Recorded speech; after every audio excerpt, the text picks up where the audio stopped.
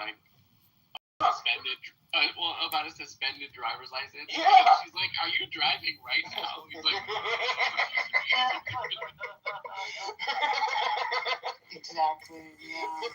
You're driving right now. You sound drunk. Like, I mean, it's just, you know. So, I don't know. I mean, I get what you're saying.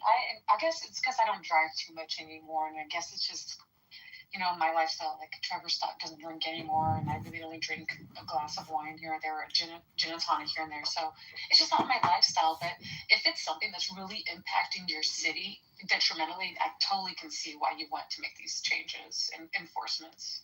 Yeah, I mean, the second you get to the bottom of my hill where I live, you have like, I mean, within like a quarter of a mile radius, you have like 7 or 8 liquor stores. How many do you fucking need? You have bars that are down the Hollywood Boulevard. You have hotels that have their own bars. You know, you have a Target. You have grocery stores. I mean, how many more liquor stores? There's one place where there are 2 liquor stores in the same damn parking lot, owned by 2 different people. It's gotten to the point of just it's exhausting. You know, and then you see all these often in these areas too that are poor, impoverished, probably already, you know, broken down by drug epidemics and domestic violence and things. And if you look on the blocks here in New York City, across the street, and it's all in Harlem. The Brooklyn across our Black and brown communities, and it's kind of perpetuating, I don't know, the same kind of stigma and stereotypes. I don't know. It is an issue. People talk about it even in the it is an issue. Yeah, and like, you know, you go to Beverly Hills, no liquor stores. You know, you go to Bel Air, no liquor stores. Like, no liquor stores. You know, you go out to Calabasas, no liquor stores. You need some dice. 48. I know it looks like it's going to weigh like, you know, 700 grams. It's very like 48 grams, my friend. This gold is 44.56. 44.56. So I'm not getting it. I'm not getting it in. You guys need to stop this. Tell me why you still Exactly. $6,000. This is $6,000. That's why they don't. ID. Because they say this is to show you that I am. He is not only not old, but is also not ugly.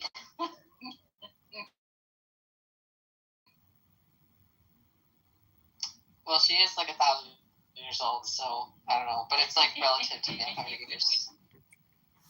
But I was gonna say maybe this is why they don't ID her, because they go, "Excuse me, ma'am, I see your ID," and then she lifts her sunglasses up and flashes her lizard eyes, and they go, "Oh, I'm so sorry." My master. You want, ma'am. Yeah, but it is also in a place where they don't have these same. Well, I mean, people like to drink in Florida, but they don't necessarily have a liquor store in every damn corner. Yeah. Do you feel better now, Adams? That Edie and I are really fighting? No, you're fine. I'm just in traffic. I'm trying to keep my peace. I mean, you came in pretty hot with that. I don't know, are you an alcoholic and this is why that means you missed Right? Like, what the fuck is going on? She's lucky I didn't choose violence this morning when I woke up. She can handle herself.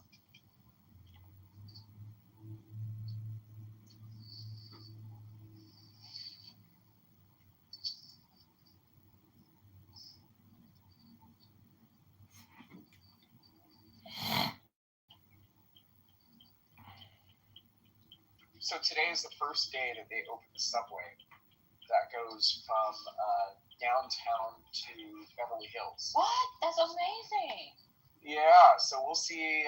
Traffic is a little bit lighter, but it is a Friday, so. What's it called? I had no idea they were creating that. The D line? Yeah. Getting on the D? I'm so happy to hear that. That's so cool.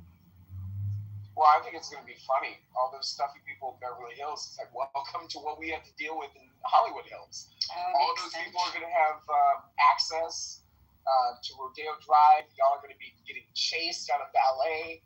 All those homeless people are going to make their way over to your side of town, and then now you're going to have to force to deal with the issue. So I think it's going to be funny. Like, it's like, could you imagine if Park Avenue never had any subway access, and then now. Beverly's gonna be pissed. Yeah, you're gonna be getting people going through your trash cans in the Beverly Hills flats. Easily accessible. No, look at that. Yeah. It's a nice subway station, though. It's All you people with showers outside of your pools. That must suck, though, to be California and find a homeless person in your pool. You be coming home, some freaking homeless person's showering and washing her twat in your pool shower. Welcome to our reality. Goodness.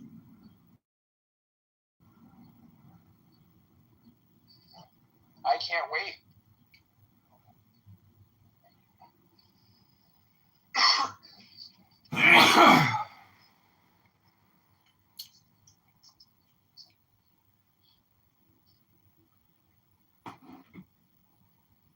But yeah, no, it's funny, bro. You know, I felt on a very positive attitude. I'm not leaving. You know.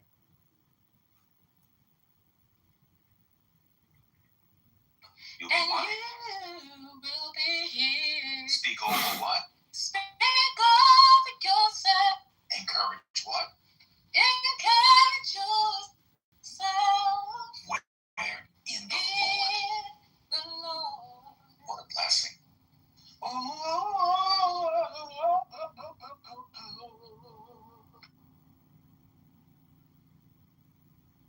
about to throw the Bible.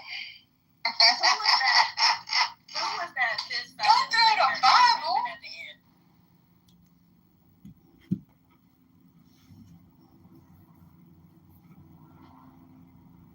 The doors of the church are closed at this time. No ushers, close the doors.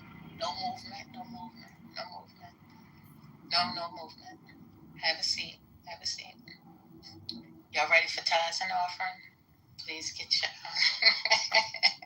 get your seed in your hand. Amen. I'm gonna bless this seed. I'm sorry. Hey, Get shut up. what did you say? Get what in your hand?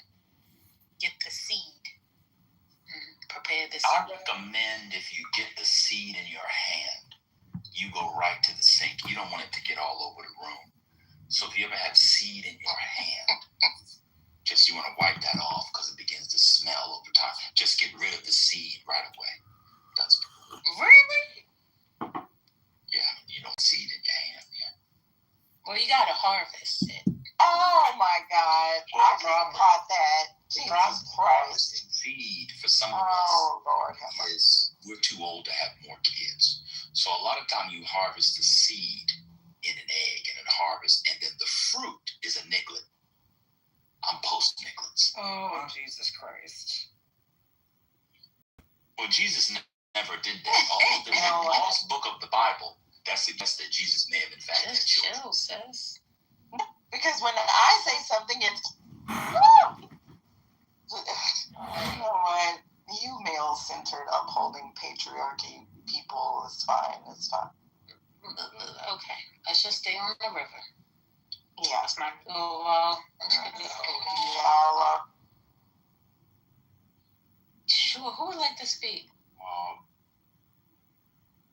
No, go ahead. No, just ask to speak. Go ahead, Just. Okay, I'm sorry. No, ladies first. He's giving it to you, Brooklyn. He's giving it to you. Go ahead, take it. I just wanted to say when y'all was doing the praise section of this portion of this segment, y'all know how the chat suggests rooms to go on. It was a House put out their 2026 counterterrorism plan, or at least their bullet points of what they plan to focus on as it relates to terrorist threats that they deemed to the United States. No, I'm too busy looking. You want to share? Alien fire. Yeah, sure. Yeah, sure. I'll put it in the chat. The ones, I mean, the main three that they're claiming are, let's see, it was on page 3. It says, identify terror actors and plots before they happen. I'm sorry, that's my page. Narco terrorists and transnational gangs, legacy Islamist terrorists, and then the funny one, violent left-wing extremists, including anarchists and anti-fascists. So those are the top 3 terroristic threats that the White House has deemed on their high priority list, and those are the ones they plan to focus on within the coming part of the administration. And I put the document in the chat. It's like a whole 16-page thing where they kind of go over what they identify as such. They're calling the left-wing extremists the people who killed Charlie Kirk, and it goes on to talk about their some of their efforts, including how they blew up the drug cartels in the sea, and then the military operation they did in Africa, specifically in Nigeria with I think it was ISIS. But yeah, so just kind of going over all those things, and I thought it was interesting. But really, what stuck out to me was just the left-wing extremists and the anti-fascists, because I thought being anti-fascist was good in America, but I don't know.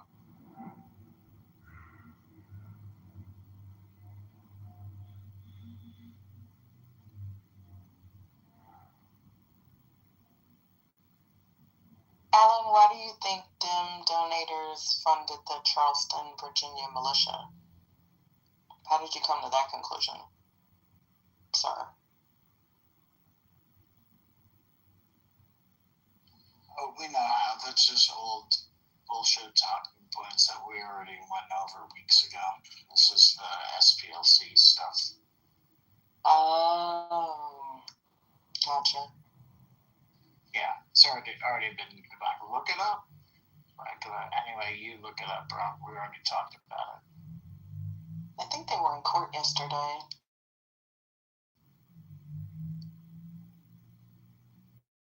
For the first time.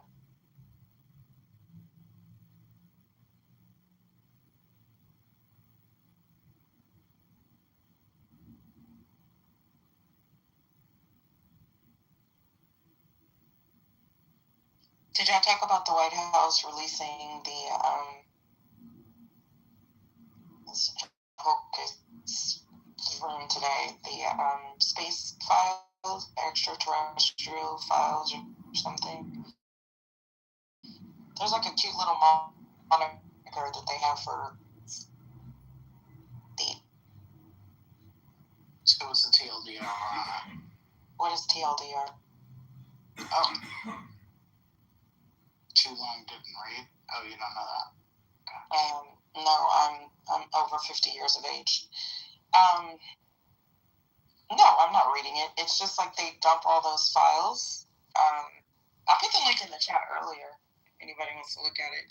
Apparently, Trump said that they were gonna. They wanted more transparency about aliens and everything that the feds had on aliens. And then they're also going to release the information about extraterrestrials. So it's every time I see something with war.gov, I just crack up. So I'll put it in the chat. It's war.gov.ufo. Pretty sure somebody will put it in chat GPT and So this is what Obama was talking about when he was on that, was he on Jimmy Kimmel or something recently? And he kind of said there's no little green men. And then I think, what's his name? The black guy, Neil. He kind of poo-pooed the whole thing. There's nothing really that's going to come out of it. But there it is. If anybody wants to look at the UFO files that they're releasing.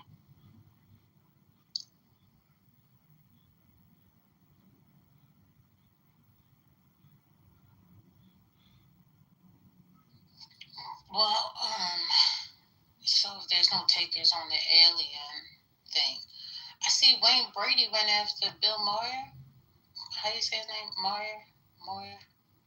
Saying that he's a racist. Bill Maher. Okay. Wait, isn't that an old story? I mean, he is a racist, but I thought Wayne Brady went after him a while ago. Oh, was it a while ago? Let me see. It says 9 hours ago. You should keep going after him, but maybe it was just comic Wayne Brady unload on Bill Maher. How you say that? Ma. Maher. Sorry, it's my Boston accent. Maher. Okay, whatever. Over jokes about Obama. So he made jokes about Obama, I guess, recently or something. Is he racist? He dated Superhead. Who? Bill Maher. Bill Maher? That doesn't mean anything. Well, he was so racist. I'm being facetious, people. Jesus Christ. I'm sorry, it's raining, but I was making a joke. All right, so let me just take a moment out for a minute. We're coming up on the 12 o'clock hour. Yes, it is Friday. Today is May 8th, 2026. It is Mother's Day weekend. If you haven't already gone out and got your mothers, wives, sisters, cousins, nieces, whatever, flowers, then maybe you might want to do that. Think ahead. But if you would pay attention to the pinned item here, if you click on it, that is an X before the crash. That means no crash out Friday. This week has been absolutely different. That's the word I'll use. I'll use different. A lot of different characters came to visit us, and the ghost of crash outs was amongst us. So today, before we started, the stage has been blessed, and I just wanted to say happy Friday to everyone. I hope this day finds you well. Please come in with a positive attitude and an open mind and a kind heart, and have a wonderful day. If I don't see you or speak to you anymore today, I want to make sure I say that before we move forward. Yeah, I didn't know anything about. I'm sorry. I do recall him kind of messing with her. Now, are you saying that they were in a dating relationship, or were they just screwing? No, they were out and about. I think there was the only weirder relationship I saw was 50 Cent and Chelsea Handler. That was also an odd. Do y'all remember that? Mm-hmm. That was, yeah.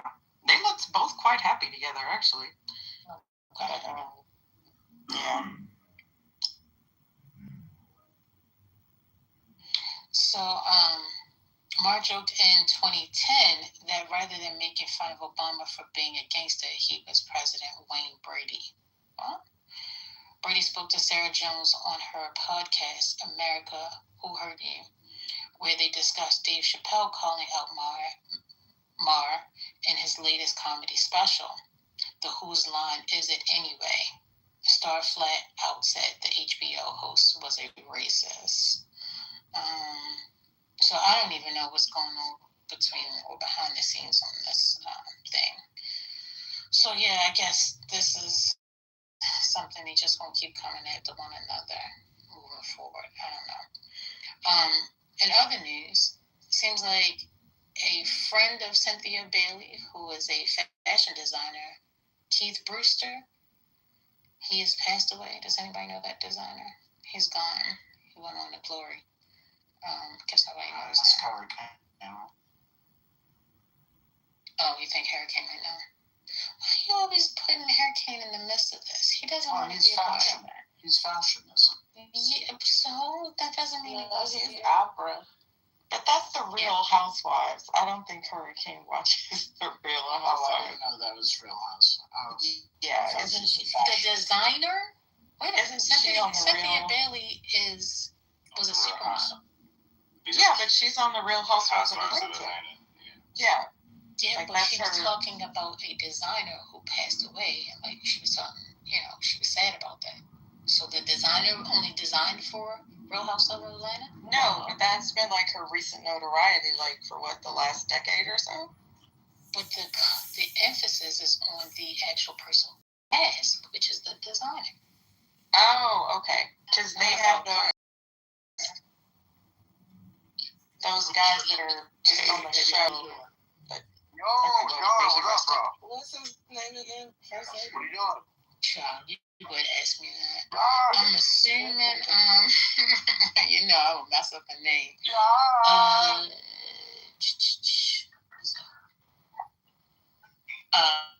Kithe Brewster. Funny. You're funny. Another one bites the dust. So is that Keith Brewster? Brewer. It should be Brewer. No, it's Rewewer. That's what it should be. No, it's Brewster. I'm looking. It's is it Keith Brewster? Are you sure? Yeah, I'm looking it up. I'm looking at Women's Wear Daily 2015. BREWST? Yeah, like Brewster's Millions. Yeah. Oh, this MZ article got his name spelled wrong, man. No, I'm looking at put it in TMZ chat. as well. It's BRE. Y'all looking at the headline. Go look at in the article. In the article, it says something completely different. So this is Oh, it does. Yep. The headline Yeah. says Brewster, but then when you click on it, it says Brewer. Yeah, that's why I was like, that's why I came up, because I was reading it as you were reading it, and I was like, wait a minute, it's two different names here. Okay, sorry. But you see the headline says Brewster. Yeah, and in the link as well. Yeah. As soon as you click inside of it, it says Brewer. So I don't know. Did he drop the S and the T? I don't know. No, his name is still. I see it. I guess he was in New York Fashion Week 2016, and this is from Women's Wear Daily. From 2015, I guess he did a ready-to-wear collection, spring of 2016, but I've never heard of him, but that doesn't mean anything. May he rest in power. TMZ wrong. They've been making a lot of they labeled somebody else wrong and people were making fun of them. I can't remember who, but yeah, they were like, y'all need to hire some new black people or something. Not to misspell the man's name. And I'm pretty sure Cynthia spelled it. It sounded like the editor was sweet.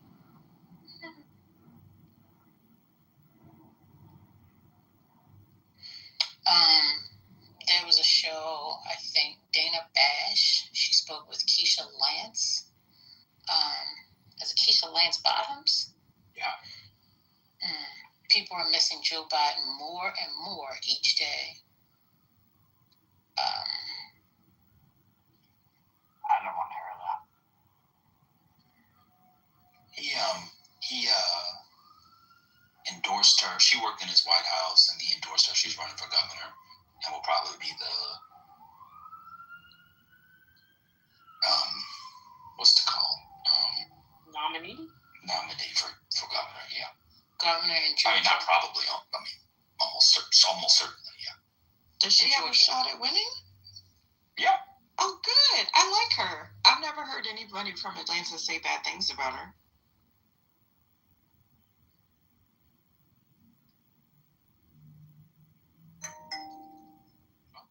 All right. Well, my piece was just shot down, so I'm not going to say anything else.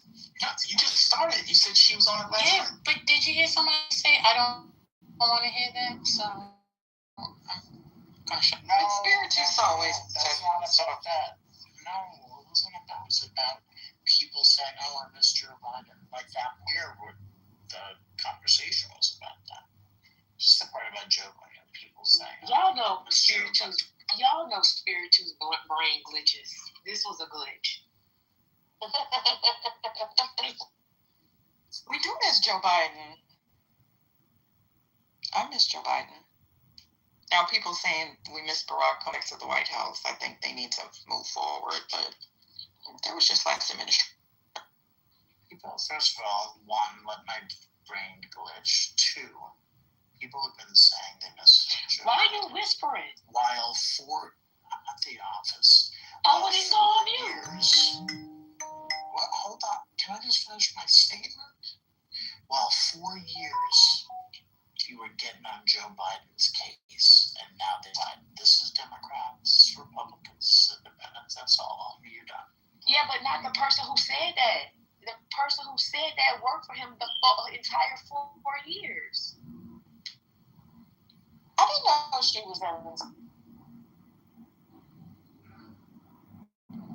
It's a good thing that people are speaking like that in favor of Joe Biden, because now Trump and them trying to blame. Nigga, do you not hear me talking? No. Fuck. You know. Anyway. As of late, the Epstein administration has been blaming Joe Biden for the Iran thing, the gas prices and everything. So I think that is good that they're speaking good towards him. Why you know what? Why freedom? I bet Tef is a mechanic and he smokes like cigars. Just saying. It sound like he's saying, now you know what's wrong, Randana? What you call? I'm sorry, So I'm just putting out random things. I don't know if this is true or not, or if this is happening now, or just recently. It says Tennessee Democrats burn Confederate flag in dramatic walkout over redistricting. Did y'all hear that? Yeah. Can I ask you where that source was? Because I saw the video. It was literally like somebody printed on a Xerox piece of paper the Confederate flag and they burned it. When I tell you it wasn't a flag, it was the size of 8.5 by 11. Okay? And they want to go on about like this flag that's planted on some racist lawn. That's not what happened. It was a little postage stamp that they burned at the Capitol, and then he stamped it out. But it did look pretty dramatic. Like the picture that I saw, and I think it was Justin Pearson, First Lady. I really like that young man. He is going to go very, very far. His name is Justin Jones. Justin Jones, I'm sorry. He is, I like him.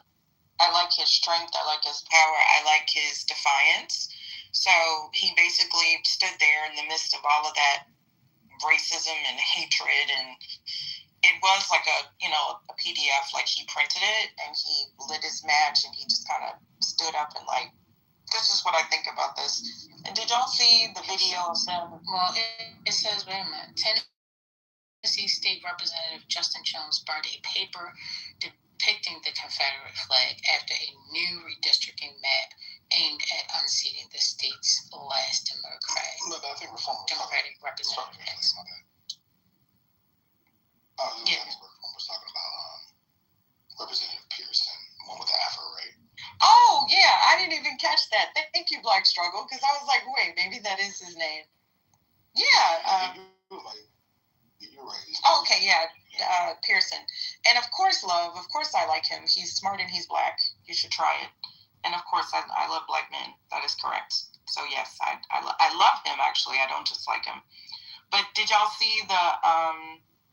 Wait a minute, that's changing the subject, because I don't know how you got on Pearson, because this guy's name is Justin Jones, and I was talking about the flag, but then Pearson. So who's Pearson again? Justin Pearson is... Yeah, he's the other Tennessee rep. Yeah, they're both Tennessee reps. I think that's why the confusion. Justin Jones is the. I don't know if he's Black and Filipino, but he's the representative. He was the current representative for Nashville, but he's been I think his seat's been drawn out. Yeah. And then Pearson's seat is the last one that just got drawn out. So they're the only two. Which one is the one that's running to primary Cohen? Which one is it? Oh, wait, my bad. Which one burned the flag? Because weren't they both there? Probably. Oh, Justin Jones, sorry if I'm echoing y'all. So Justin Jones is the one that burned the flag. Justin Pearson is the one that's trying to unseat Cohen, but that won't happen. Sorry, I'm echoing y'all. I'm talking to a huddle room. Okay, so here's like a quick version of what's happening, if you don't mind me sharing this, First Lady. I don't want to get us off track from the paper burning yesterday. But a number of these... It's okay, you don't have to apologize. You don't wear a slip. Anyone who wears a slip. He's so refined. I love Tiffany's voice. Listen, I was proud. I was given, civil rights icon yesterday, okay?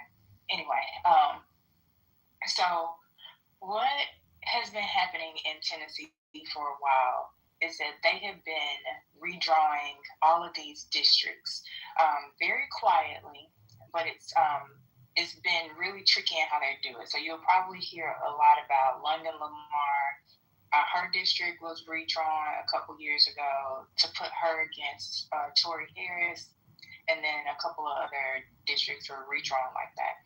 So with this whole piece of, I think some of the Dems knew they were going to attempt to redraw the maps, which is another reason that Justin Pearson was going to basically try to unseat Cohen,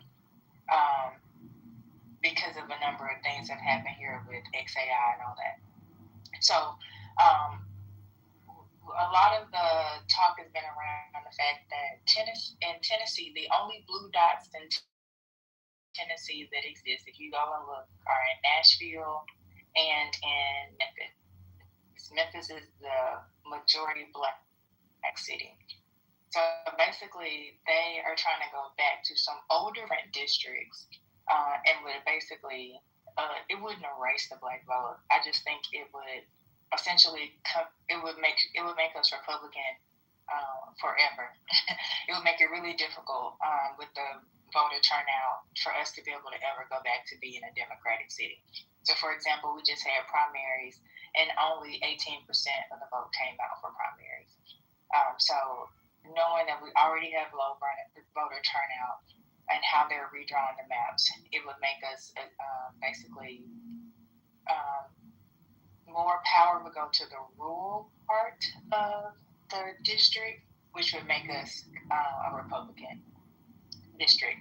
So Pearson is essentially going to have to drop out. So we have another guy, his name is like Brett Todd or something. He's basically like a community college graduate who was in, I think he's in Nashville. He's now decided that he wants to go against Cohen. So there's no way Justin's going to win against Cohen, because it's too big of a fight. We can't lose the only representation we've already had, because they're just going to basically say he's a young guy, he's a young kid with an afro. Nobody wants to be represented by a black man, especially now that we have a chance for us to have a Republican, district. So it's about to get ugly. It's really frustrating. But yes, Justin Jones and London and a couple others led a walkout. I love the signs that said "Kill the Klan." It was very direct. But they led a walkout. Justin Jones burned truly a 8.5 by 11 piece of paper that was a Confederate flag.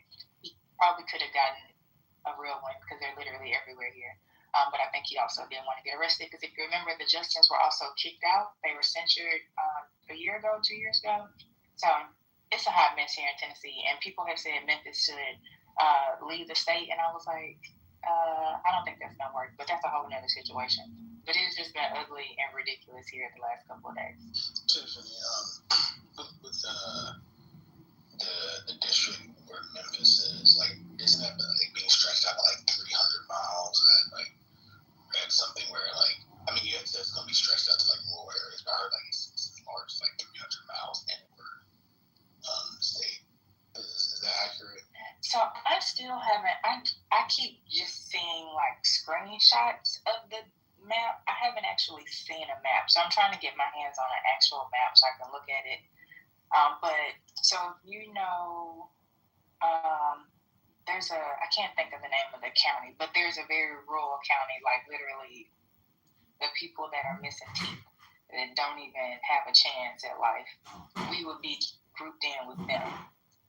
But it is a really wide district from what I've been told. So I don't know. It doesn't make sense. And then it would even split in some neighborhoods. From what I was told, it would split some neighborhoods right down the middle. Like literally one side of the street would be in one district and another would be in the other. I think I put it in the chat. Is that it, Tiffany? So it says Tennessee U.S. Congress districts adopted May 7th. But look at how they've split up that green. Okay, so I see the 1, 2, I think it's 9 that people were saying was the weird one. But is that is crazy. Look at 5. You know what? Yes. That's the part of the same society. We want to maintain this. No, but you're not listening to what I'm saying. I actually agree with Brother Mark. society where you're not suing for, you're not civil rights for like all men. Men all have them already. So let's say like a pre-suffrage society, a pre-women suffrage society, you have men who have equal rights. There could still be aggravating factors in a case where a man is violent towards another man. And I'm saying, okay, what you're trying, the intuition you want to play on now is, hey, in this egalitarian society, it seems like there's something wrong if, like, when a man beats up a woman viciously, we don't think that's an egregious crime.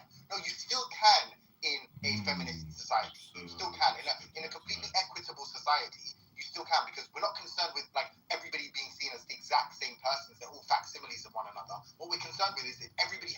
Right, and that's what I'm talking about. Listen to the thing again. The man who, the woman who takes her cart and slams it into the back of my leg. Don't I also have rights? Don't I have these? We actually don't have rights. You're actually not allowed to beat her up. You're not allowed to beat her up. I don't know if you know that. You're not allowed to fight her. And why not? And why not? Because it's illegal. It's illegal. Right. It's command either. You can't do anything to man either. No, I'm not talking about it.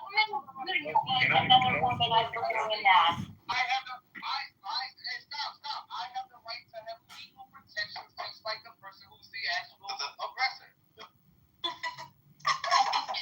I think it's easy to. I think we expect others to operate based upon our moral framework, and that's just not reality.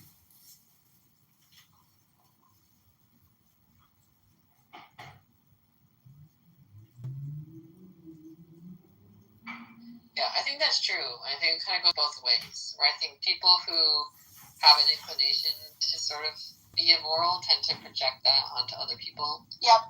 In the same way that people who are good and decent people assume other people will be good and decent. Aww. Well, and you just never know what that person's going through. They could be dealing with some depression that's causing them to get fat, lack of motivation, or maybe that's what, who knows what the chicken before the egg with that, but everybody's got their own story they're going through. Just never know. I'm not saying we shouldn't have ideal, this is the ideal scenario. I just think we have a tendency to, if you walk around expecting others to adhere to your moral framework, you will be disappointed. And you will get an attitude about you that is not humble.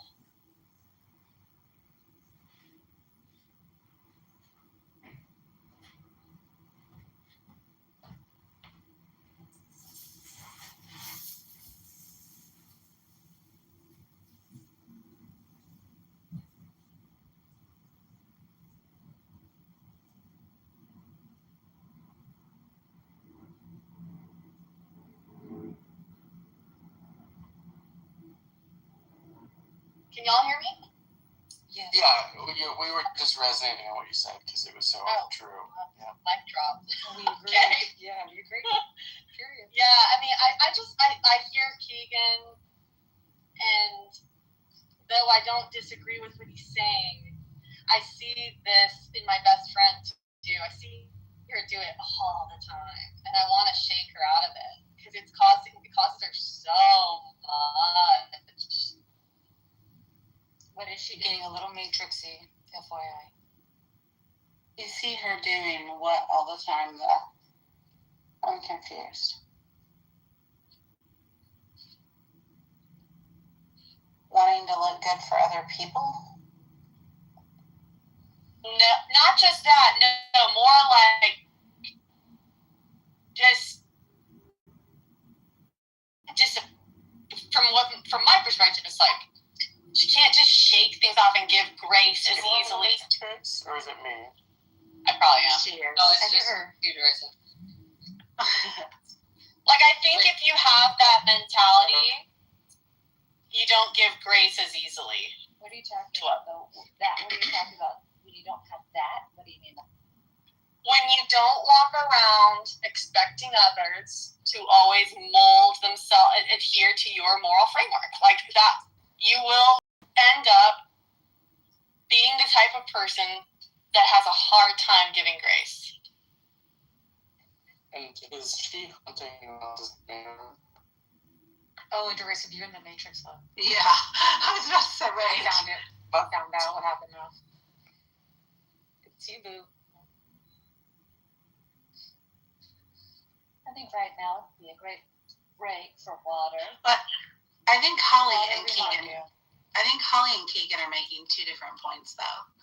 Holly is making the point about people kind of being stuck in that mindset of expecting people to act and operate based on their own individual moral framework, which I get and I agree with. Keegan's point was that it's important that you stay desirable to everybody in the event that your marriage doesn't work out or you're widowed. And I just think it's silly to live in a framework where you feel like you have to maintain being desirable to everybody. I think you should maintain being desirable for your partner. I think you should maintain yourself for your health. I don't think it has anything to do with everybody else around you. I mean, devil's advocate, if you think that your wife has a similar sense of desire to the general population, then I guess you could make a claim that by staying desirable to the general population, you're staying desirable to your wife. But I don't understand why you wouldn't just like fast track that and figure out what your wife finds desirable specifically. I do agree with what Keegan's saying there. I'm sorry, I should have been more clear. I like you, Keegan. I like Keegan a lot. I was simply making an observation that I do hear you, and I feel. I guess I'm making the point that I know you're still young too, and I just hear people doing this, and I just think myself up for a lot of stress. Walking around thinking people shouldn't do certain things. It's too much.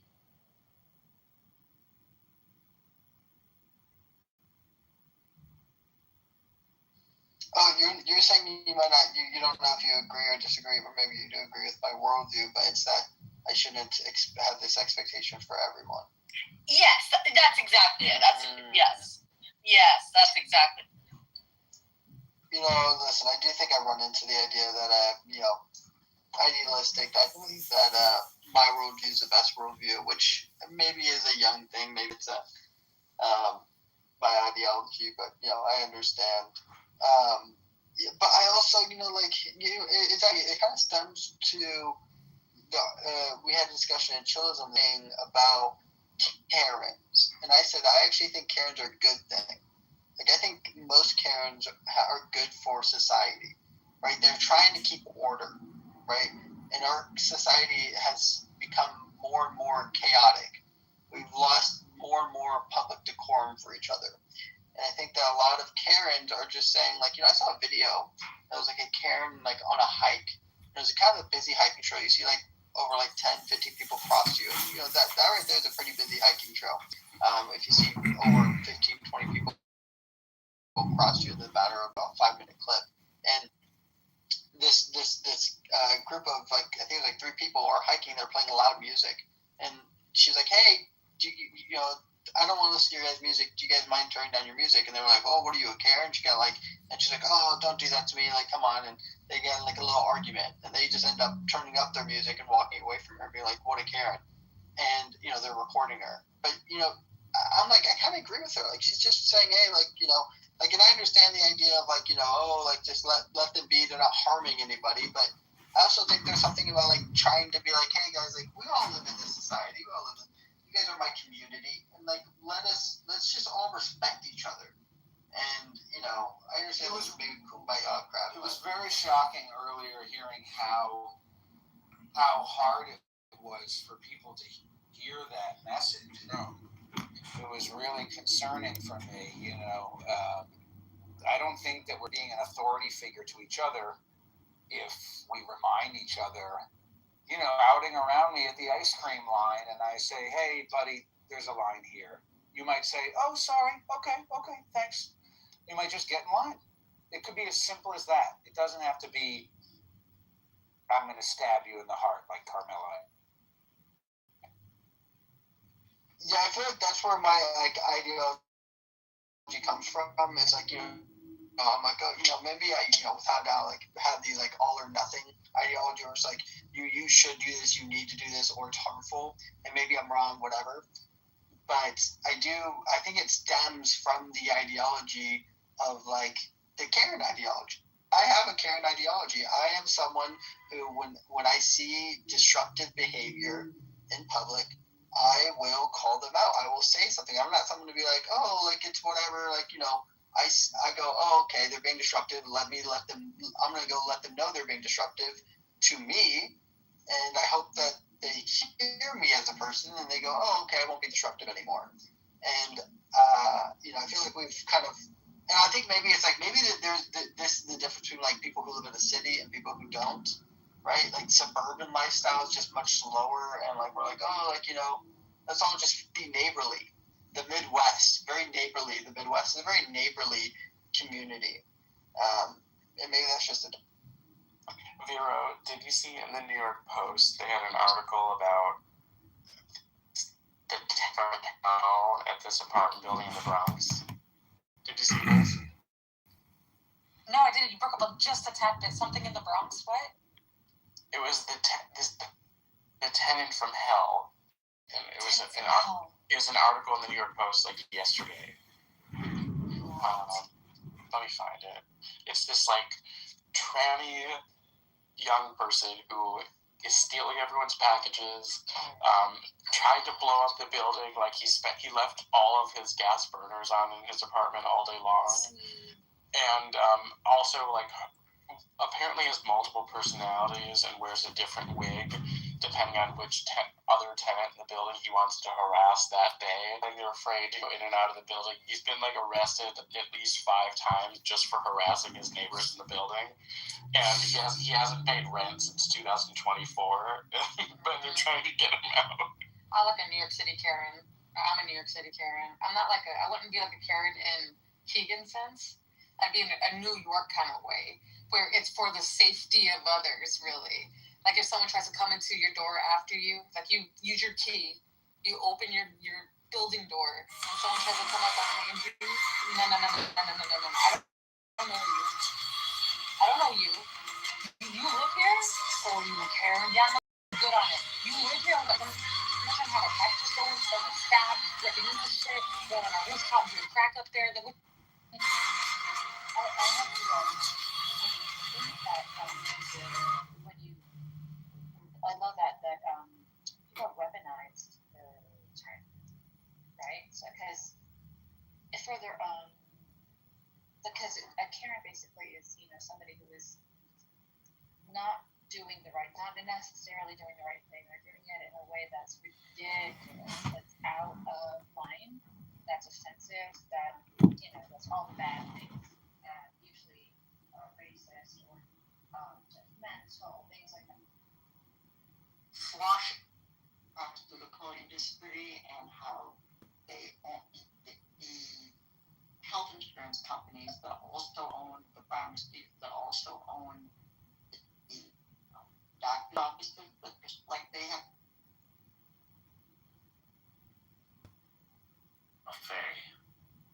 They've just gone nuts.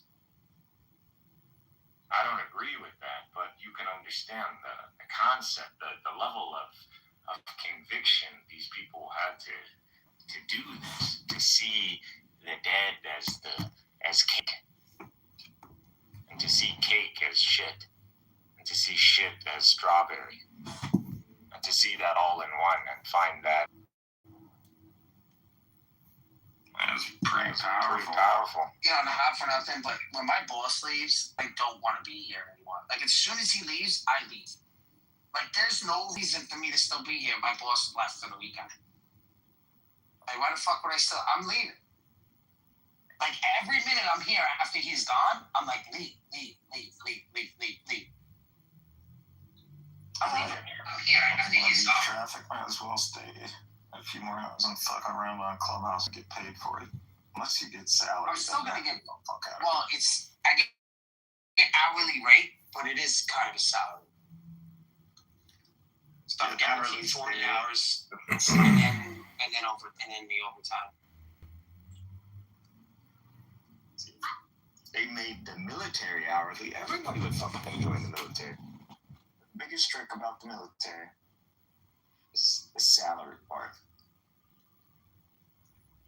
That's when you realize you got duped. What are you talking about? The salary part is the best part. These guys retire getting like fucking 15 grand a month. What are you talking about? Oh, veterans? Yeah. I mean, the high fucking years. Yeah, exactly. Yeah. If they would have worked those hours in a private sector, they would be fucking millionaires. Some of them are. You can. In the military, by the time you're coming out, you can. But I promise you, you would have made double, triple that. They enslave you, bro. Military slavery. That's okay. Come work for me. I'll fucking slave your ass too. That's why I call you a soldier. No, I know your life. I know how it is. I put on a fucking uniform and drag my ass out. I understand, bro. No, I mean, in the beginning, I'm going to tell you, oh, we're boys, but I'm still your boss. Dude, I'm totally about change. It kicks in. It's natural to me. I don't see that. You have a higher rank. That's it. The thing is, right? This is the thing, and I want to tell this to you. You guys hire us, bro. To what's his name again? Alistair. What's his name? John. Alistair Crowley. Alistair Crowley.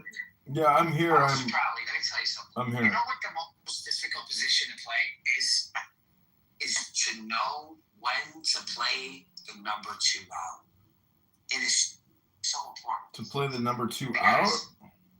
The number 2. Like, so for example, when somebody comes in and he outranks you, you have to instantly put yourself in number 2 mode. And I'm being dead serious, bro. Because I know. This is like a major, major thing that people don't get. And if you know how to play the number 2 guy, it strengthens your number 1 guy. Like, it strengthens you as the number 1 guy. I don't know how to explain it. It's just like, you have to know how to play your position well. Number 1 is to be given the vibe of number 1. But if you're always never, and I don't like being the number 1. It's an hourly rate, but it is kind of tough. Nobody wants to be the hourly 40 hours. Number 1 guy is the guy who can, when it all hits, something shit happens, it's on him. He's your fall guy, and he's the guy who's expected to Superman at a moment. So if they fail at that, then they're not going to be the number 1 guy anymore. This is going to fall down to the second. You want to know something? You want to know something I learned? It's they know who to execute at the right time. Yeah. They have that. Yeah. Are you talking about concrete, Megatron? No, I don't know what concrete you're talking about. What, like physical concrete? Like the concrete work, not the guy. No. Like working on concrete. No, I'm not talking about that.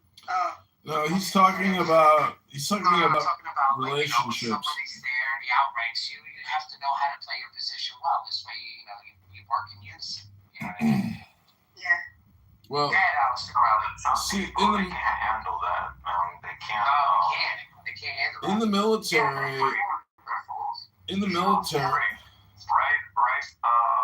your name? In the military, you stand in a position. So if you're standing next to a superior officer, you stand at like the bottom left. So you actually position yourself in a place of respect, and it's in the protocol. So you are basically like geolocated to show your inferiority, and it's just that's the thing about rank and hierarchy. Hierarchy is like in America, we definitely have a caste system or like a 4-slot system, meaning that like we have military, law, political, and medical. or even banking. So it's like 5 slots. But you know, I put some poetry about Ezekiel's spaceship. I used grok. I hope you enjoy it. Hope you have a great weekend. And you know, I agree with you. When my boss is on a hammock drinking an iced tea while I'm in a cubicle, and I'm very upset about that, and he's laughing and having a good old time. Well, then you're so far from number 2. If you're in a cubicle, you're not even number 2, bro. So just don't even bring it up. Just let it to wash, bro. Yeah, that should be your dream. Yeah. A dream? You don't even. You should be getting your boss a fucking drink. That's what you should. You should be like, man, hook me up, like, bro. Idiot. You should be getting a fucking drink. You gotta be able to put it up, honestly. If you're not trying to steal number 2, why are you? You're the bro. You're in the circle, John. You're in the circle. You got to get to the center of the circle, and you're already there as a subordinate.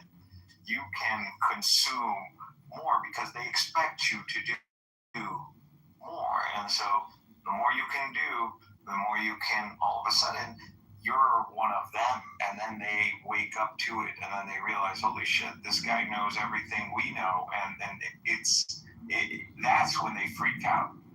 Now, my thing has always been they catch on to me by the time I'm like close to number 2. And that's when they realize that this guy has ambition. He doesn't want to just be a subordinate. He wants to be number 1. So if I was to go work for Barth, everything he's doing now, a year, and I would give him number 2, and he would chill, his balls would be spread, you know, he'd be like, man, I'd never relaxed like this before. And then all of a sudden, I am Barth. And then Barth is like, never really enjoyed being lobotomized as number 2. It's been a while. You're losing me here. People want to, there is that mental capacity, and then there's the physical capacity. And sometimes just being an ass or like an ox or something, that can be like relaxing. Like when you don't have to think about the operation or all that, and you can just trust someone who has the energy to do it, you end up relaxing. Some people do that if they're content. If they're not content and it's always been about the hierarchy, that's when they expose themselves. Mr. Crowley, here really quick before we lose the thread. So, Mr. Crowley, we go over one Quran verse every single day, and then we learn from the Ummah about the Quran. So today's lesson is 379. Can you read that for us one more time? Because we're gonna get this in our minds this way. We kind of understand what it's saying. We understand that it's unifying. We don't listen to the Salafi boys. They're uneducated. We educate ourselves. Is this a surah? This is a verse. Okay, where it's a chapter. Ayat is a verse.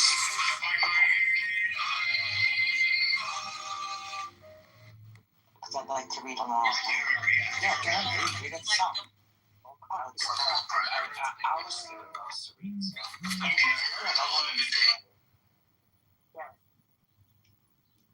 Yeah, what do you want to be?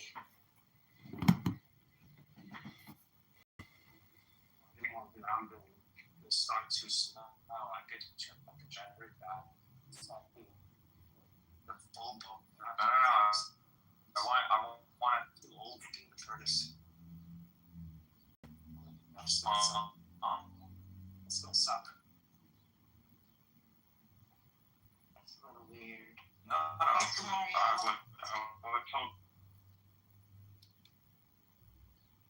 I had a one-on-one situation where you get the physical therapist and a relationship with them. They know your story, and they sit there one-on-one with you. Basically, that's how I knew they was on fucking Chatter. Did you delete the message? No, I don't delete shit. Okay. Hold on. Somebody send me that shit. this nigga literally got 2,000 plus messages.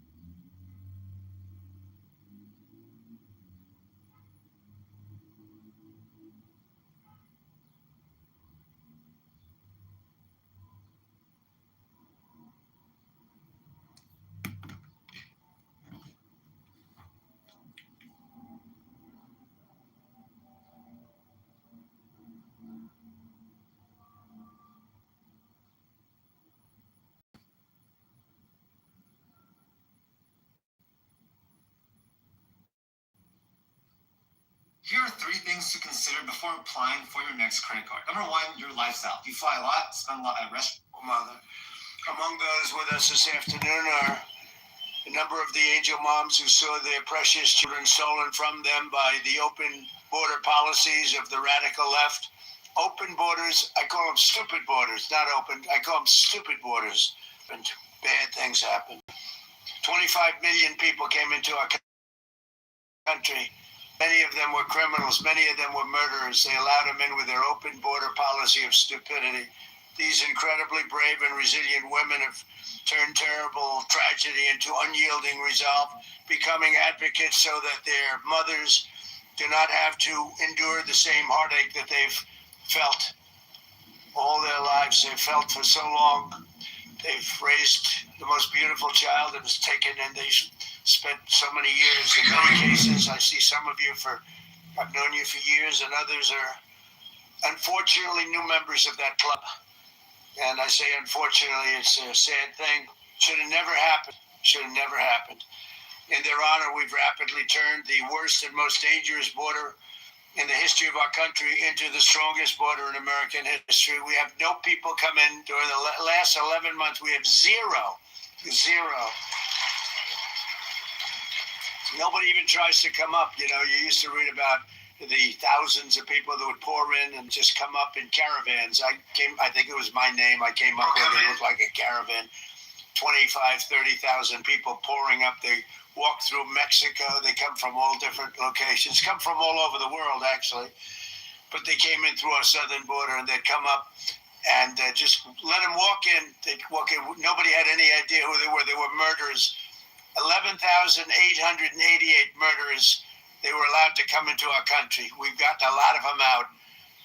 Many of them murdered more than one person. What a shame. What a disgusting shame.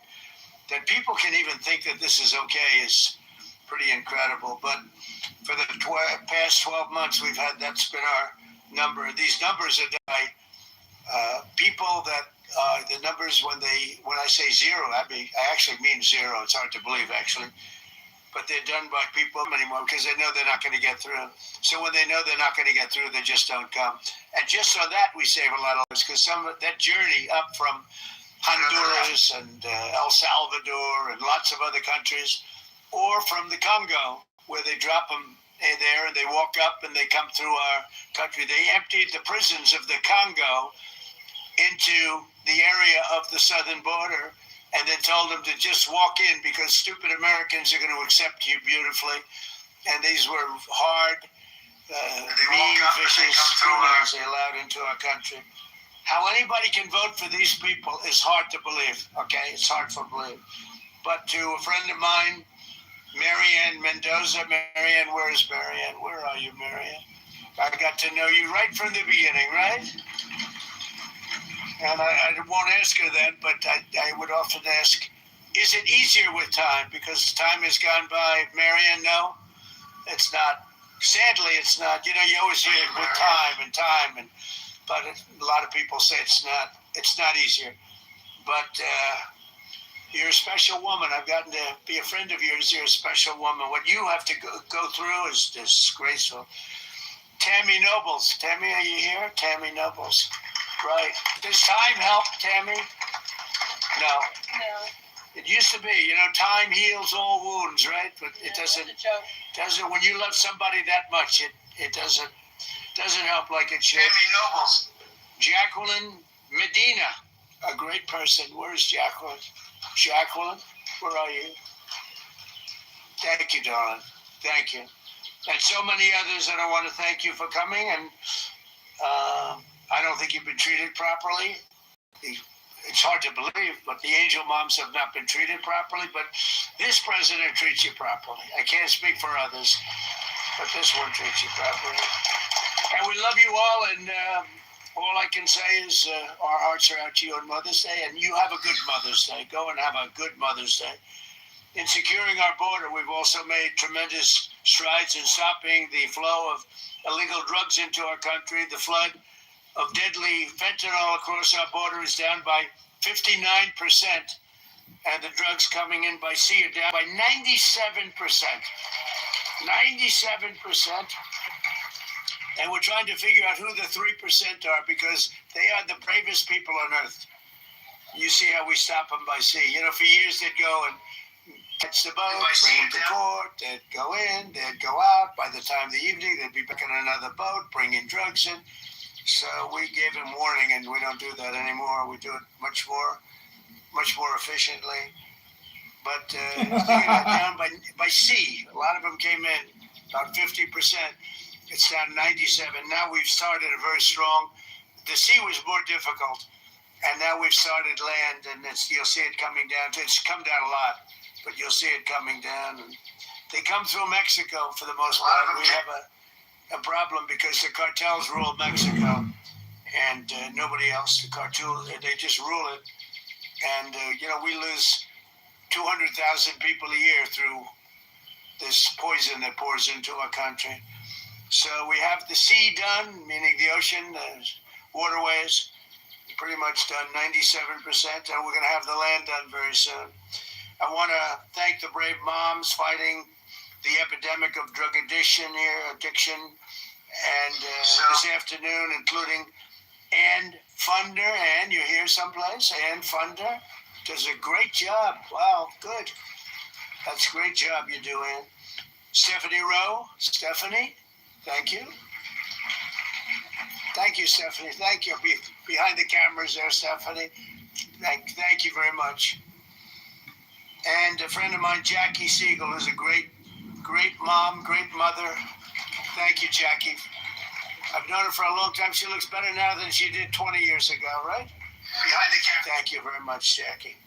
Last summer, it was my great honor to sign the HALT Fentanyl Act into law, and we'll never give up on that mission for ending the drug epidemic in America. We've come a long way, though. We've stopped massive amounts of drugs from coming in. This afternoon, we're also joined by some of the most extraordinary mothers our nation has ever produced, our cherished Gold Star moms. These are Gold Star moms. These mothers raised up children so selfless and so that they volunteered to wear the uniform of our nation and laid down their lives for all of us. One of those mothers is Janice Chance. Janice, where's Janice? Hey kids, even though you always tease me for reading the menu with my Farm Light and say I never want dessert before eating half of yours, and even the... Thank you for being here. Just before he went to Afghanistan in 2008, Jesse told his mother, Mom, I want to go change the world and make it an even better place. I want to make it a better place, Mom. Just before his 30th birthday, even though he had the day off, Jesse volunteered to take the place of a fellow Marine, and that of his brother-in-arms could be present for the birth of a daughter. That day, Jesse gave his life for our country. Jesse was struck down that day by helping somebody else. And Janice, I want to say America is a strong and free nation today because of people like your great son, and we want to thank you for being here. Thank you very much, sir. I also want to express my love for the moms with us whose extraordinary heroes gave their lives in the terrorist attack at Abbey Gate in Afghanistan. I got to know you very well, very well. And these are phenomenal people. We went to a club I own in Bedminster, New Jersey, which is beautiful. They played music. They said, do you actually think he's coming out? They said yes. And I was going to do just to stop by and say hello. And we ended up listening to music for 4 hours on that beautiful night, looking at the sky, thinking about those wonderful people. Abbey Gate, very well known.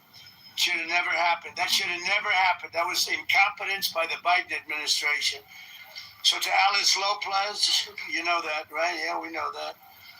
To Alicia Lopez and Paula Knaus, Self, Coral Prasino, and to all of the Abbey Gate moms, we're thinking of you on this Mother's Day. And again, we had you to the White House. We had you to, I was over at a very beautiful cemetery, as beautiful as they can be, but, you know, it's a sad occasion.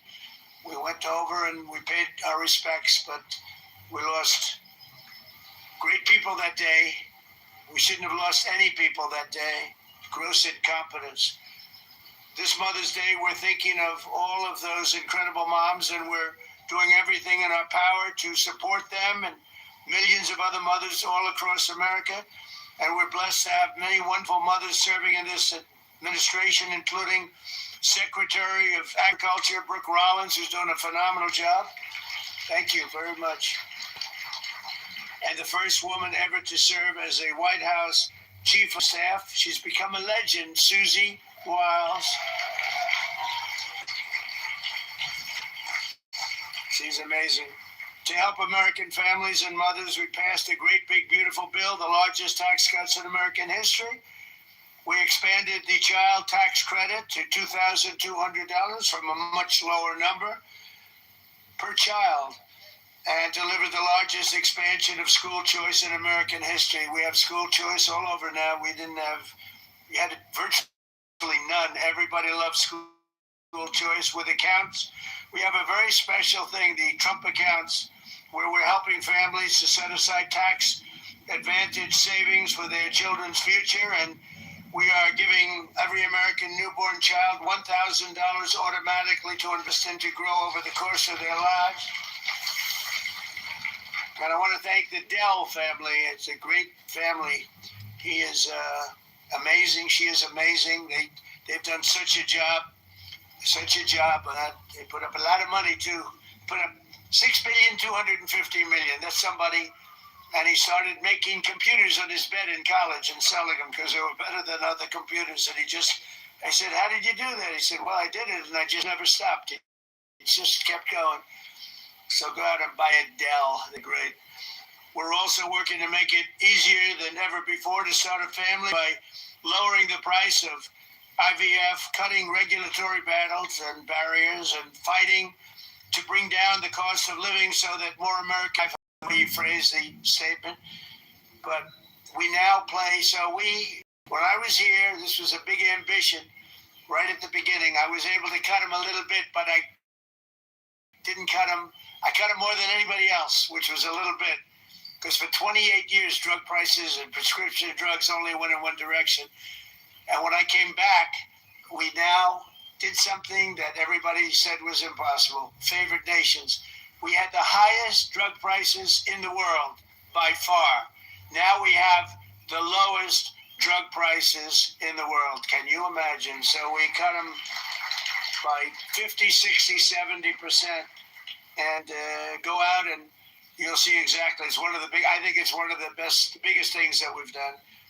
Drugs that were costing in London $10 for a pill would cost $130 for a pill in the United States. And now, if it's $10 or if it's $20, that's what we pay.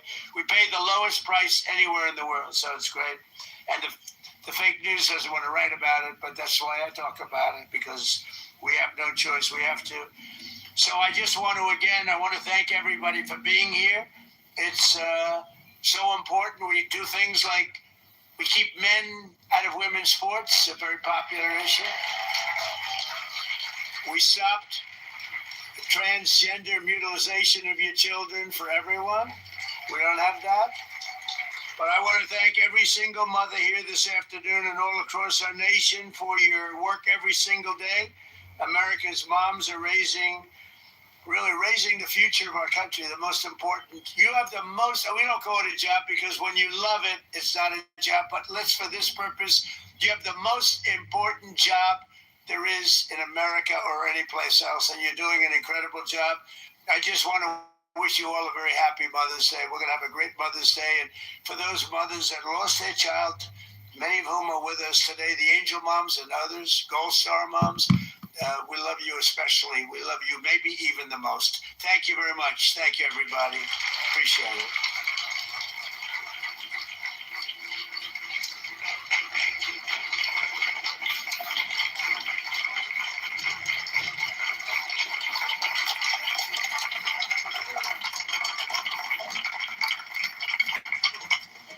Thank you, everybody.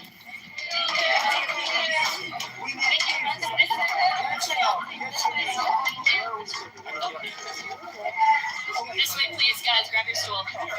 Guys, move.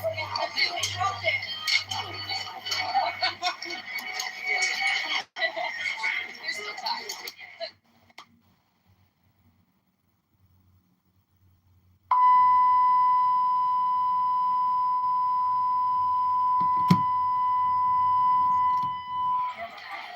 Okay, guys, we're gonna go back to the.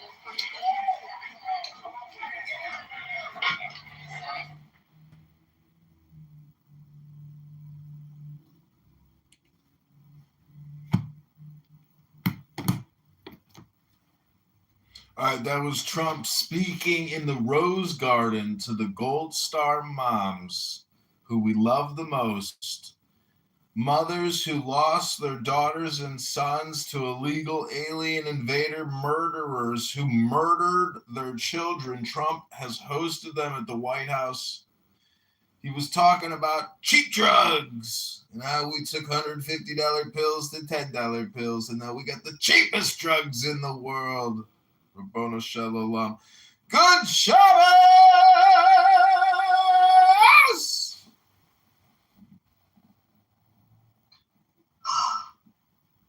Okay, listen, brother, if you want to talk about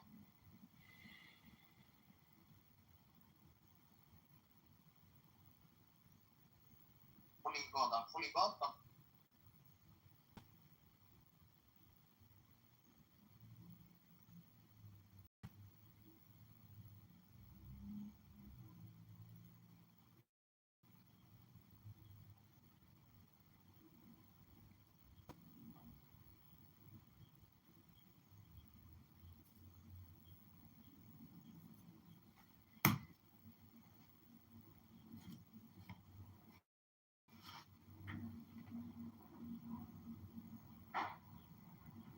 By seeing it down by 96.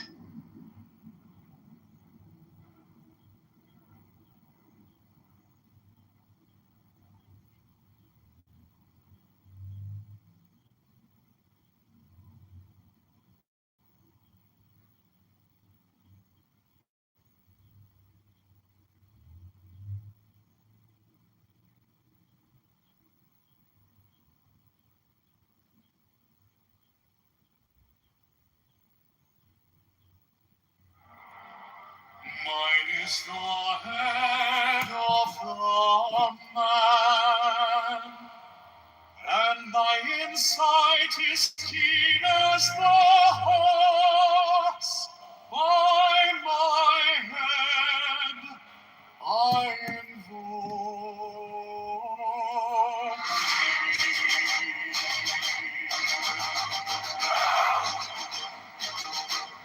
I am the only begotten child of my father and mother. My father is dead. My mother bore me with labor and pain and fear. By my body I invoke thee. About me shine the diamonds of radiance white and pure. By their brightness I invoke thee. Mine is the red triangle reversed aside, given unsaved deed of thee, O Lord. By the Lamb and I invoke thee. Mine is the garment of white, so with gold, the passing of light I wear. By my robe I invoke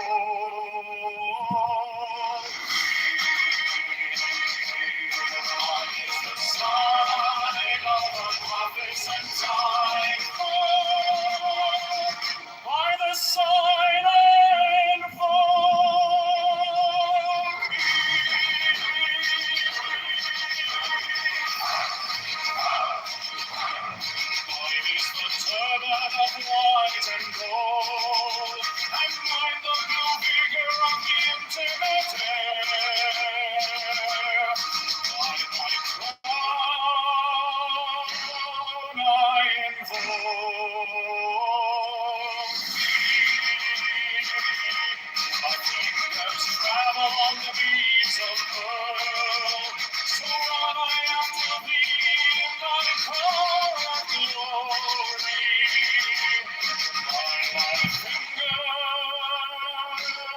I invoke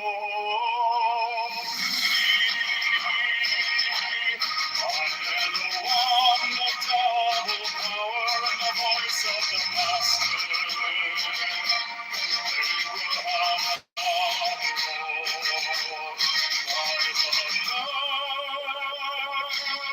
Abraham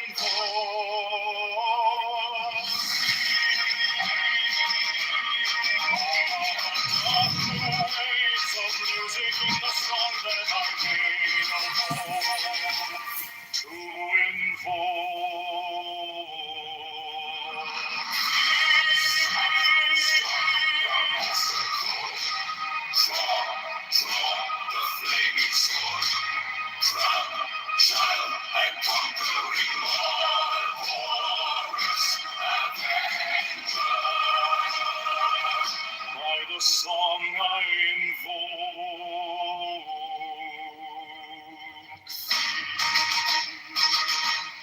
In my hand is thy sword of revenge. Let it strike at thy bidding. By the sword I invoke.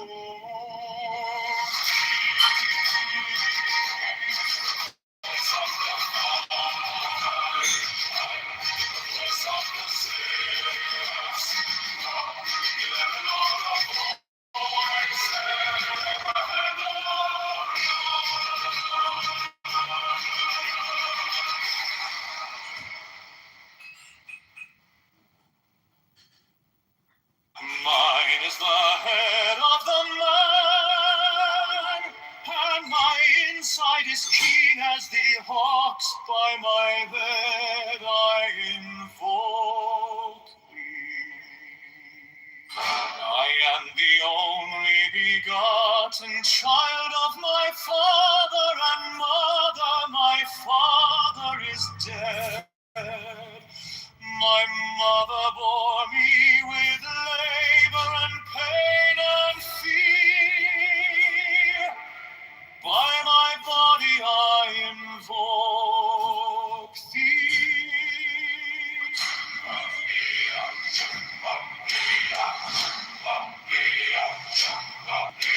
About me shine the diamonds of radiance, white and pure. By their brightness I invoke thee. Mine is the red triangle, reverse the sign given of none, save it be of thee, O Lord. By the Lamed I invoke thee. Mine is the garment of white, sewn with gold, the flashing of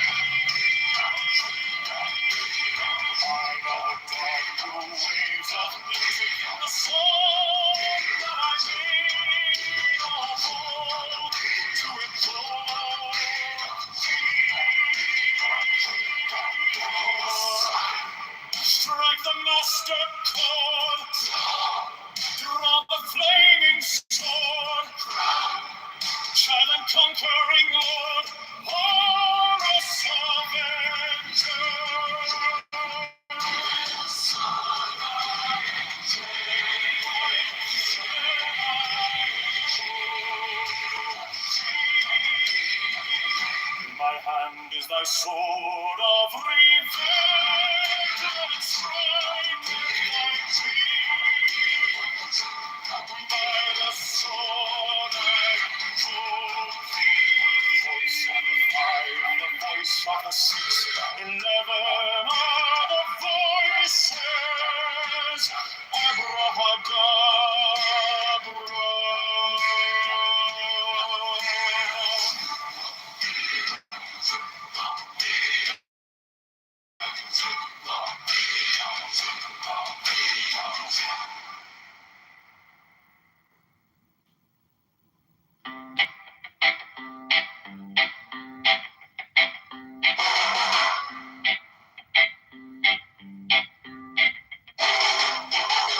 Mine is the head of the man, and my insight is keen as the hawks. By my head I invoked it. I am the only begotten child of my father and mother. My father is dead, my mother bore me with labor and pain and fear. By my body I invoke thee.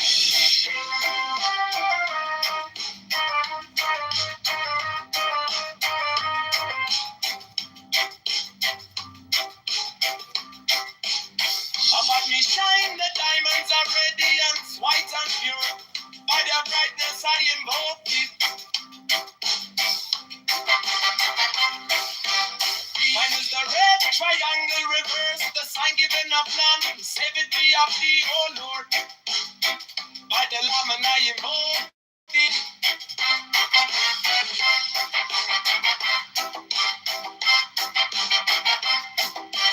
Free mine is the garment of white, sewn with gold. The flashing of eye that I wear by my robe I invoke thee. Mine is the sign of Apophis and Typhon. By the sign I invoke thee. For mine is the turban of white and gold, and mine the blue figure of the intimidated. By my crown I invoke thee. My fingers travel on the beats of earth, so run I after thee in thy car of glory. By my fingers I invoke thee. I hear the font of double power in the voice of the master. Abrahadabra, by the word I invoke thee. Be mine are the dark blue waves of music in the song that I made a bold to invoke thee. Strike the master chord. Draw the flaming sword. Giant and conquering Lord. Horus, avenger, by the song I invoke thee.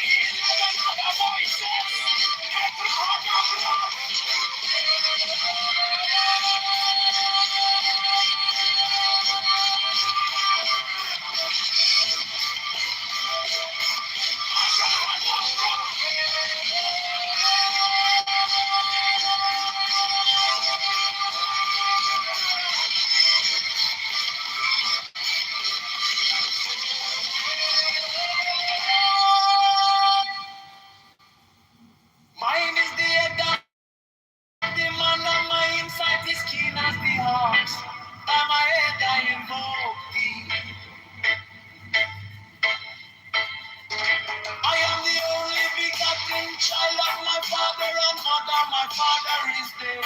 My mother bore me with labor and pain and fear. Now my body I invoke thee.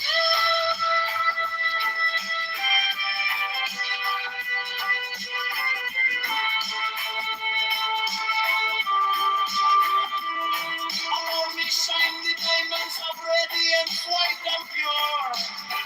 By their brightness I invoke thee. Mine is the red triangle reverse, the sign given of none. Save it be, oh keep oh Lord. By the Lamb and I invoke thee.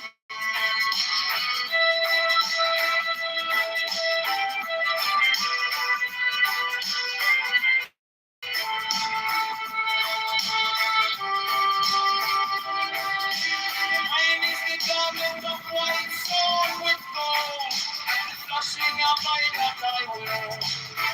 By my robe I invoke thee. Mine is the sign of a purpose and typhon. By the sign I invoke thee.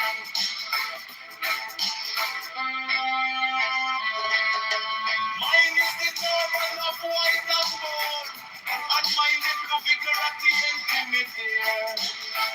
By my crown I invoke thee.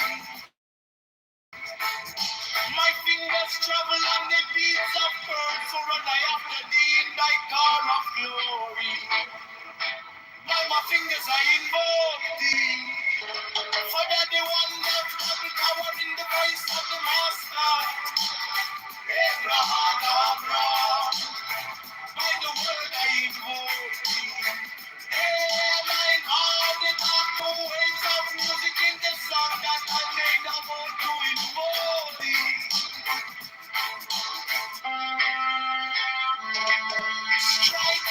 Strike the master chord, draw the flaming sword, the conquering Lord, all up, against God, by the sword I invoke thee. In my hand is that sword, Abraham.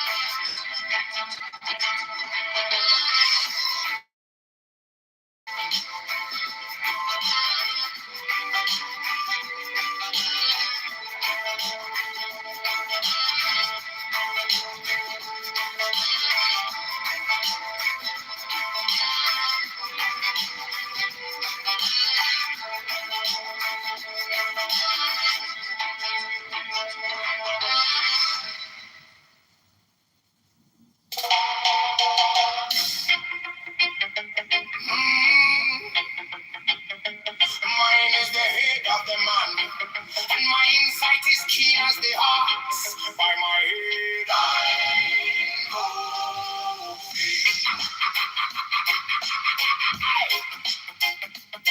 I am the only begotten child of my father and mother. My father is dead. My mother bore me with labor and pain and fear. By my body I invoke thee. About me shine the diamonds of radiance, white and pure by their brightness. I invoke thee. Mine is the red triangle reverse, the sign given of none, say it be of thee. Oh Lord, by the layman, I invoke thee. Mine is the garment of white, sewn. Mine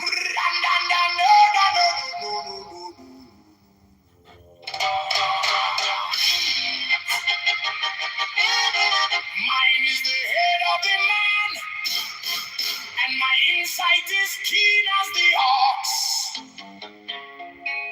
By my head I invoke thee.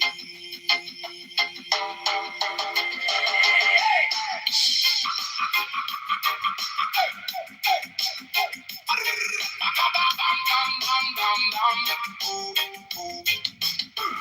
am the only begotten child of my father and mother. My father is dead. My mother bore me with labor and pain and fear by my body. I invoke thee. About me shine the diamonds of radiance, white and pure. By their brightness,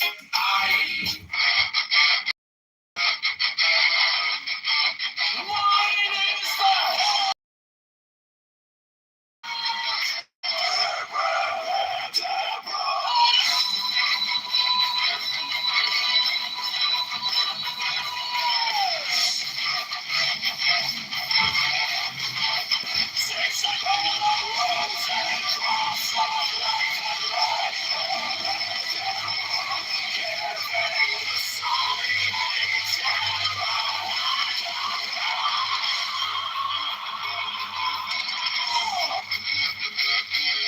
remaining in the sign. The invocation concludes. Therefore I say unto thee, come thou forth and dwell in me, so that every spirit, whether of the firmament, or of the ether, or of the earth, or under the earth, or dry land, or of the ether, or dwelling air, or of rushing fire,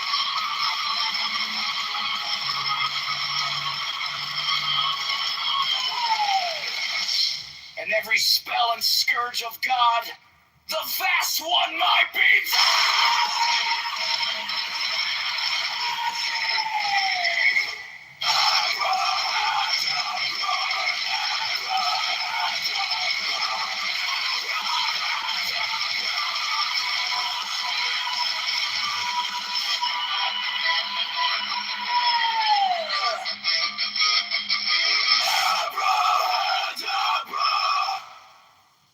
Mine is the head of the hawk, Abraham!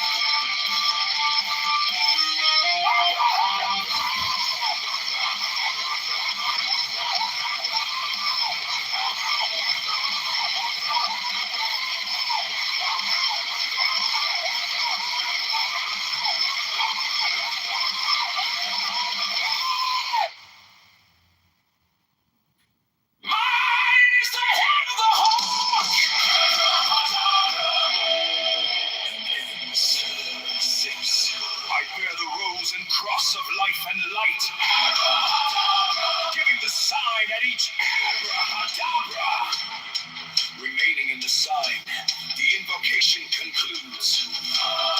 Therefore I say unto thee, come thou forth and dwell in me, so that every spirit, whether of the firmament, or of the ether, or of the earth, or under the earth, on dry land, or in the water, of whirling air, or of rushing fire, and every spell and scourge of God, the vast one, my breathing.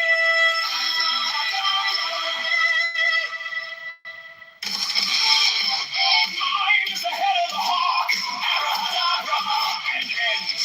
6. I bear the rose and cross of life and light. Giving the sign at each abracadabra. Remaining in the sign, the invocation concludes. Therefore I say unto thee, come thou forth and dwell in me, so that every spirit, whether of the firmament, or of the ether, or of the earth, or under the earth, on dry land, or in the water, of whirling air, or of rushing fire, and every spell and scourge of God, the vast one, my being. Abrahadabra.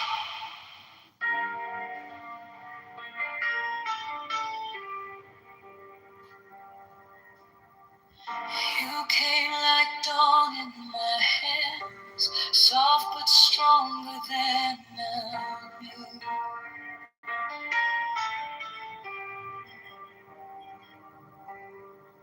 My fear turned gold in your eyes, and my whole night broke in two.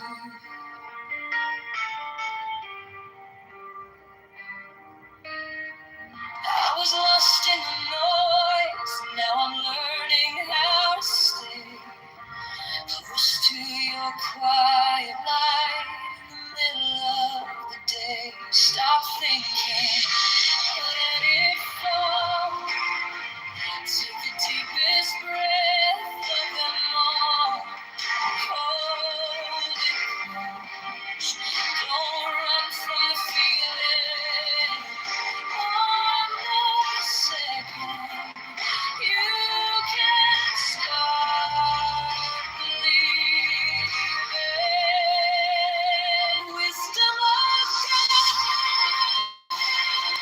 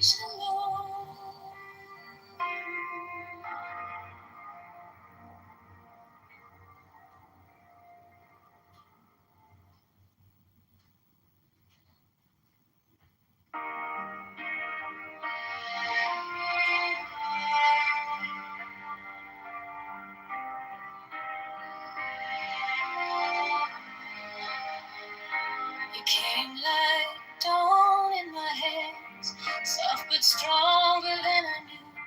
My fear turned gold in your eyes, and my old night broke in two. I was lost in the noise. Now I'm learning how to stay close to your quiet light. In the middle of the day, stop thinking. Let it fall. Take the deepest breath. Hold them all. Hold it close, don't run from the feeling. One more second, you can start believing. Wisdom of God, now it's joy. Wisdom of God, now it's love. Wisdom of God, my heart is open. Wisdom of God, I rise above. Hold, hold, hold, let it go, go, go. You are the answer I needed to know. Your touch is a steady rain on the dust of who I was. Every wound gets named, then it fades in the hush.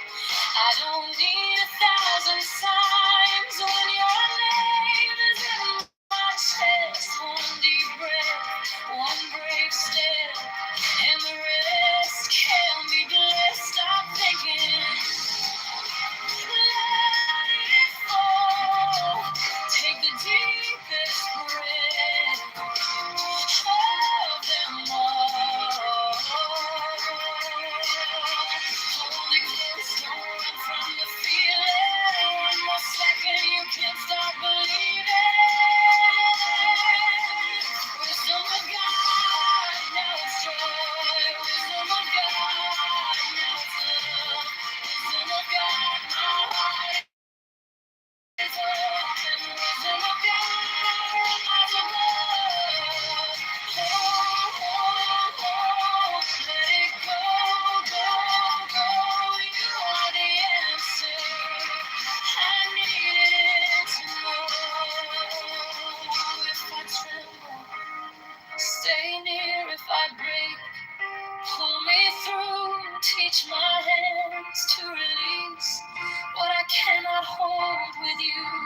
10, not 9, 10, not 11. I breathe in your holy code, and the storm in my head lays down like a pond. Wisdom of God, now it's joy.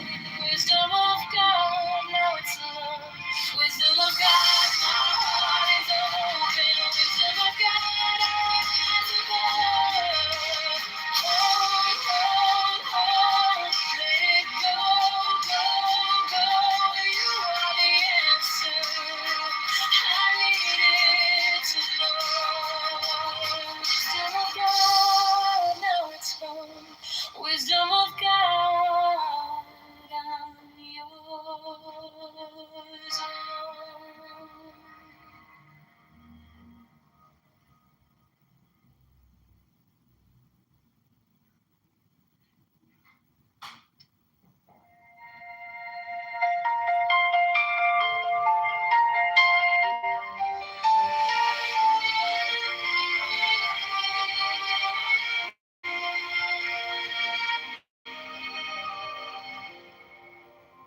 Wisdom of God is now joy, love, heart, enlightenment.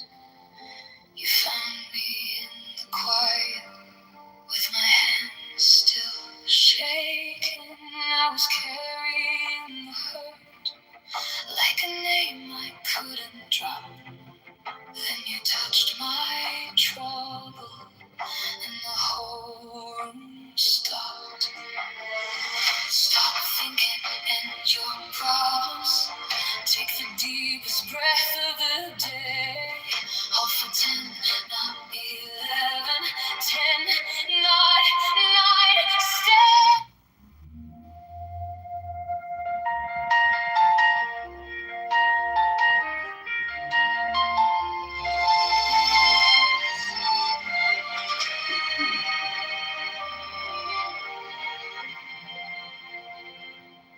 Wisdom of God is now. Joy, love, heart, enlightenment. You found me in the quiet, with my hands still shaking. I was carrying the hurt, like a name I couldn't drop. Then you touched my trouble, and the whole room stopped. Stop thinking, and your problems take the deepest breath of the day. Hold for 10, not 11, 10, not 9, stay.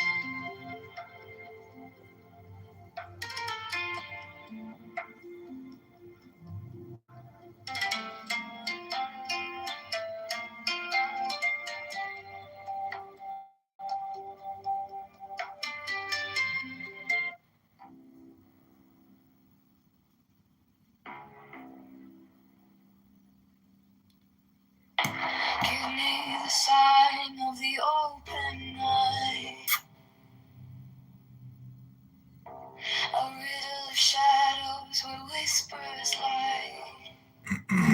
The thorny thigh, the maddening cry. Open, you pen, you pen. I am awake, the serpent shakes.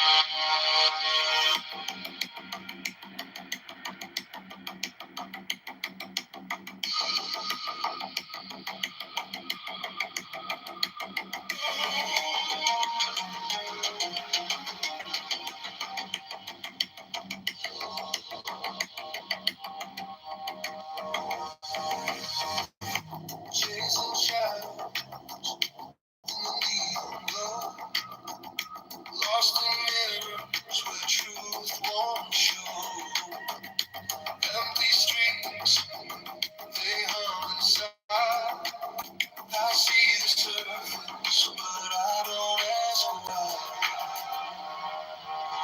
Beyond appearance, there's a spark, a light that flickers in the dark. Not the echo, not the scream. To find the room is to be seen.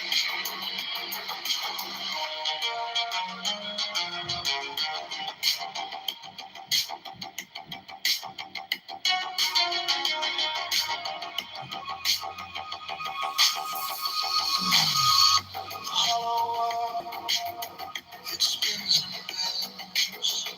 False beginnings, twisted ends. We touch the glass, we see it crack. The more we reach, the more it lasts. Inside the silence, the meaning waits. Through every shadow, the truth translates. Beyond appearance, there's a spark, a light that flickers in the dark. Not the echo, not the scream. To find the root is to be seen. Ignorance, it paints the sky. Colors bright but born to lie. When the mind steps past the haze, the source appears in quiet place.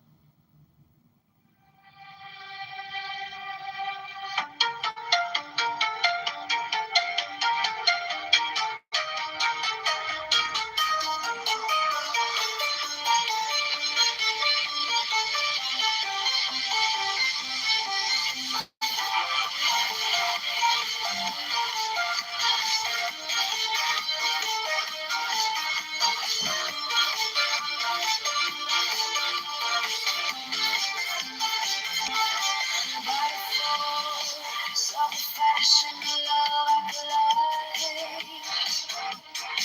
through the shroud, through the cloud, where secrets reside.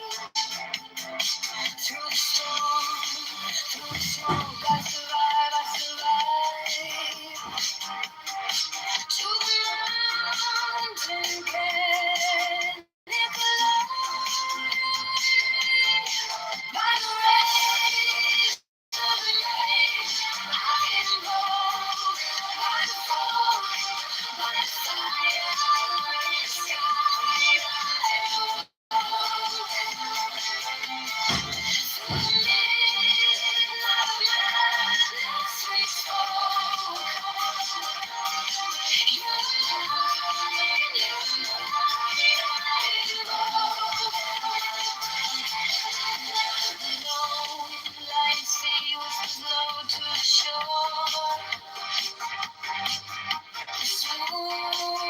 I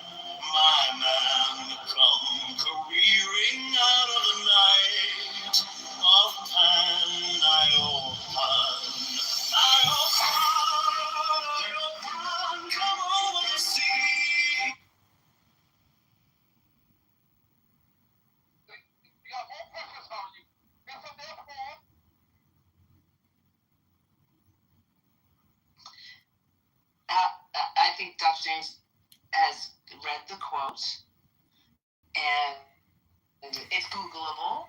So I would invite you to take a look at the quote and then come back and feel free to jump into the conversation.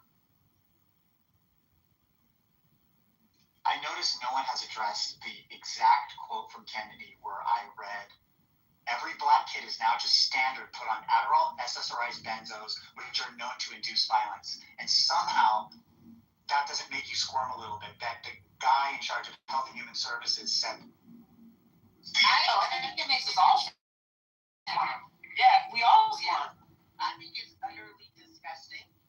And then you have this mindset that this is for all children. It's like very selective.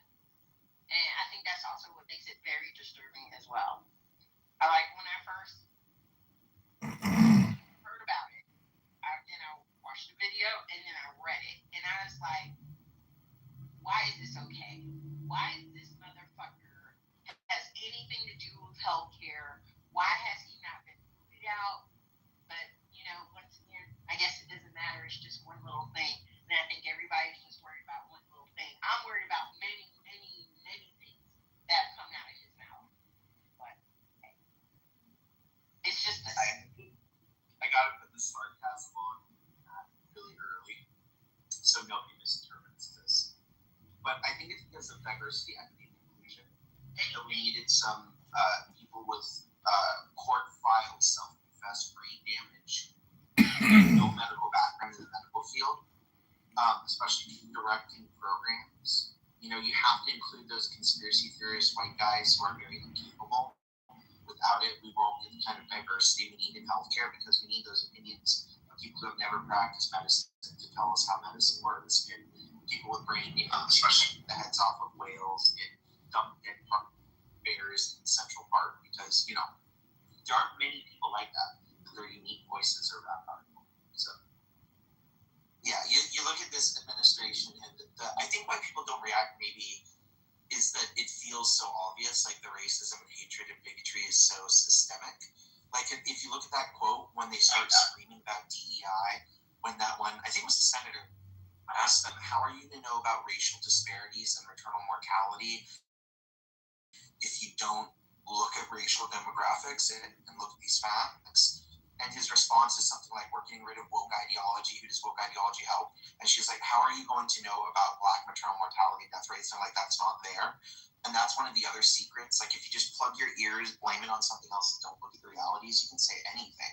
You can be like, this racist is one because the people calling out racism have looked at the numbers, and that's what's racist, like our Supreme Court says. So it's a system of entrenching power. And yeah, the narrative that Black people are inherently violent just subtly slid in there, or the idea that, Black women can't be dying more or suffering in the healthcare system because it's already equitable. All those like tropes just power. In the end, they just serve to entrench these people that don't deserve what they have. That's why it's so cancerous, right? They're leeching off a system that will destroy it. And a lionization of ignorance. I'm fine with the law as simple as the director of our healthcare system should be an expert in healthcare. But you get these people now with podcasts and everything else where it's like, oh, if I'm a public-facing figure and I interview these people and talk with them, that means I'm an expert just like them. Joe Rogan is the same as a physicist because he had a physicist on his show. And then, I believe, I'd have to double-check this, but I think RFK, and I certainly know Joe Rogan and others, have even said, you can't trust me, I'm an idiot. And then we give these people power, and it's just like, God, where's it, what is it? Yeah, and when Joe Rogan does invite somebody like Eric Weinstein, who's a trained physicist, even if you think he sounds cocky, he's actually quite humble, relatively speaking, believe it or not, because he acknowledges that there are super genius physicists out there like Edward Clinton. And he says he has a hard time tracking that. then Joe Rogan in that episode was like, oh, okay, well, then I guess I don't understand anything, you know? And so, like, you get that once in a while, but I don't feel like it's front and center enough, or at least like a reminder. Maybe there's a way to fix this, maybe not cognitively, maybe not psychologically, but maybe with tools. Give people the ability to kind of interrogate these questions. So maybe these agentic platforms, you can say, hey, you know, I was watching RFK, you know, what's good about what he's saying, what's not good, what's problematic, where can we fix things?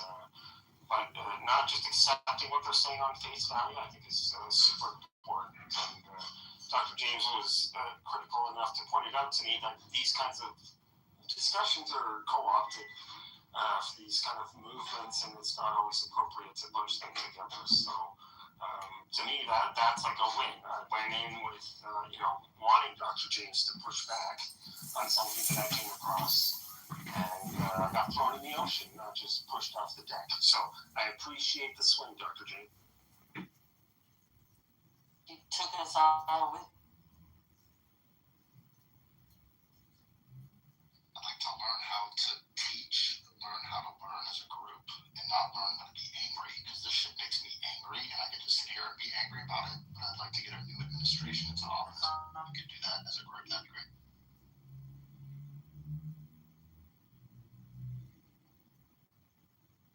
I was a little confused what you meant by that. You mind? I think I might resonate with you, but I'm not sure. Can you explain? And this is very true. What I mean by what I just said. It might just be a me problem where I didn't uptake it right, but I think, yeah, I misunderstood you. You're saying when someone says something, it's to grab attention. Politics is all about attention, but it's not teaching us what we need to do as a society to move forward, as opposed to just sit and be angry if someone was a fucking idiot. Like, this guy sounds like a moron. His quotes are moronic. Now, Maha is essentially trying to connect SSRI use to opiate dependence, and there is a sort of solution that's been proposed to wellness, which is that they want to create, you know, farms, camps for our kids and our adults to go to, you know, rehabilitate and to go work hard in the sun and, you know, essentially grow organic food, and because food heals everything. And you know, a little God in the mix, perhaps. It's insane. And it wouldn't, and it's true. That's the thing. And there's been a push more and more in this direction. You know, so that's kind of what this stemmed from. Was my response to something that I have shared with me, because I understood the context of the Maha, you know, who was pushing kind of this idea of you know, the framing of somehow SSRIs are equivalent to opiate. Yeah, I understand that's your industry, and that would make me pissed off at my industry too. So I understand that. Only because people, you know, like, you know, the fact that so many people are dying by suicide, and those numbers have increased.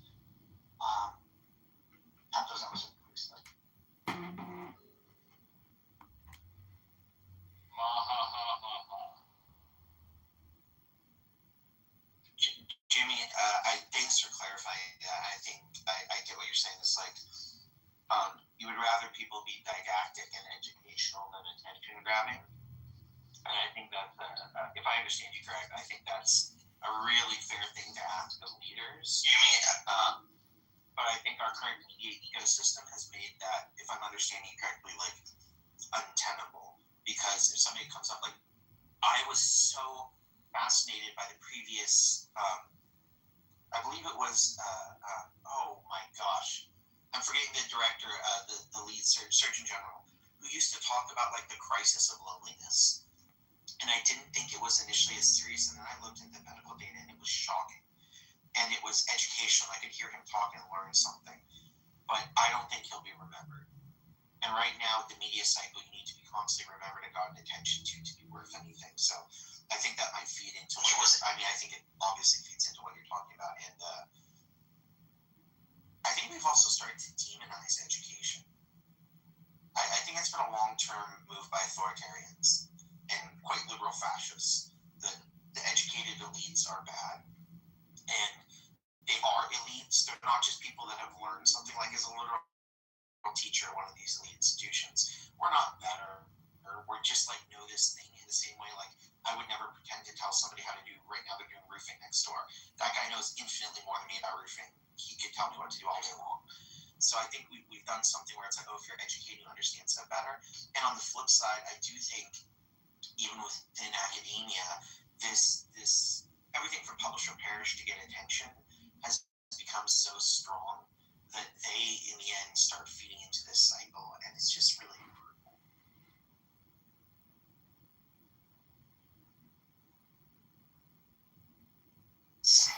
Well, isn't disdain for education, isn't that one of the 14 indicators of fascism? Yeah, it's just a lot of times when you talk about it, you get triggered, so I'm trying to be solved. But yeah, like it's one of the first things. Fascist authoritarians as well. Like it's the classic playbook, right? Destroy the universities, destroy the academia, because if it studies to describe a thing, then then it can critique the thing and engage with it. Can I say something that's not popular, Byron? I've noticed this in group things or from a group room in Clubhouse. If I say something that's not popular that rubs people the wrong way, it's taken as no, not now, don't do that. You're messing up the conversation, as opposed to let's rub someone the wrong way. Like Dr. James is really angry. Let's get angry together and create someone that wants to step up and be a leader. In other words, why are we so afraid to get angry and get people pissed off? Like what happened to the America that I used to live in, where we would go down to the town hall and protest in the streets, not because we needed a permit or blah blah blah, but we just fucking got angry and did shit. Like where is that in America? That's why is everyone afraid to get arrested or get thrown in a Maha concentration camp or ICE take us away? Like is that not a legitimate fear? I think we're at a point where if we're just going to try to argue facts with these kinds of people, like when we try to explain like why we think something is a fact, these kinds of people will view our facts as threats, and they will not, and then they're going to double down on their nonsense stuff. I'm not sure that like this is the correct approach. Maybe it might be more. I mean, these people like they already know that like Trump is a bad guy, and like they kind of generally hate the stuff that he does, but they trust him, which is kind of a weird juxtaposition. So I don't know, like this. They're already aware that like already aware of a lot of this stuff. Like every time we criticize like the Baha'i movement or the MAGA movement or like the Iran war, Venezuela or whatever it might be, the endless wars, the lack of moral fortitude about at the Epstein files, for example, they're already aware of all this stuff. So it's not enough anymore to just simply point out the facts to them. They're already aware of what they are. So I don't know. What do you guys think is the next thing? We have to find a way to like help these people like deconstruct. I don't know, whatever this.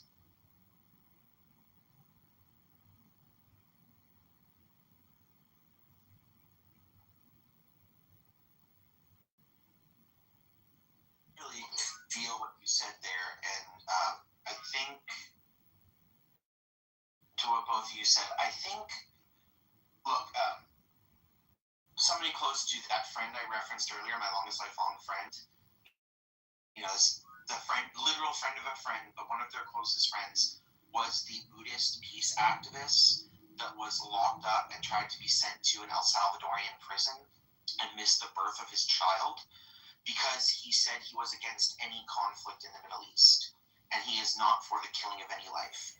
And since he was from a Palestinian descent, his Buddhism and advocating for universal peace was taken as a reason to remove him from his university, where he was an honor student and student leader, and engaged in literal peace activism. And he was locked in a jail and missed the birth of his first child. Right now, the FBI is investigating somebody who did accurate critical reporting of Kash Patel. If you are not a citizen, my partner from Germany, they're talking Germany because they're detaining German citizens who won't unlock all their social media, and if they have critical posts of Trump, are detaining them for days where they're denied access to even lawyers or their counsel general, which is in violation of international treaty.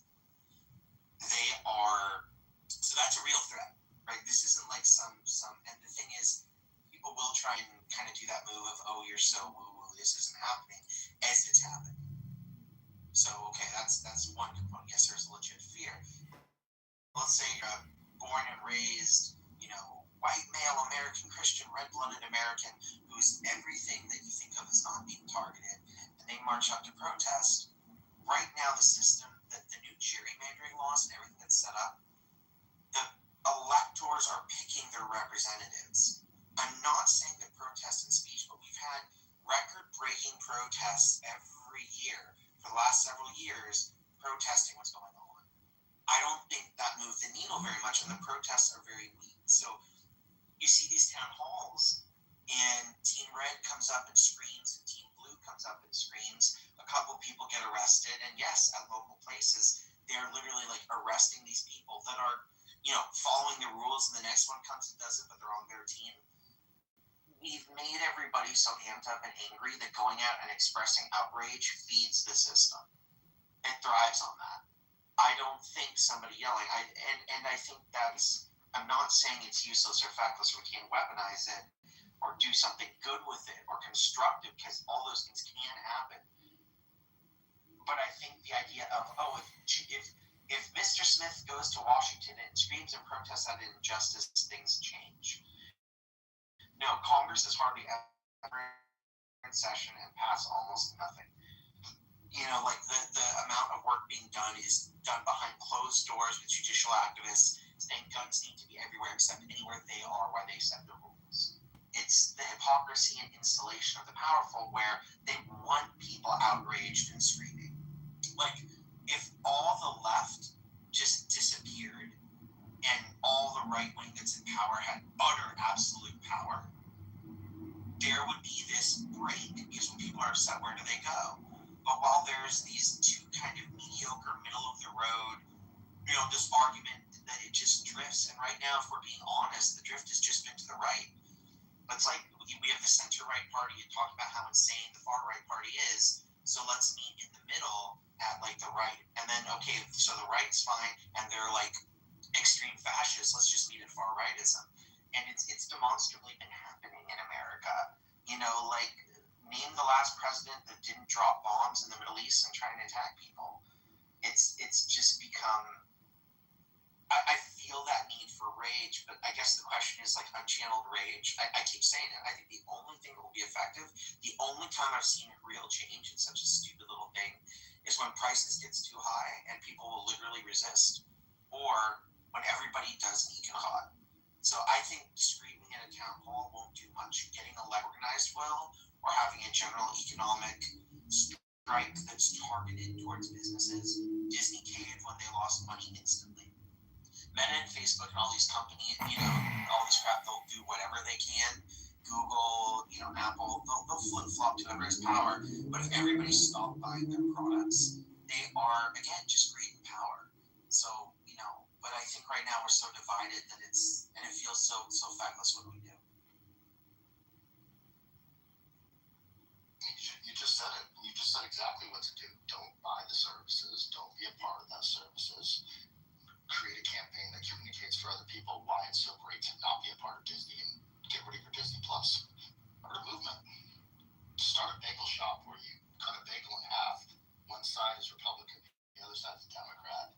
And you go to the condiments and you see exactly how much of our tax dollars are taken out by representing how much cream cheese is in a condiment dish. And teach people how much the lobbyists, it's not the people that are in office, it's the lobbyists that stay there for 30, 40, 50 years that are fucking with all of the people that go in there to help the people, that are good people trying to work in Congress, work as senators, work for the American people, but get co-opted because of that system.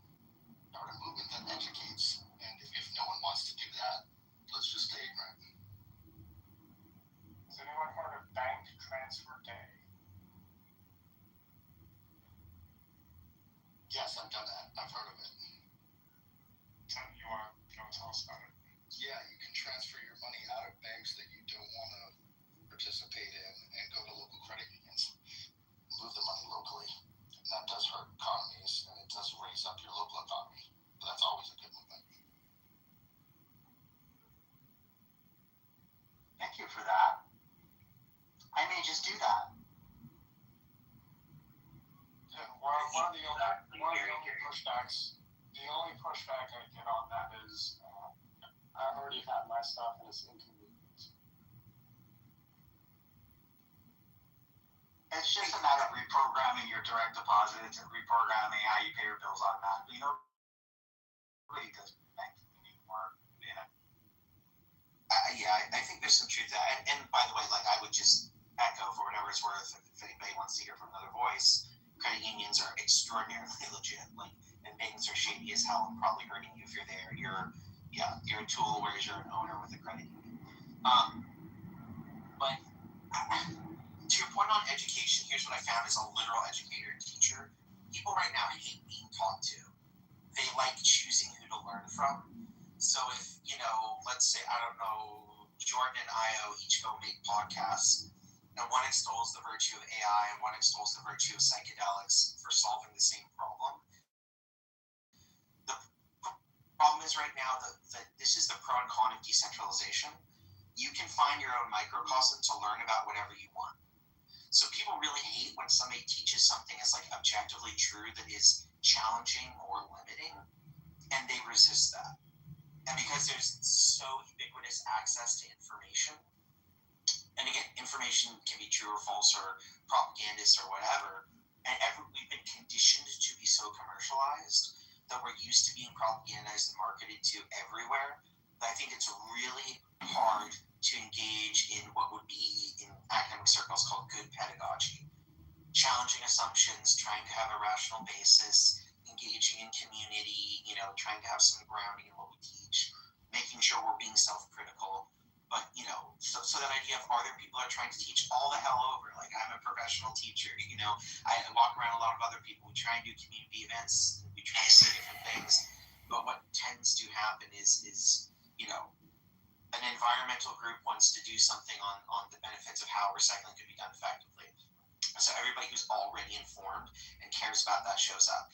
And I'm being a little bit hyperbolic. Like, there's 1% to 2% that's like, oh, this is new to me and I want to learn. But I think what you're talking about is like, oh, challenge the system and critically engage and stuff like that. And that's usually people are already on board or they're there. So I guess what I see happening more and more is people just trying to give their opinion on the solution for what's happening. Challenge the system, right? And if you look at a lot of podcasting that's educational, it's either just, here's this bird you never heard of and why it's so important in the environment, or it's like, that bird was important being killed off, we think this is the solution. But a lot of times it's really weird. It's like on this app, if you start teaching something or saying something, in most spaces they'll want the other side there because they don't want to be taught to, they want to be entertained by the debate about what it's about and why it matters. It's a really weird thing, and you can see it on this app all the time. It's what's ruined CNN when they changed the format like that, right? Just having talking heads opposing. Supposedly that makes it more interesting to a viewer, but I can't stand it. It's exhausting. Y'all know I do some media stuff, and I was kind of off of a show as a recurring guest because they said I was too moderate. I was like, oh, she's too reasonable. Like, we mix it up, and I was like, oh, okay, well then I'm not the right one for you. So feel free, carry on, mix it up as you would.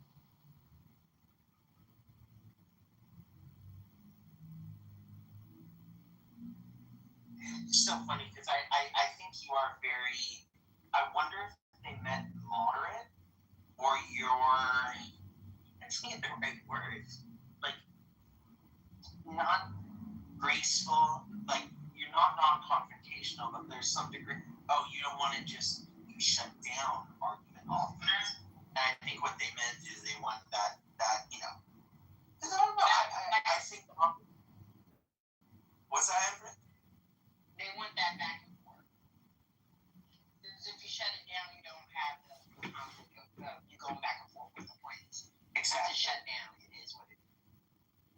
Yeah, I was like, you don't want me to be right? Well, I mean, you'll just come out and you'll just like say something and it'll just end the argument. Huh? It's like, okay. Exactly what we need. That's what the society needs, but that's not what they need. Yeah, exactly. They need conflict.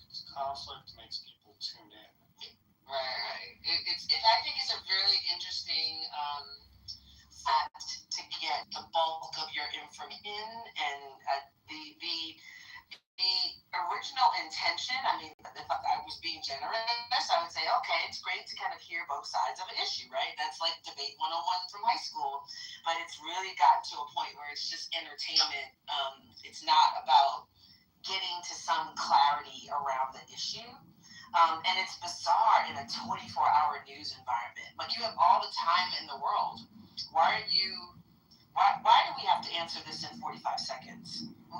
Why did you choose that format as a way to kind of address this like huge problem? I think it's bizarre. And then the flip side of it is Joe Rogan can talk for 3 hours. And and it's successful. So like what you're saying isn't even true about attention spans and whatever. So I think it's just a fascinating place that we come to into how we discuss things and how we think about things. I think a lot of this comes down to, I love, I missed it was you said like it's profitable for them or is it good for them? I think one thing I think about a lot is like obviously debate's my career, and I think about high school debate and it's extraordinarily problematic. Like that's why I'm always one to go in and out. A huge part of my teaching is literally just encourage you kids to be critical of what they're doing and think about it. Because it does encourage, like, as long as debate is a game, and that's what we've kind of turned life into, this kind of kayfabe of making everything performative, then, okay, like, should we, today's debate topic, are black people 3/5 of a human? Let's have a really good debate on it. And you're going to be on this side, and you're going to be on that side. Let's talk about their humanity. And this, a long time ago, started to become an issue of like, well, is that good? Like, we're picking the topics. So a huge thing of a debate is like, what topic? What's the format? Do we all have to disagree? Can we all agree with the topic? And sometimes this limiting of it can lead you to a really higher place where you end up like not engaging with the topic, but engaging with the system or engaging with how we engage with this kind of meta conversation of what you're doing. But it makes it very insular and unreal. And I actually see that reflected in our real life. I see that with our media and stuff like that, where it's like the performer, like, let's bring on the left winger, right winger. They just killed 3 babies. How's that going to help them? Gas prices are up. Will that affect Democrats in the midterm? Did Biden up gas prices? Oh, by the way, 1 million people died. Okay, back to, you. What do you think about on this and that? And it's this performative joke. And what I've been trying to do myself is, I don't think there's a way out of that, really, with how it is, because all framed is like good and bad. Which team are you on? So I've been trying to make things, it might sound kind of weird, but algorithmic in a very human way. Like, if you want humans to survive, does this conflict help humans survive? If you want the economy to thrive, does this make the economy thrive? Do you want people healthier? Does putting them in work camps make them healthier? Because it forces us to, like, have some grounding where we're together. And I just wish, like, our politicians and our leaders and our media, it's one of the only ways I've found, like, when I get my hair ready to pull out on Clubhouse, I'm stupid enough to go into a room where people are arguing. That's a lot of times where I take it. Do you want this thing? Does this reach this thing? Let's just talk about that. Yeah, that's the only way I know.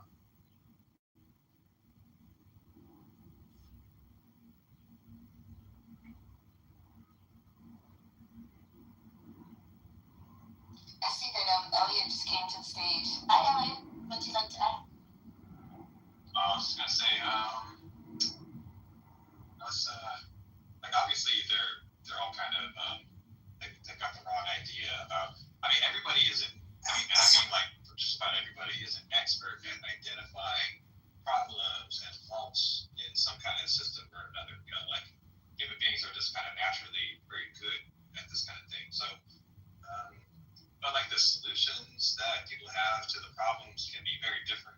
Like a lot of the when you actually go and like you talk to these people, type people, like a lot of their concerns are just the kinds of concerns that like everybody has. Like my bank account is leaking. Like my mother is 73 and she's just lost her health insurance and she can't get a job. I'm like, this stuff like this, everyday stuff like that. Like, how am I gonna feed my family? You know, these are not right to just sweep those stuff under the rug. Oh, you're in the matrix. You're in the matrix. It's just so. Toward that direction, not necessarily toward the face. You're in the matrix a little bit. Yeah, I was thinking about on this, Matt. And it's this performative joke. And what I've been trying to do myself is, I don't think.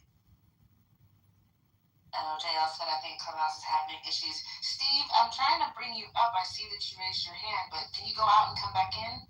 Maybe that'll help us. I'm so sorry. I raised my hand inadvertently. Carry on. You were not. It's not possible to ignore everybody. I was so wondering why 7 people invited me simultaneously. I'm like, was something said that people think my input would be useful? It was completely accidental.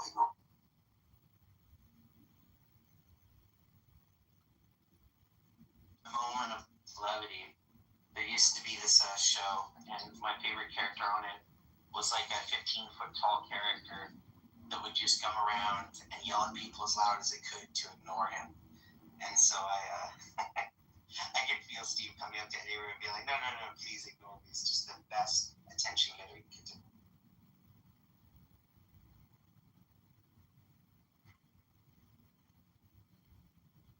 But speaking of laws, did you guys see that? And I just love this on the 4-3 decision. Virginia struck down their new electoral gerrymandering, while 4 more Republican states have announced gerrymandering that will get rid of, like Tennessee's case, the only black district, which they immediately did after the cut of the Voting Rights Act, which they said, we'll do anything. So we're talking about division and stuff like that. It's functionally completely now come down to politicians picking their electorate. And if they can slice them up enough, and with good AI algorithms and more targeted data and social media information in the government, it can probably very effectively slice it out. So it's a great time to be an American. In Soviet America, a politician picked you. Do you think it's going to be enough Congress people, though, to not let the Dems take the House? We'll see. They did that. It was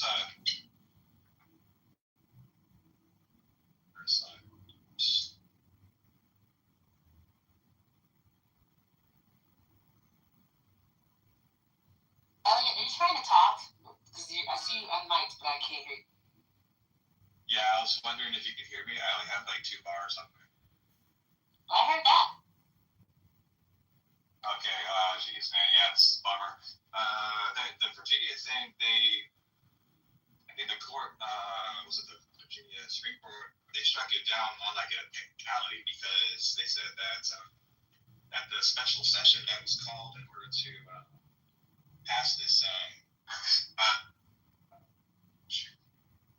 the gerrymandering thing was actually, it has to be called specifically for that purpose. And so, because it wasn't called explicitly for that purpose and for some other reason, they said, they struck it down because of that. But that's just a silly technicality. The state legislature can just call another special session and do it the right way. And there you go. So I don't think this is going to.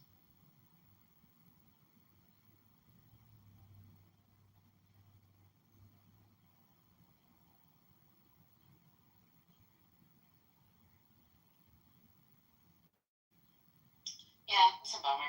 The idea of kind of like,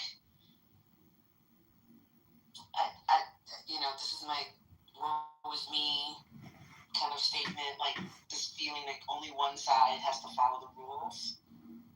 This set of mores is just applied so intensely on one side and not the other. I hate asymmetry in the way that it's happening, right? I think the legislators who are calling for this stuff, they should be outed, like really publicize the exact names of these people that are behind this stuff. Shame them.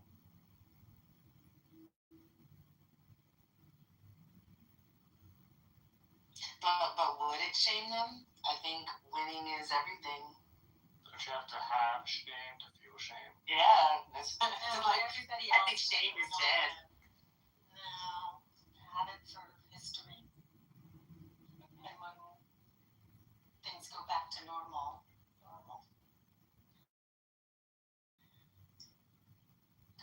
start moving in another direction, then we'll see.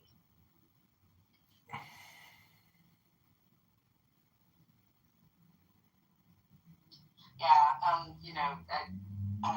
think that shame is an interesting concept in these conversations. I think I'm not seeing a ton of shame. I'm seeing a lot of victory around successfully advancing, their objective. I think it's interesting. But it makes all of this really difficult because you look at something and you say, "Wow, this is wrong," and it only works if the other side thinks it's wrong too. But I'm not seeing a ton. I feel like I need a cigarette after this chat we've all had today. I mean, I really feel like we've all had a wild time of it.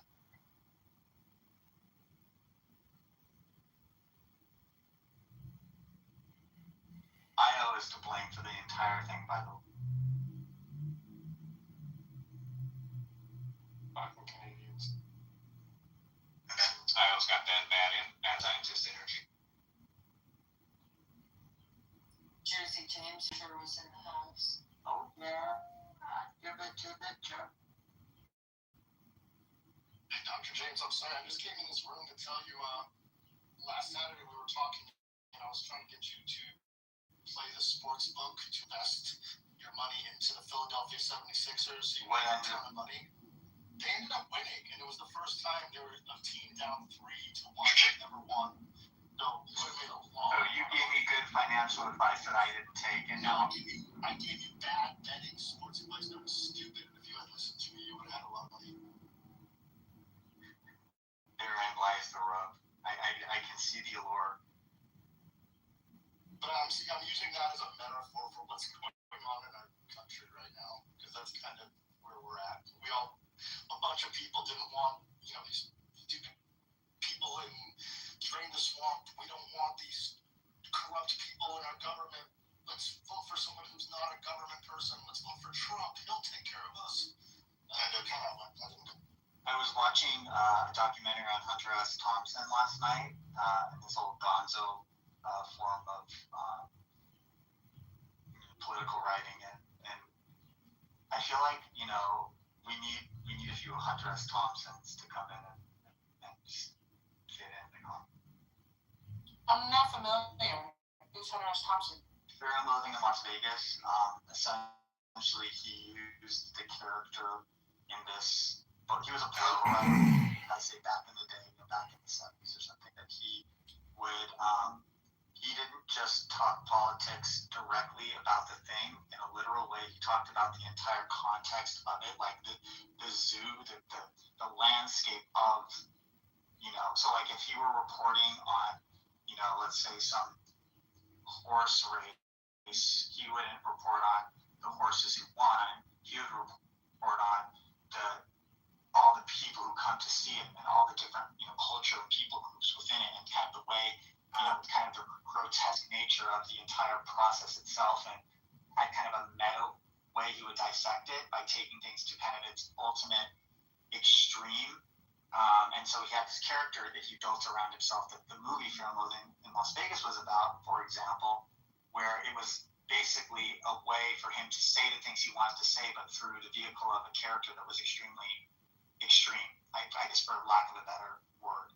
But he was also an extreme character in real life too. So it was almost like he created a fictional character that was actually him to be the vehicle of what he wanted to say. I just feel like it kind of fits.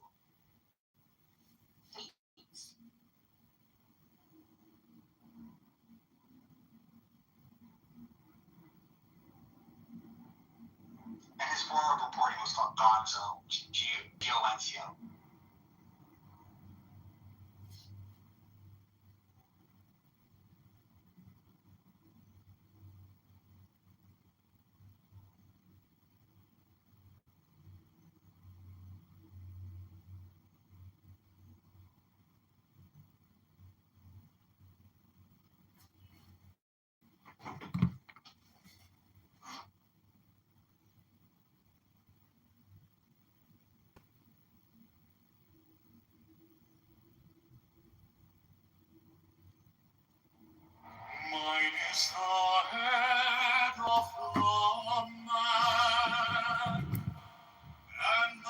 insight is keen as the hawk's.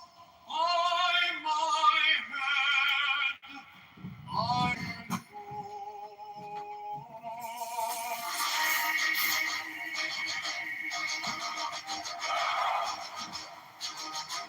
I am the only begotten child of my father and mother. My father is dead.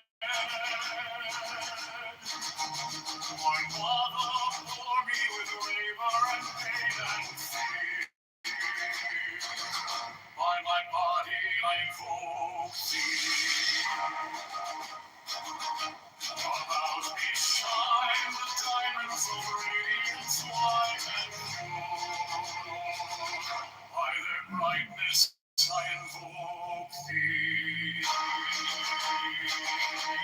Mine is the red triangle reverse the sign given on the sacred day of the evil Lord. By the Lamb and I invoke thee. Mine is the garment of my sword with gold, the flashing eye that I wear. By my robe I invoke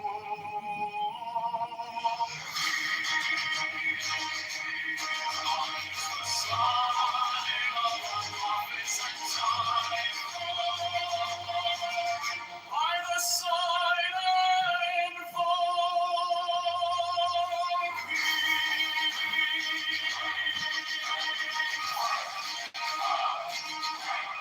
Mine is the turn of white and gold, and mine the new vigor of the intimate air.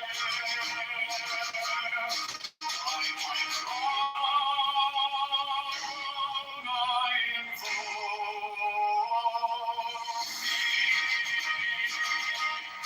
fingers travel on the beats of the world, so I am to thee in the power of glory.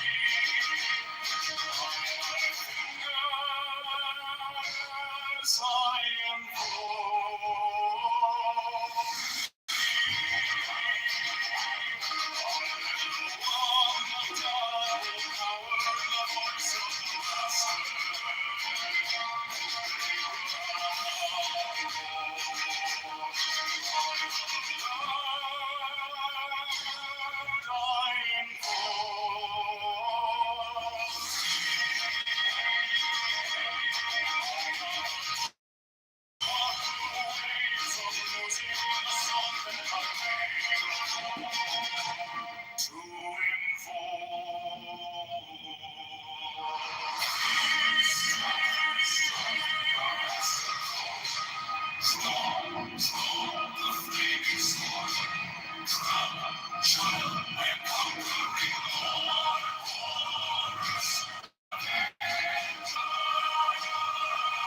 By the song I invoke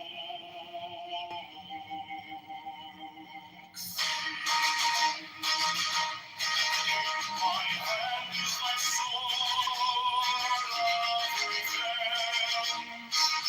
Let it strike at thy bidding. By the sword I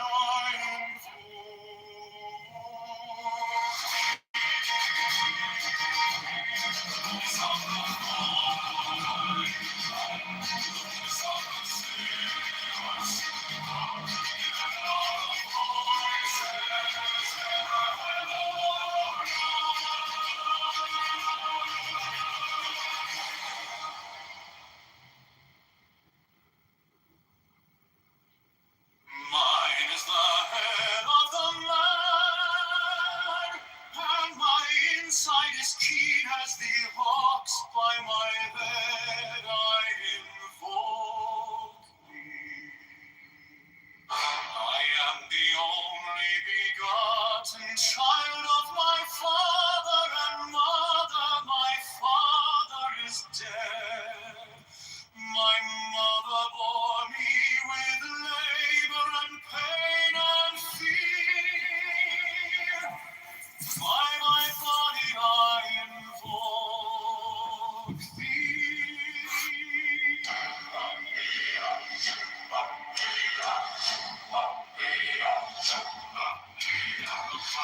Shine the diamond of radiance, white and pure. By their brightness I invoke thee. Then triumph, reverse the sign given on none. Save me of Doing right now is we're actually tying the stocks in the slide.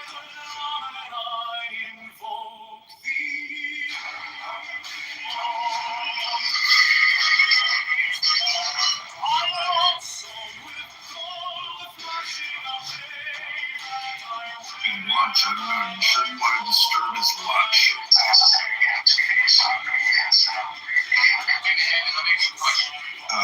What's it all about?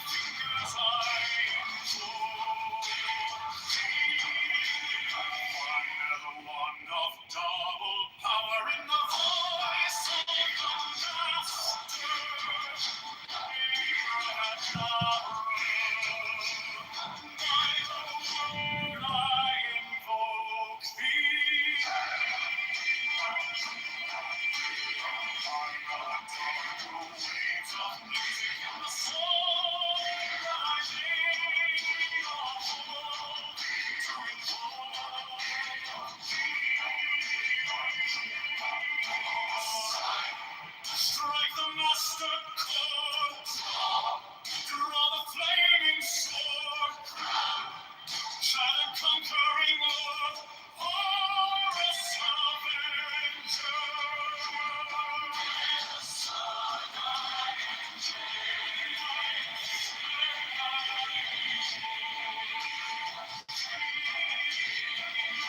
My hand is thy sword of revenge, strike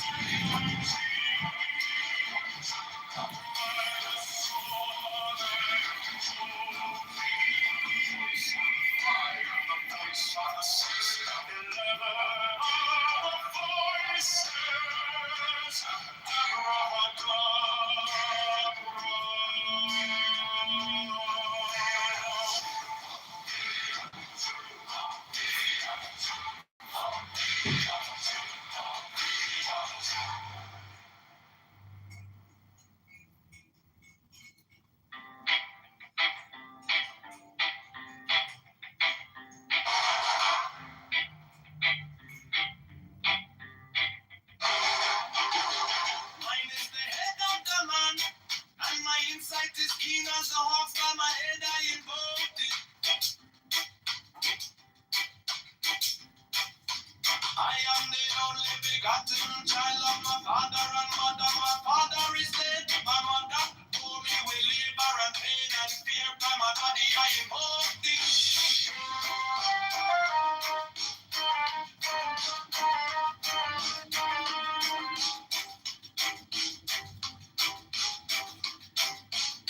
Upon me shine the diamonds of radiance, white and pure.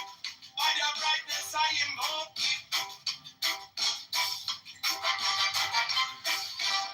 Mine is the red triangle reverse, the sign given of none. Save it be of thee, O Lord.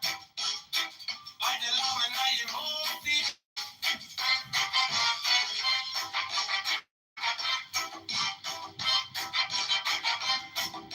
Free mine is the garment of white, sold with gold. The flashing of eye that I wear by my robe I invoke thee. Mine is the sign of a prophet.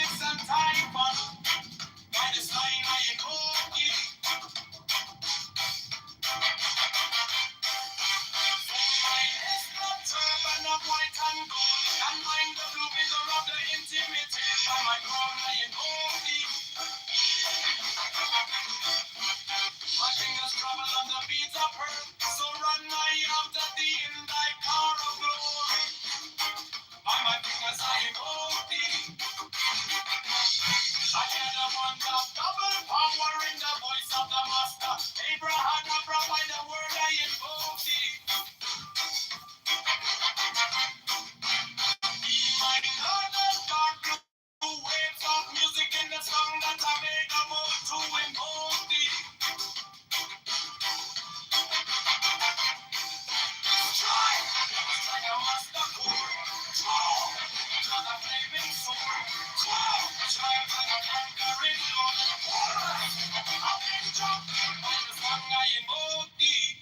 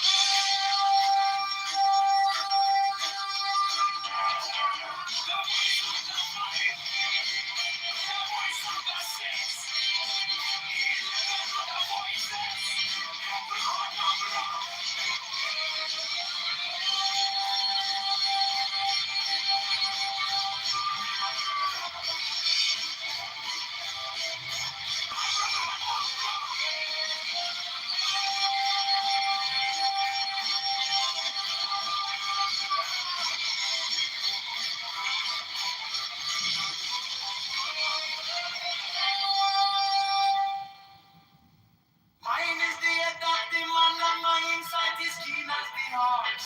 By my head I invoke thee. I am the only begotten child of my father and mother. My father is dead. My mother bore me with labor and pain and fear. Now my body I invoke thee.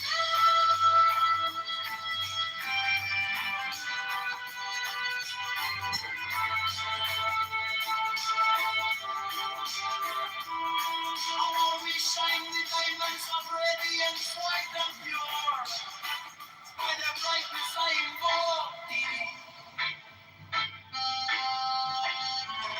Mine is the red triangle reverse, the sign given of none. Set it be, oh keep me, oh Lord. By the Lamb and I invoke thee.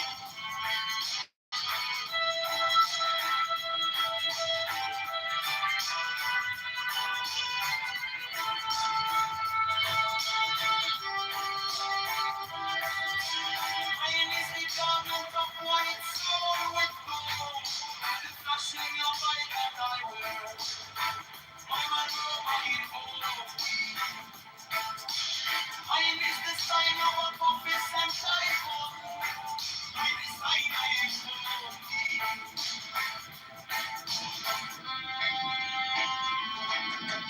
Mine is the turban of white and gold. And mine is the figure of the infinity. By my crown I invoke thee. My fingers travel on the beats of earth, so run I after thee in thy car of glory. All my fingers I invoke thee. For they're the wonder of the power in the voice of the master. Abraham, by the word I invoke thee. Mine heart is on blue waves of music in the song that I made of all to invoke thee.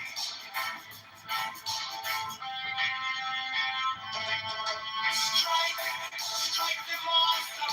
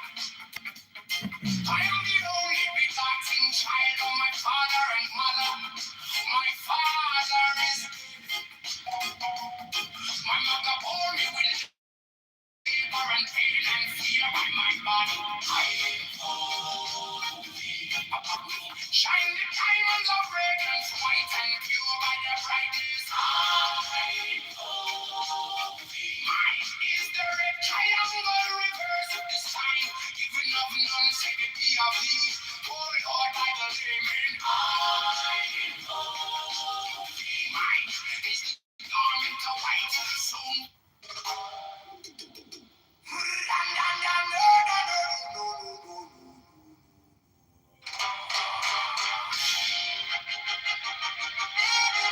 Mine is the head of the man, and my insight is keen as the ox. By my head, I invoke thee.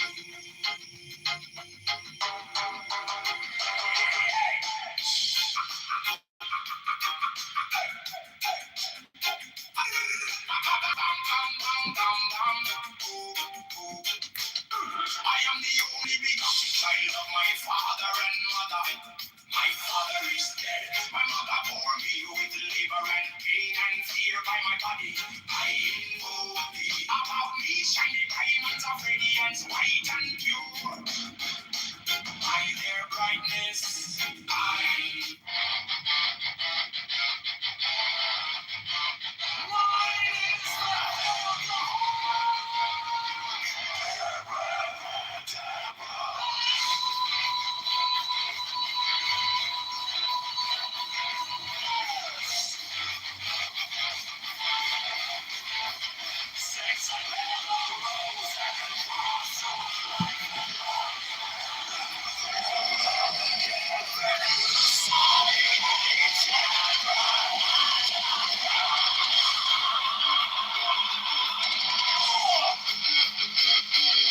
remaining in the sign, the invocation concludes.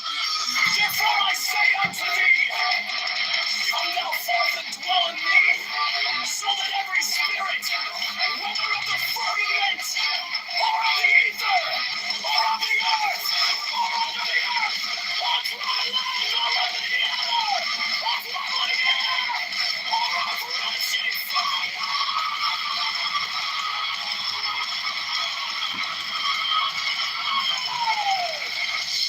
and every spell and scourge of God, the vast one might be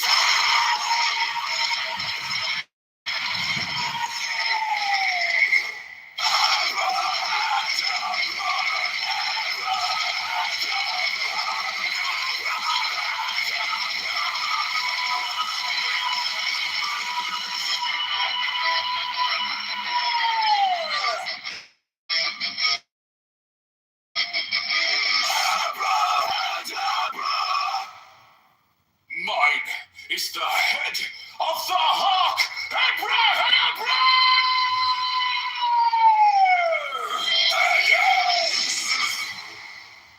I bear the rose and cross of life and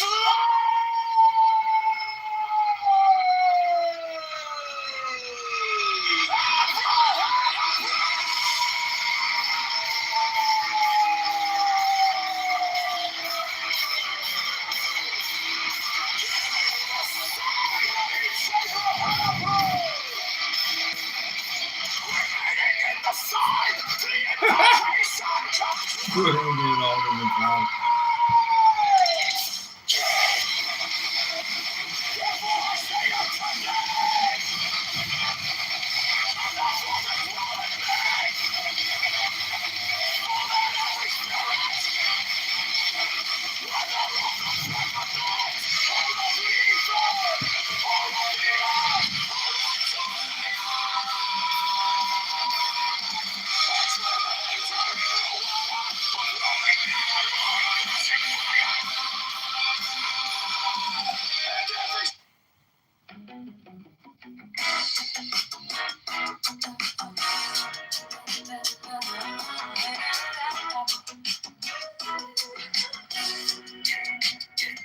I was waiting for a sign to start, like a map drawn out in the dark.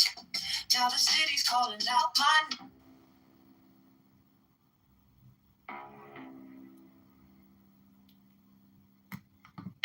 Give me the sign of the open eye,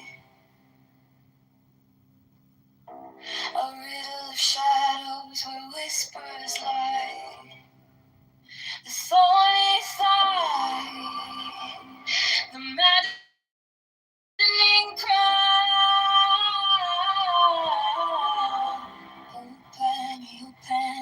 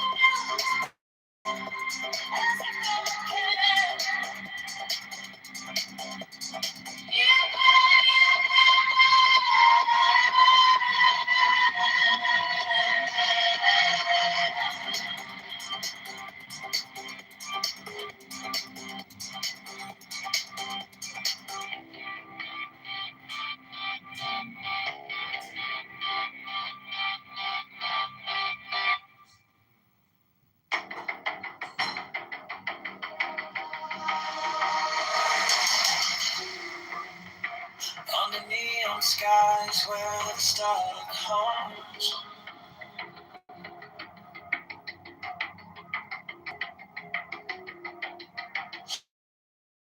Shadows whisper truths as the bassline drums.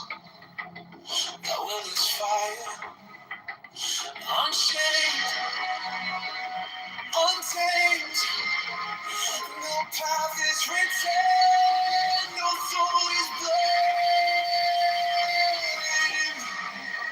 Thou hast no right but to do thy will. Feel the stars, let the silence fill. Your will, unafraid, is alive, it's there. Deliver from the lust or the thrill.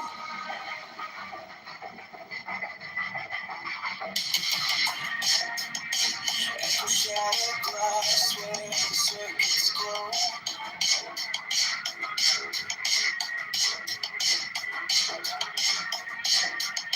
The clock ticks slow, but it doesn't show. No purpose, no tether, just a beat and sync. Every way perfect, on the edge, on the brink. No chains, no bars, just a void to fill. Every pulse, every spark is a perfect world. Thou hast no right.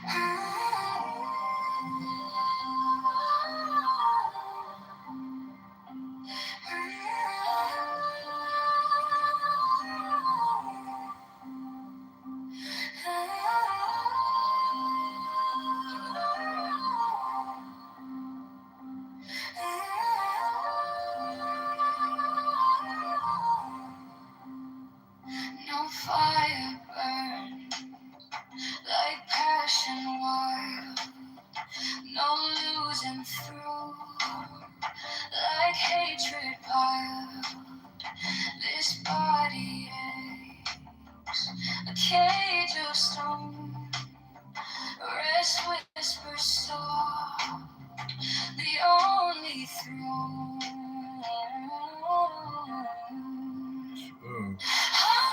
New charges. The sharpest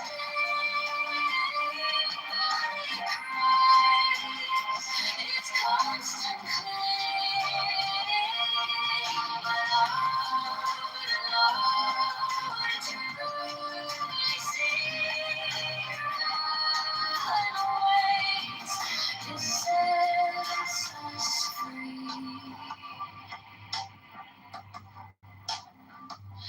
pain looks close, a shadowed friend. Each step we take, it will attend. But joy lies quiet, just out of view. A higher peak, a sky so blue. Feel the weight, feel it break. Every ache, every quake. Hunger's the beast, the sharpest sting. Body cries, it's constant cling. But oh, to know the truth is in the ways it sets us free. No flame is fierce, no chain is tight. This body's war, this endless fight. But higher still, beyond the fray, rest calls my name, and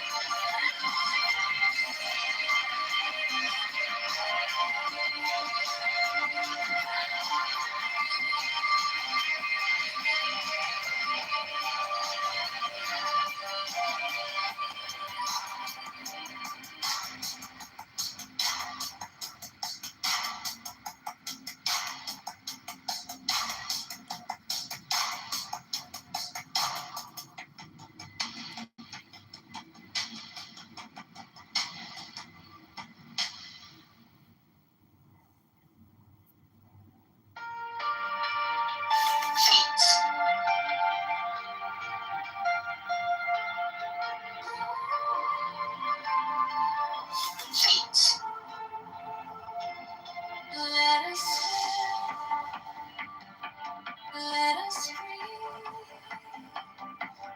free as air. No hate, no chains, no despair. Among the shadows, we shine so bright. We carry peace into the night. Happily then, we'll rise again. No hate, no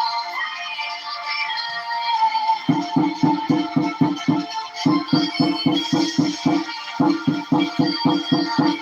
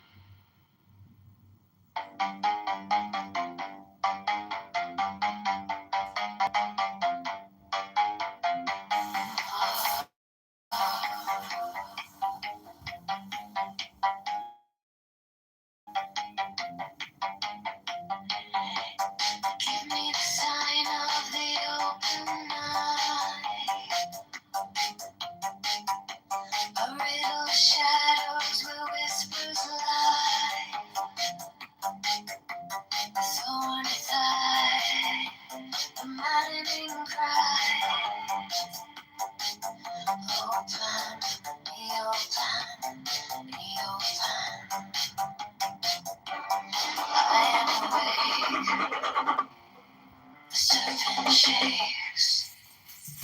Be open,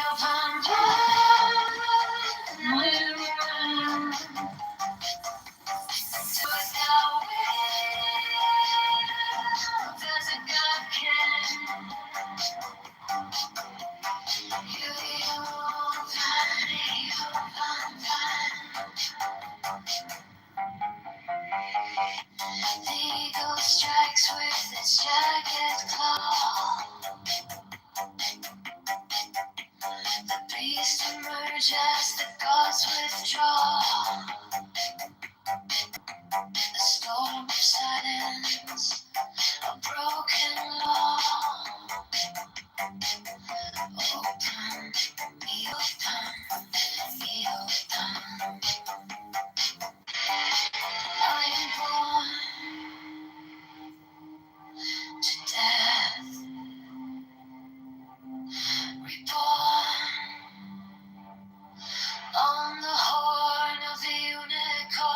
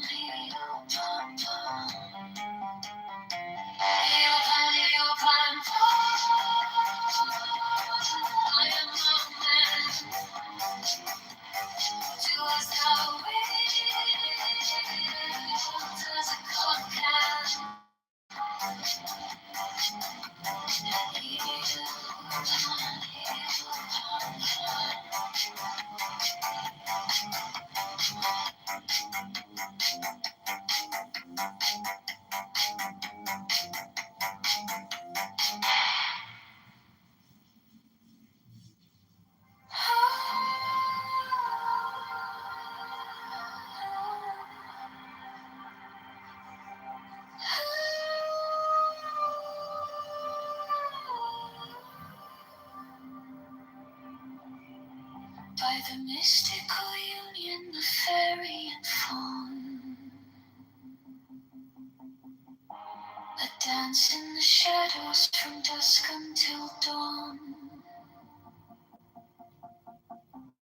Unspoken the whispers that drift through the trees. Unbroken the vow carried soft on the breeze. Oh, fiery Valkyrie, I invoke, through the flames and the embers, the spell as we spoke. Your arrows and slinging, their springs tender glow. A force rather brilliant, a power I know.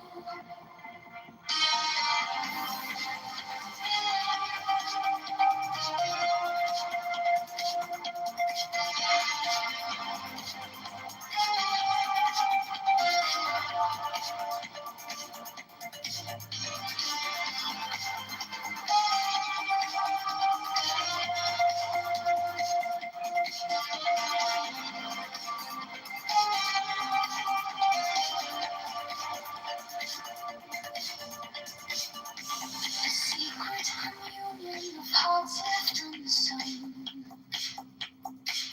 The listless, resistless, tumultuous tongue. Through veils of the morning, her armor does gleam. The warrior spirit ignites every dream. No godhead could charm her, no throne could command. But manhood awakened, she took up her stand. In brilliance resilient, her fire does burn. A goddess of spring, with the world left to turn. The fiery Valkyrie, I invoke,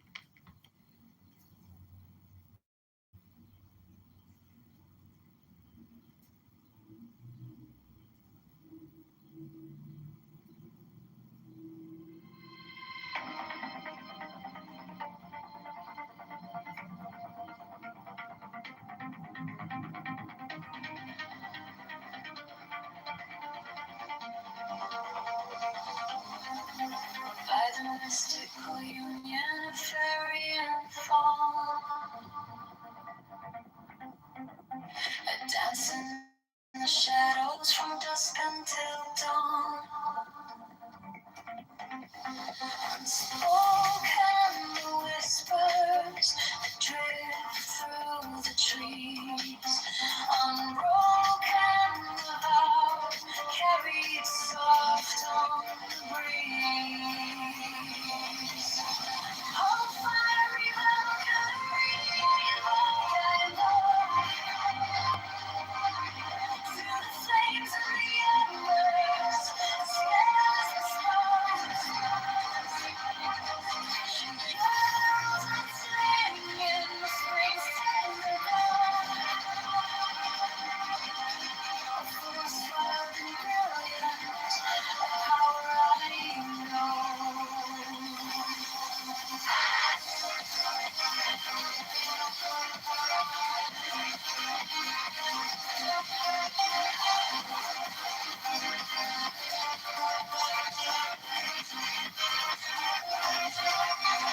Secret communion of hearts left unsown. The listless resist its tumultuous tone. Through veils of the morning, her armor does gleam. The warrior spirit, it makes every dream.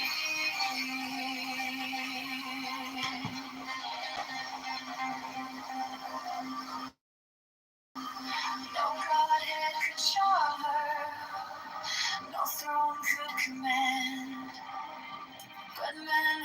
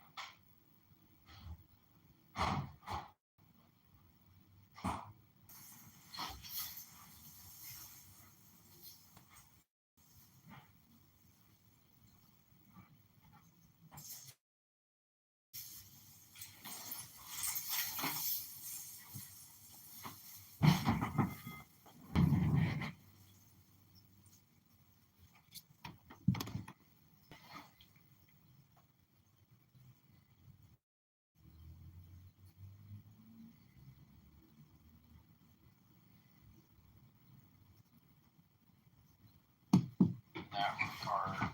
But I think you have to look at motivation very carefully. Kind of getting a lot of thumbs up and thumbs down. I don't know who agrees and who disagrees.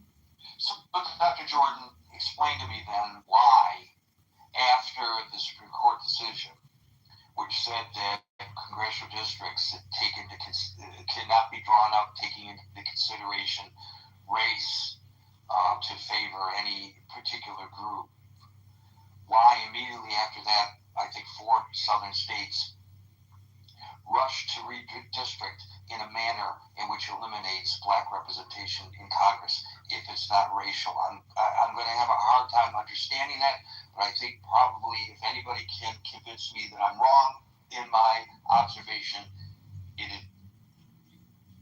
Well, I don't want to expose my naivete. I'm just simply speaking from a larger, not a higher elevation, but from a broader perspective. I think there's a long game in all of this, and the long game to me is always political, whereas racial animus is really personal. And if you're not personalizing it, I don't buy it as being racial. That's a horrible response to reply to you, but that's how I look at it. No causation between the Supreme Court decision and this rush to redistrict in the manner in which they are redistricting. Well, I see racial undertones, but I see the judiciary and the executive branch, whether they're filled by Democrats or Republicans, as being political always, because they're very self-serving, and so they. It's not to say they wouldn't resort to a racial bias in their in terms of tainting their moral compass, but the first thing, the priority to them is always the long game. I don't know if that clarifies any more or not my stance. Thank you, Dr. Jordan, and for your own edification, I didn't give you a thumbs up nor a thumbs down. Steve, followed by Andrea. Hey, Gary. Can you hear me? Yeah. Oh, okay. Well, Gary, let me ask you this. If a population, as a population, is voting 89 to 92% for one political party, does that mean that by the nature of the population that if you try and dilute that voting base, it makes you racist? In 2020, I just looked it up. You want me to answer that, or you want me? I can wait. Well, let me just put the caveat. In 2020, I just looked it up. 87 to 92% of the black population voted for Joe Biden. Now, if you're trying to gain seats in Congress and you have a voting bloc that's voting that way, and you try and dilute that voting bloc, do you immediately go to racism, or do you go to the obvious, which is this is the Democratic stronghold of voters? Okay, so the thing is, the initial redistricting effort, the opening salvo occurred in Texas. Okay. I don't believe was racially motivated. It was politically motivated. If it's racial, the racial colors are blue and red. Those are the colors in Texas. However, the subsequent southern state redistricting attempts in Tennessee, Louisiana, Alabama, that occurred immediately after the Supreme Court decision, and in which the redistricting proposals were mapped out in a manner which coincidentally or deliberately eliminates black representation by combining districts that are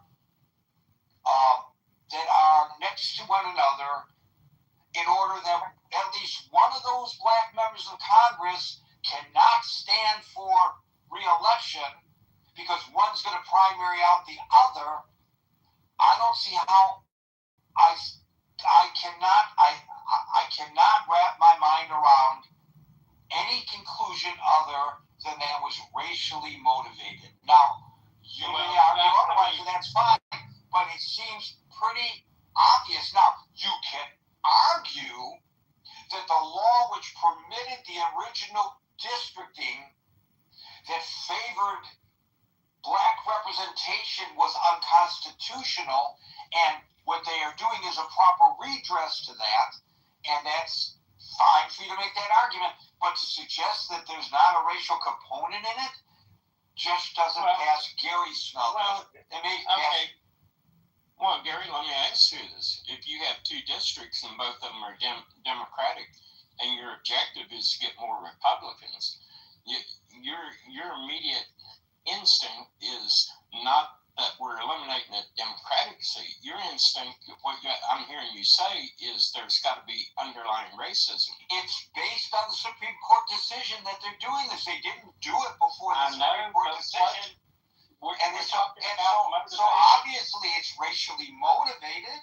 It may be to redress a law that was racially disadvantageous to you or me because of our skin color, but it 100% is racially motivated. And if you can't see that, I don't know what more I can say about it. But you asked. Well, let me ask you this: before this latest round of Texas, California, Virginia, Tennessee, all these states started doing this redistricting. In New England, it's generally considered that New England has population based to 40 to 45% Republican. You know how many congressmen from New England, that conglomerate of states, are Republican? That has nothing to do with the discussion in hand. It absolutely has something to do. Is there an attempt to redistrict the New England talking about based on racial? Is there an attempt to take advantage of the Supreme Court decision and redistrict any state in New England? Yes or no? Can you name one? Why would you redistrict when you already have what you want? Why would you do it? Then what's your point? My point is that these are motivated by political power. If you have two black districts and you got inside those black districts Democrats, and you redistrict where you eliminate one Democrat and you could possibly... And why didn't they try to redistrict based on the rules that existed before the Supreme Court ruling? They were redistricting based... Wait.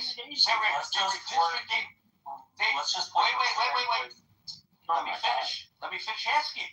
I'm going to let you answer. I always let you answer.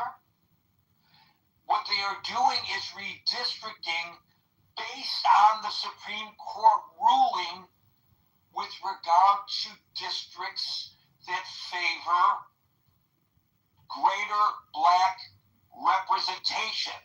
So they are redressing what they feel is an unfair advantage to black representation. They are addressing that specifically. They're not addressing. They're not addressing. Okay. Now hold on. Hold on. I haven't finished saying it. Well, I think you've said enough about it. Okay. Well, I'll let you moderate. Go ahead.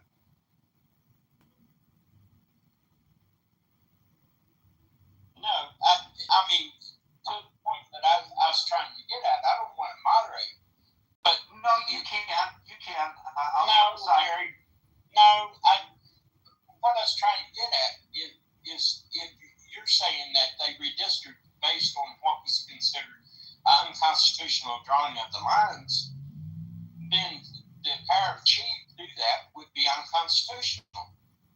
But you cannot argue that it's not based on race because of the decision of the Supreme Court was based on race.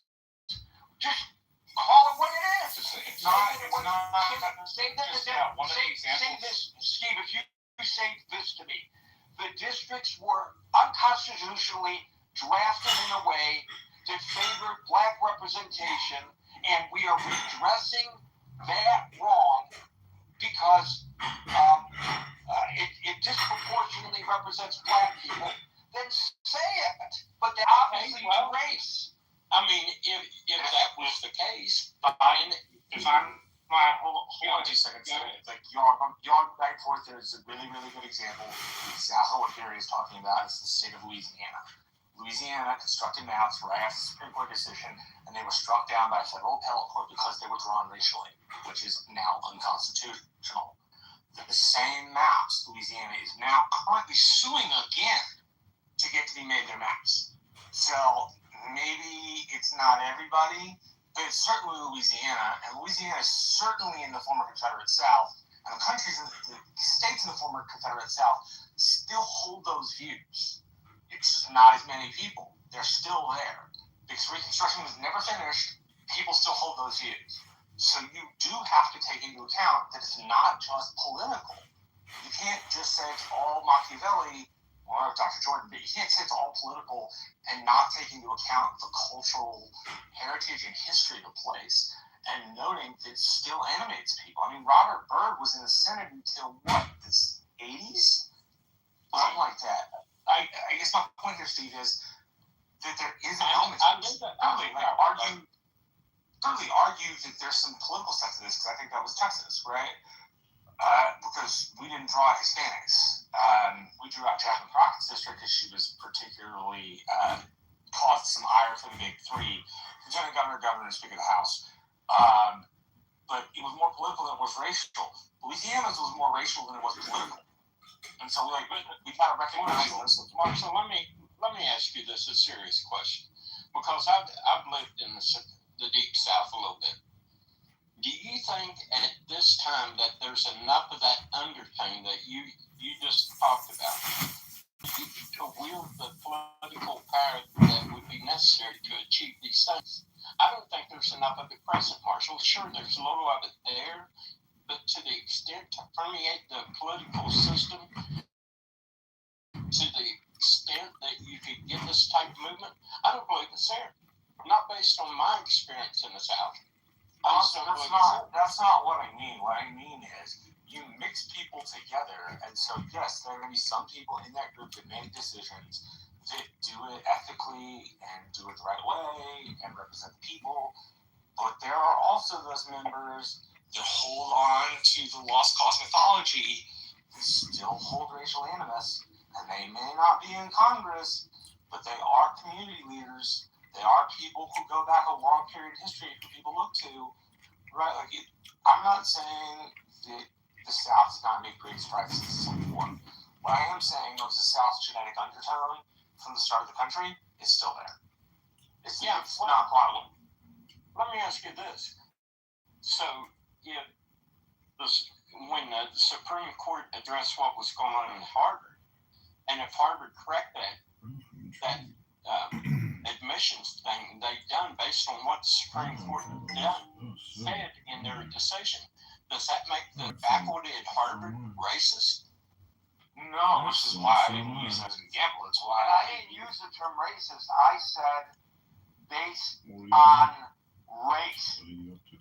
Yeah, but then you use the term racist, which may very well apply. But to say that if you're taking advantage, and I'm not saying taking advantage in a negative sense, if you're taking advantage of a Supreme Court decision that is a decision that was about congressional districts defined based on race, and now you're changing it, obviously there is a racial component to it, because what else could it be? The Supreme Court acknowledges that those districts were drawn up based on race. Now they are redistricting, not based on race, but they're using that Supreme Court decision. I don't understand Dobbs protests too much, I think, on this. Well, am I hearing this correctly, that the original drawing of the map was the correct way that should have been done in your mind? I didn't say that, but if you ask me, that's not what I just said. That's not the argument that I'm making, but I'd be happy to make that argument. But that's not what I'm discussing. What I'm saying is, obviously, the decision to redistrict based on the Supreme Court ruling, which was based on race, is therefore based on race. And I don't know why you're protesting. Why don't you embrace it? If you think that those original districts were wrongly established based on race, then say it.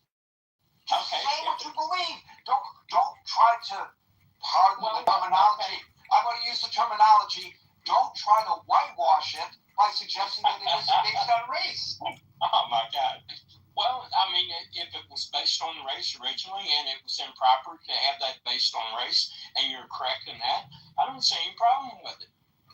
And here's another thing.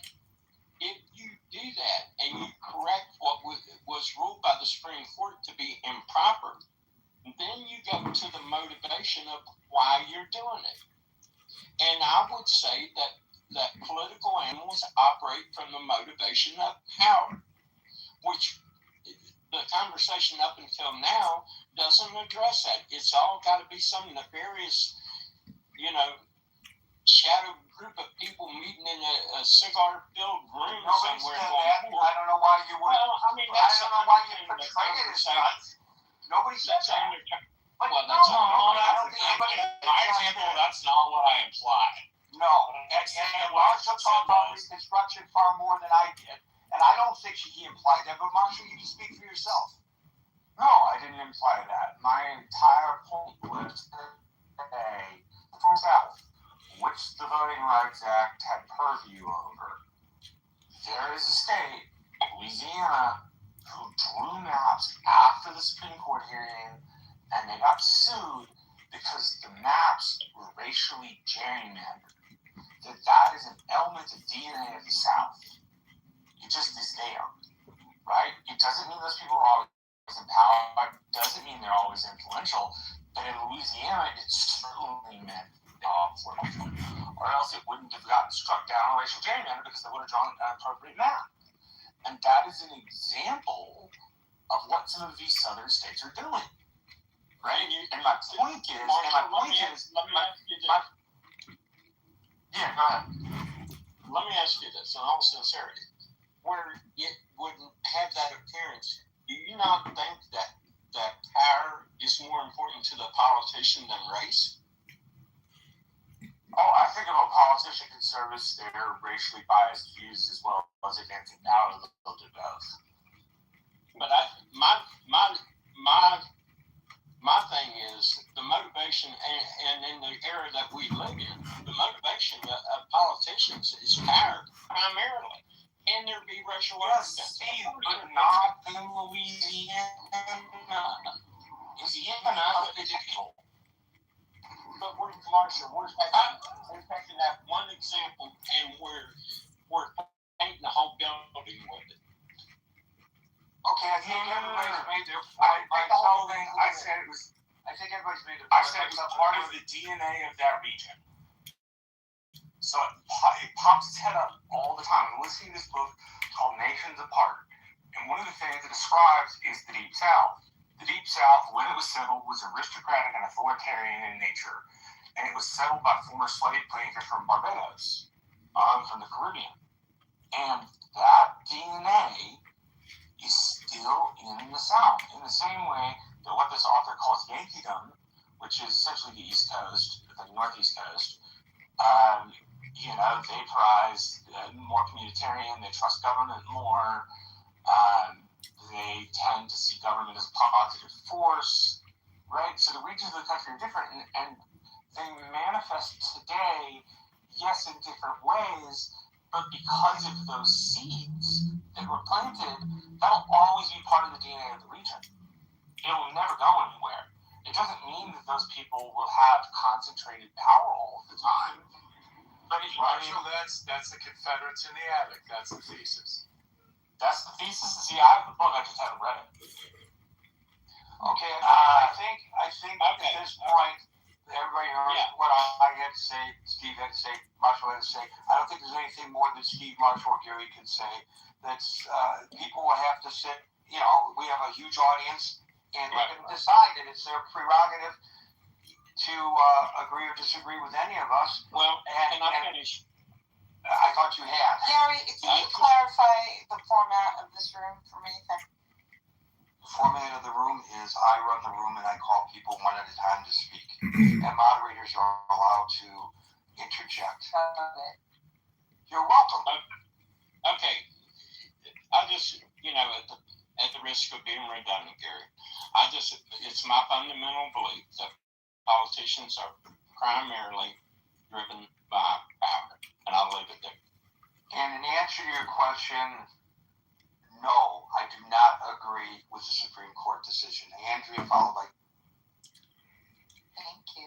I also don't agree with the Supreme Court decision. I do think the recent gerrymandering in Tennessee in particular was based on race. I think you cannot, as Marshall or several others mentioned, I don't think you can separate this from some of the history in the region, though unlike Marshall, I do think regions might change over time because if we remember, Marshall, there were the Southern Dixiecrats that I believe were part of, the Jim Crow era, who were Democrats.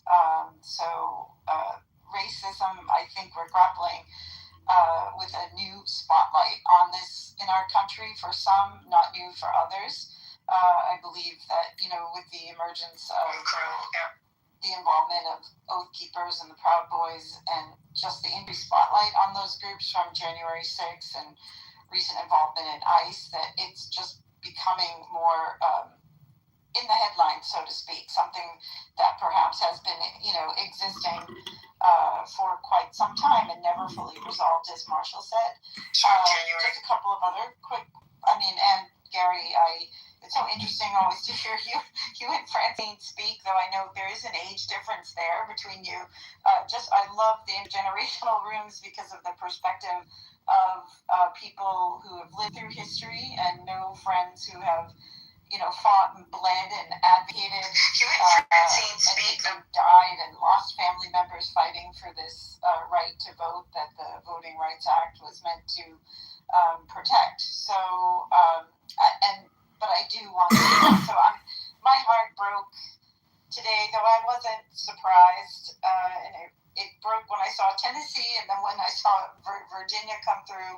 And I would say that I want to zoom out because rather than get into the nuts and bolts on the redistricting, which Marshall can do any day better than me, we are looking at this in a time where Trump currently is extremely unpopular in the country, though he retains a certain commitment from a segment of his base and perhaps is gaining ground in places like, Indiana, or where he just won several seats. But, there's a reaction to the fact that the Democrats have flipped 30 seats in special elections. And I do actually agree with Steve about a main motivation from many politicians being power, and then obviously I think it's possible for any single one of them to be racist as well. But I actually tend to agree with Steve that things are more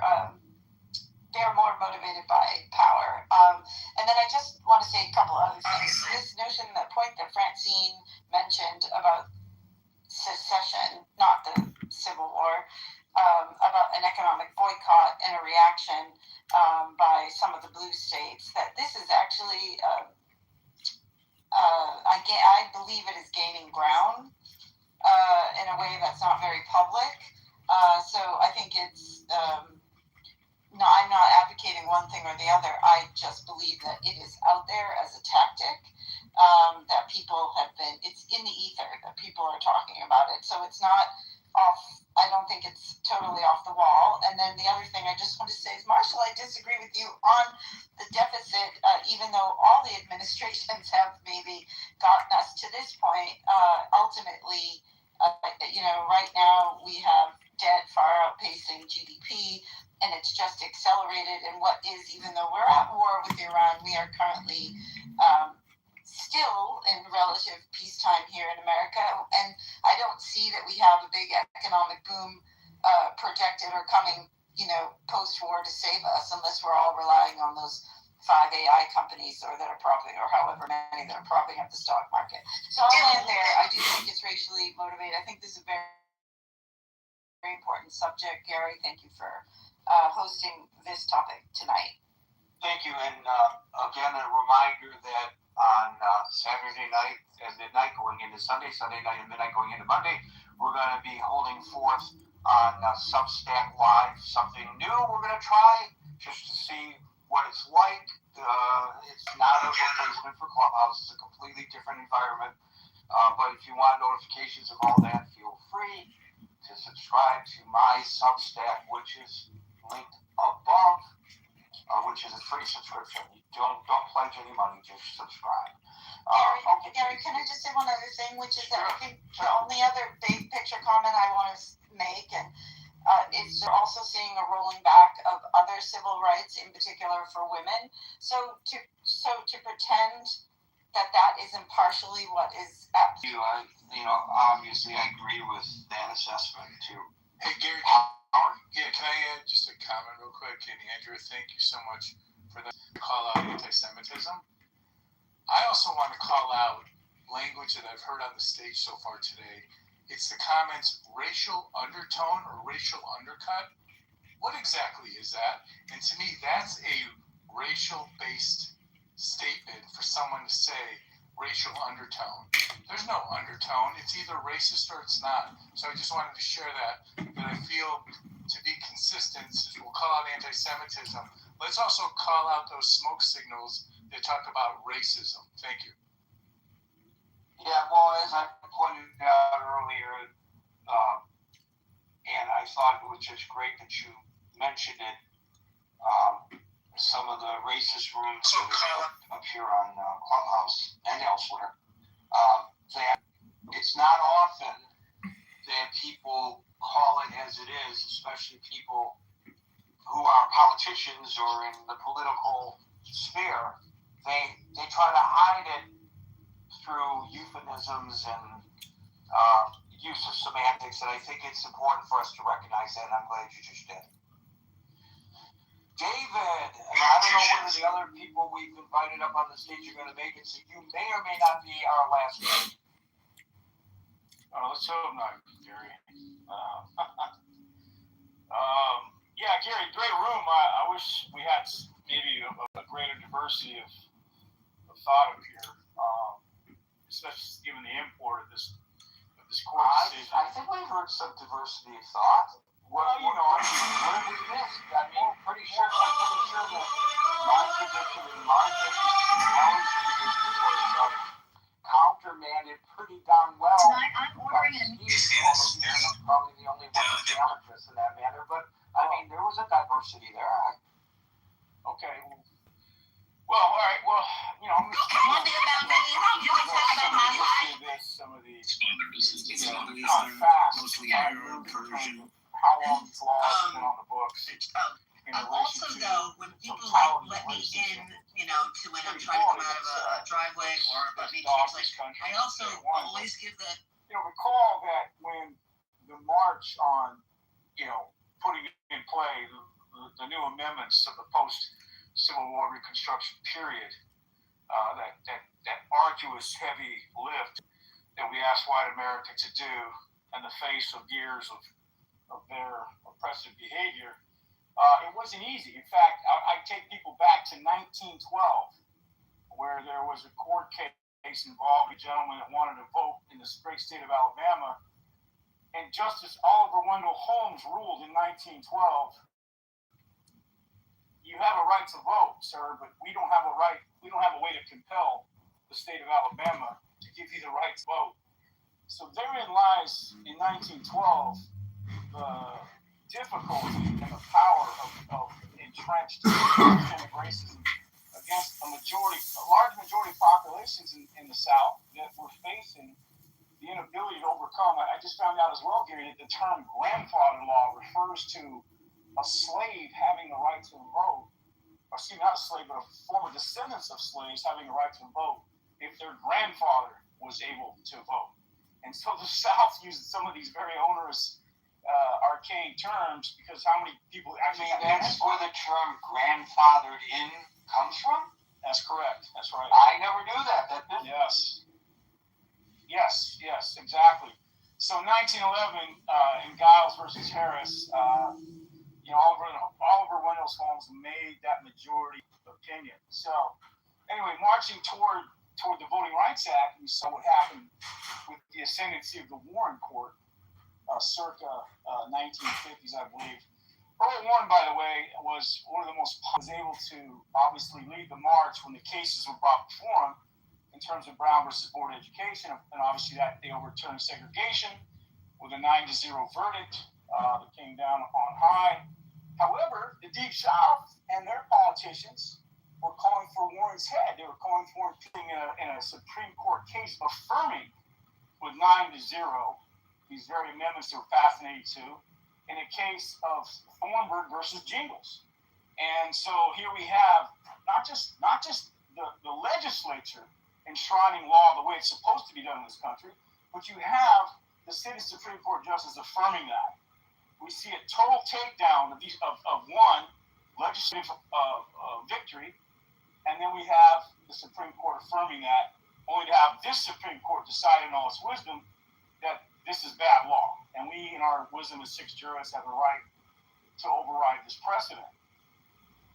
So that's very important. It also is important to note that in 2013, when then the District Attorney Eric Holder fought the Shelby decision with Section 5 of the Voting Rights Act, recall that it was Justice Roberts who said, hey, wait a minute here, we still have the Section 2 provision in play here for you folks to lean on, if and only then you need to do that so it's not completely gutted. So here we have that messaging, that articulation by Dan Roberts in that 2013 decision. And then recall that it was the vaunted legislator, civil rights warrior, John Lewis, who marched in 1965 on the Pettus Bridge, named after the Grand Dragon Wizard of the Ku Klux Klan, Southern leader, who marched Bloody Sunday, 1965, into the mob of guys and cops and cops with badges and batons, and they all got beat up pretty bad trying to march for their right to freedom. And of course, we shot down the John Lewis Rights Act, could not get the votes, trying to re-enshrine those things that were lost in 2013 by the Supreme Court decision. So, Gary, what this could potentially portend is the emergence of politicians in the Deep South who don't necessarily want equality in this country. Recall that in the Great Pelican State, it was David Duke who almost won a governorship, Grand Wizard, I believe it was circa 1991-92, and were it not for the massive groundswell of voting by the black community in that great state, we might have had a Grand Wizard leading one of our 50 states in this country. And so does these decisions open up the floodgates for these types of politicians to emerge, not being able to check their racism at the door because the black voters won't have any power to keep those guys out of office? So I think that ultimately is a potentiality with these decisions that does not advance the democratic and racial principles of this country. And I'd like to just end on, I really appreciate Dr. Francine's comments as one who lives in a blue state. Although I like her comments in theory, I don't like them as far as being able to execute it. But I think there's some room to maneuver on some of those ideas, because here's the thing, Gary, if you can have these kind of laws by 6 jurists, not laws, but decisions that are essentially laws, because when they say something, it has to be supported. And then as the minority populations of this country begin to expand, where does that leave us if this is not done? If it's a colorblind society, Gary, then the arguments that Steve makes and all those other persons on the stage, maybe they're few and far between, then we don't have anything to worry about. But this is not a colorblind society, and that's my issue with that. And I'll land there. Thank you, David. Les, followed by Chin.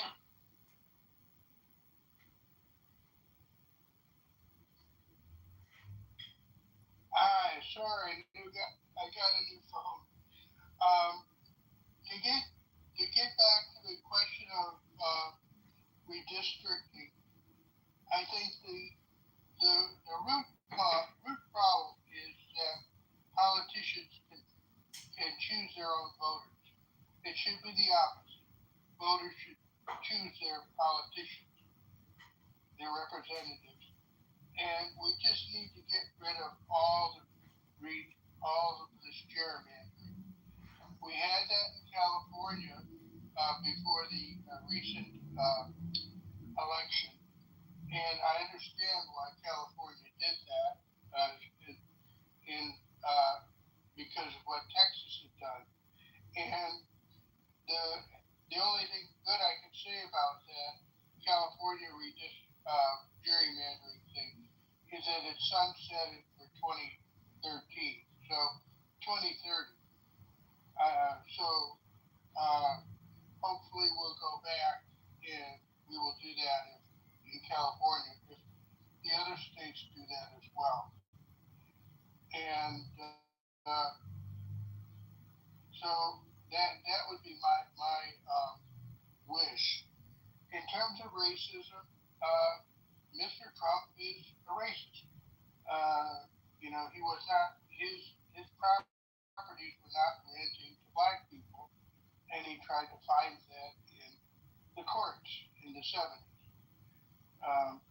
And in terms of racism, we did make progress in the 60s. The big thing was the Voting Rights Act, because we had people like Strom Thurmond that was a racist and was, voting against, of course, black interests. But then South Carolina had a huge black population, and after 1970, he had to cater to the black population or not treat them with as much disdain as he had been doing before. And so I think that things aren't perfect, but I can tell you things are much better.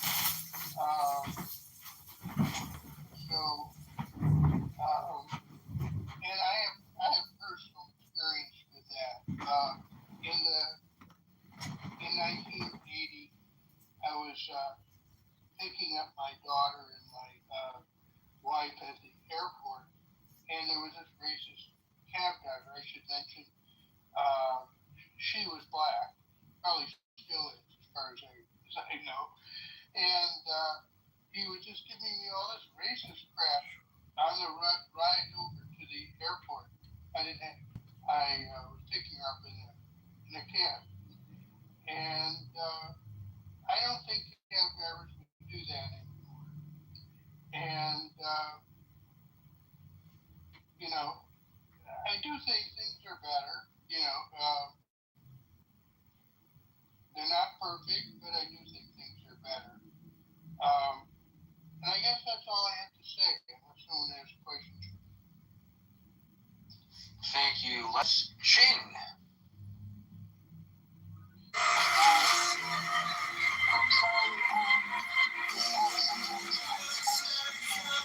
Button without knowing it, and thank you for having me. And I'm going to pass this.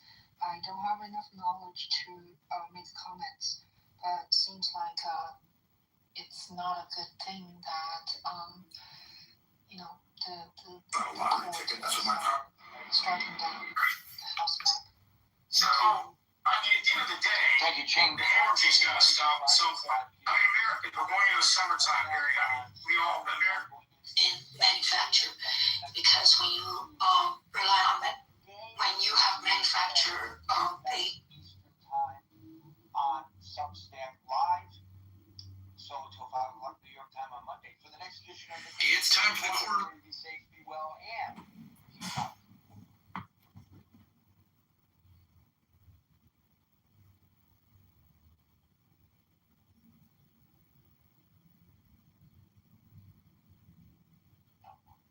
To 64 was 11, and 65 plus was 6%.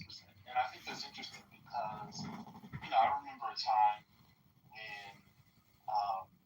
when we were talking about sort of the lone. Broken Pentagon bureaucracy was doing the same thing for decades.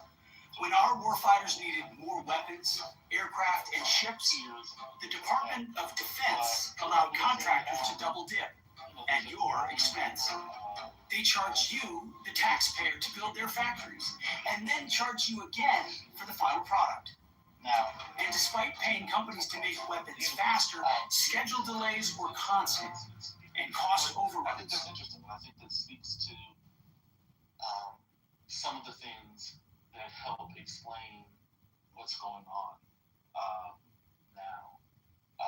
I'll just say that, religious belief is funny because there's a way that we talk about religion as, in sort of the formal way, and that's appropriate, right, for this conversation.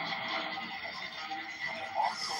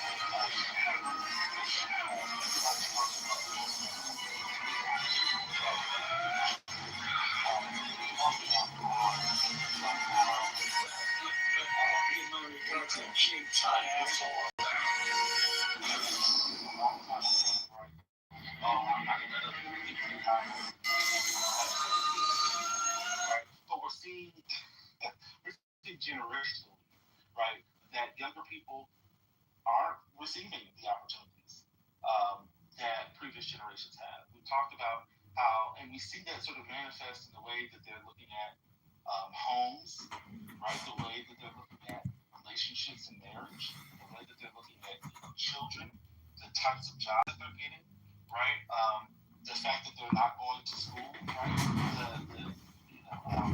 or going, higher education, right, they're dropping out of the workplace at rapid rates. There's a lot of things that people hold on to that is not about the big man upstairs, but those beliefs are not transferring over to younger people. Younger people are not constructing the world in similar ways. And in moments of crisis, in moments of disruption, over and over, right? The cycles of economic disruption that we continue to have over and over and over, right?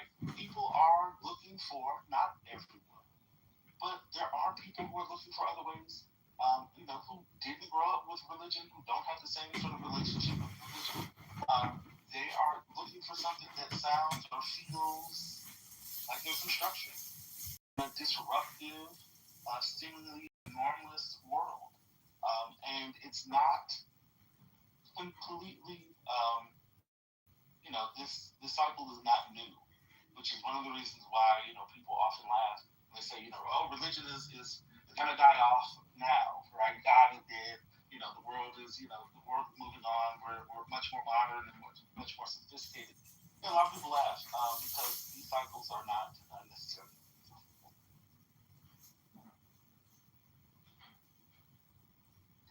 I just want to mention one thing, brother. Mel had put in the chat earlier, like a long time ago. I don't know if you saw it, but it was an actual article from the Washington Post on the decline in male jobs more recently.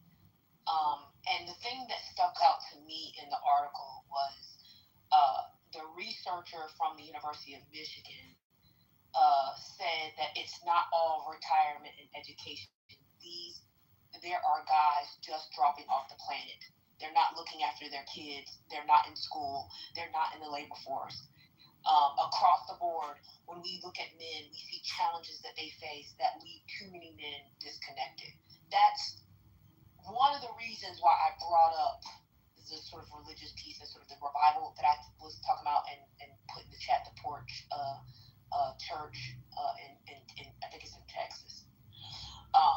Because that quote from Betsy Stevenson, who was a professor of economics at the University of Michigan, made me think that's what I was seeing in the eyes when I went to the revival several months ago now. I went to this revival, and I'm calling it revival. It was a 3-night little service, but it scared me so bad I didn't go back after the first night. But it reminded me of the look I saw in those young men, the young men's eyes. But I understand this has been happening. In fact, it showed the trend line from like 2008 and the men in the workforce up until the present. And it does speak to some of the things you were saying, but that quote really, really stuck out to me because of the way in which I, kind of saw the sort of those young men at the revival a few months ago. Yeah, no, I agree with that, and I apologize. I wasn't. I was reading the article as you all were talking, and so I didn't mean to sort of speak against that article. I actually agree. I was sort of trying to talk about some of the other things that I've heard in the conversation, but I agree with it. I mean, I know I'm not trying to start a gender war or anything like that, but like we have talked about on this app, we've heard in other rooms, the conversations around sort of gender and people's, sort of the constructed quote unquote roles around gender and expectations and all those things. And at some point, those are right. Gender is an organized principle, right? And Brother Nikki, can you expound on that? What do you mean? Gender is an organizing principle? So gender, one of the ways that we sort of organize identity, responsibility, norms, right? Sort of the expectations about what we expect from certain people, right? How we socialize kids is around gender. Like there are certain expectations, and I'm not saying every single individual down to a T has this, but we can generally talk about sort of all of us, even if we don't sort of ascribe to them, what are quote unquote and I'm using air quotes. I'm just gonna say it, and I'll just deal with it. But we generally have an understanding of what society understands as a man, a boy, a girl, right? And so those are, when I say sort of gender as an organizing principle, it sort of organizes and constructs the way that we expect others to behave, what sort of assumptions we have placed on ourselves. We have a certain expectation of how people are supposed to talk, behave, look, dress, engage. When we assign them a particular, or we assume a particular gender identity. Okay, thank you. Right? Does that make sense? Yep. And so as such, right, in the same way that women are, often confronted with, marriage, children, the expectations around parenting,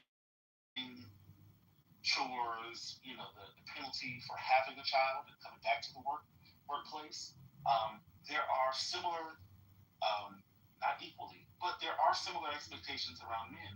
And as individuals, we often take on those identities, right? So one of the issues around toxic masculinity that people talk about are, one of the reasons why it's toxic or pervasive is because people internalize those. And so what happens when you are not able to fulfill the expectations that your parents have of you, the way that you can socialize, the way that other people expect of you, the way that society constructs what it means to be a heterosexual man? How do you sort of wrestle with those things, right? Now, you can say, well, I don't care about those things. Yeah, okay, fine. At an individual level, there are people who don't conform to those things. But that doesn't mean that everyone does. And it doesn't mean that you are free from every sort of pressure. And so people are being confronted. Young men, boys, are being confronted with realities that men behave in particular ways, but the economic circumstances that are befalling all of us don't necessarily make that that a reality, right? Women have entered the workforce. They've been entering the workforce. They are economically independent of men. In the past, we've done a lot in our society, right, to construct the dependence of women to men, right? Like, that's just a fact. You can read the accounts of all the ways, Charlotte Perkins Gilman, talked about all the ways that that society was set up to construct the dependence of women on men, right? So now that we've moved away from some of those sort of forced ways that women are dependent, what are men to do in a society that still expects them to behold or uphold traditional aspects of masculinity, maleness, malehood, but not have those realities, right? They're not entering. They're not going to college, right? The jobs that they have, because we have a real and true gender division of labor. What happens when male work leaves the society, right? Starts dwindling, right? What happens when I was just reading another article that talked about all the sort of ways, so you got declining health, disability, you have a skill mismatch and educational gaps, you have technological disruption and automation, stagnant wages and low status, right? Like the ways that we have formed the jobs that have been successful for men with the declining, I'm all over the place. We have a diminishing and dwindling middle class, right? What does that mean for the jobs that have traditionally been a part of that middle class, lifestyle, right? All of these things sort of are connected, right? But we don't have, as a society, we still have the expectations, right, on men and women to perform tasks that go far beyond the realities that we live in right now, right? And so we have disruption. We have men who are finding ways to deal with their realities, right? And I'm not excusing people's violent and aggressive and antagonistic behaviors. I'm just trying to give a larger context, right? This is, and so what I mean by this has happened before, and I'll end here and I'll shut up and I will not speak for a few hours. But this is consistent with, I'll just say this is sort of traditional sociology. Traditional sociology has talked about sort of the rapid increase or the shifts, right, in sort of the norms, values, and expectations, and then the larger sort of societal changes that are taking place. And when one moves faster than the other, you have disruption. It's called, Durkheim talked about normlessness. Merton talked about, anomie, right, the strain between what individuals are facing and what their, what the expectations are, and the realization that they can't meet those expectations that society has for them for whatever reason. All right, I'm done. Sorry. Oh, we was waiting for Vapor. We was waiting for the Vapor drop. Yes. You done ran through the whole thing.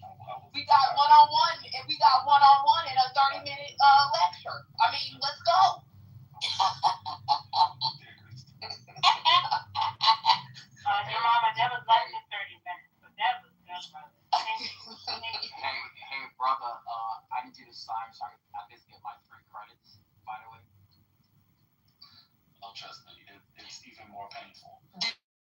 This is the largest intro to sociology on all of the internet, in all of the world, in fact.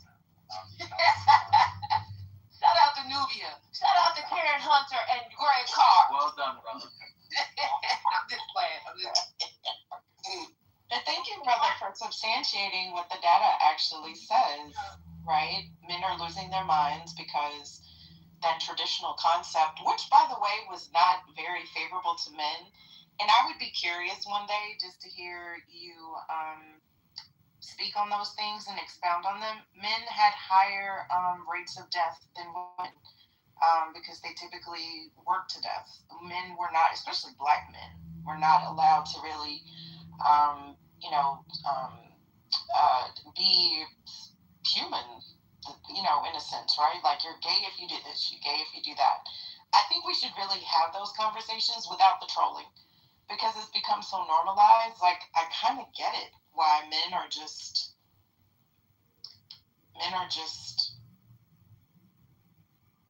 I don't know. It's just, yeah. I think that this is a great opportunity for men to redefine themselves, to be perfectly honest. The old views, and I'm not kicking up for men, I'm just merely looking at the data, but y'all didn't have it so well like before with that idea of the patriarchy, right? Like, it didn't really work out for y'all. You just kind of worked and then you died. Like, I'm just saying. Can I be heard? Can you guys hear me? We can hear you. Brother, the part about,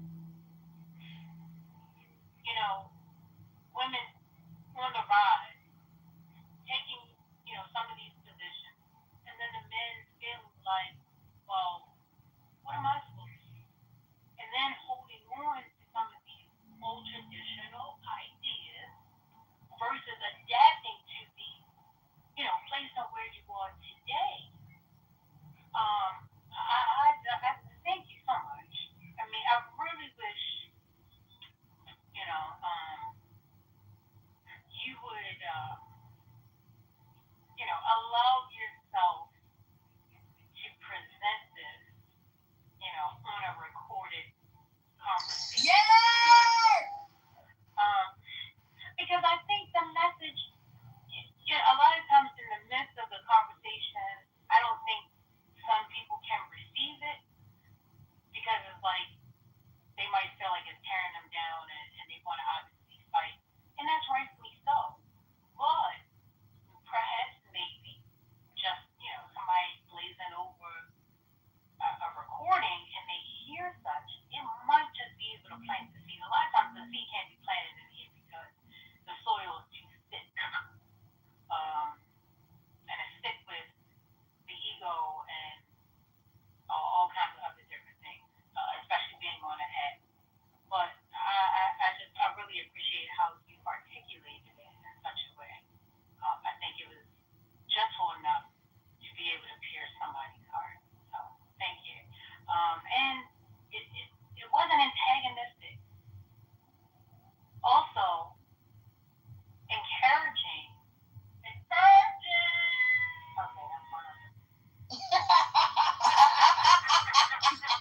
I love whoever that was. It's my child. That was so sweet.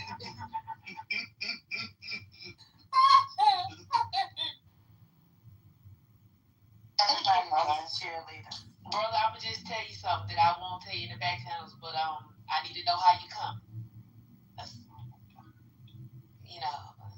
We holding each other accountable. I think that would be fascinating just to present the data, because I hate the conjecture, right? I just love looking at the data. Like, I think that men have a right to be upset in this regard, right? Like you said, when things change too quickly, it can cause severe disruptions.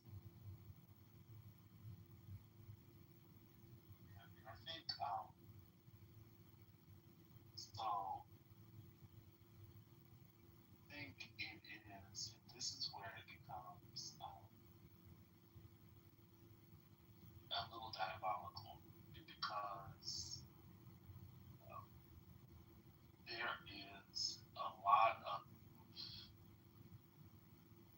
there are a lot of voices that are sort of reinforcing that everything is fine, and that it is that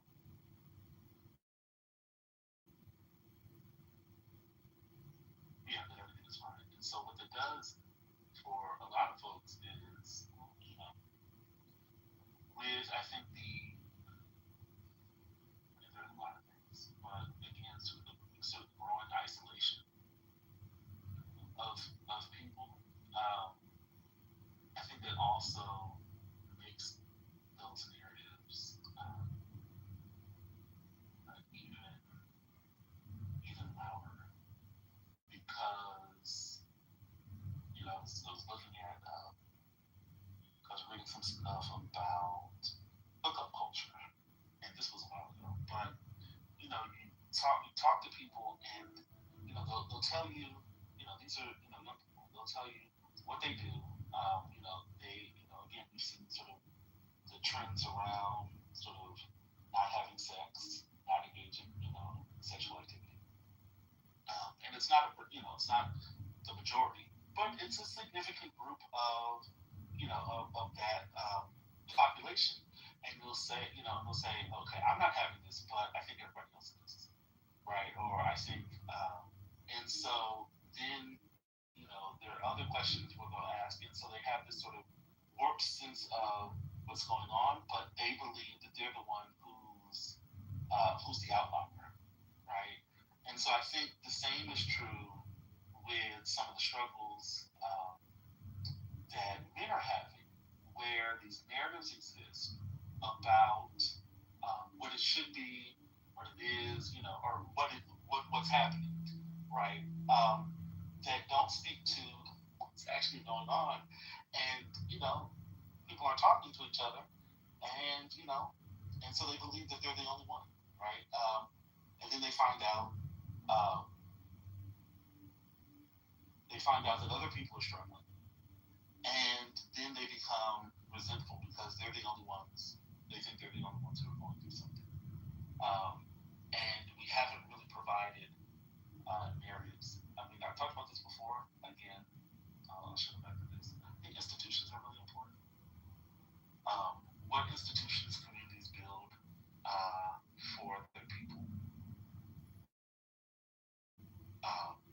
Like, these narratives don't just change on their own, and the issues that people are dealing with, if they feel isolated, they will make their own needs.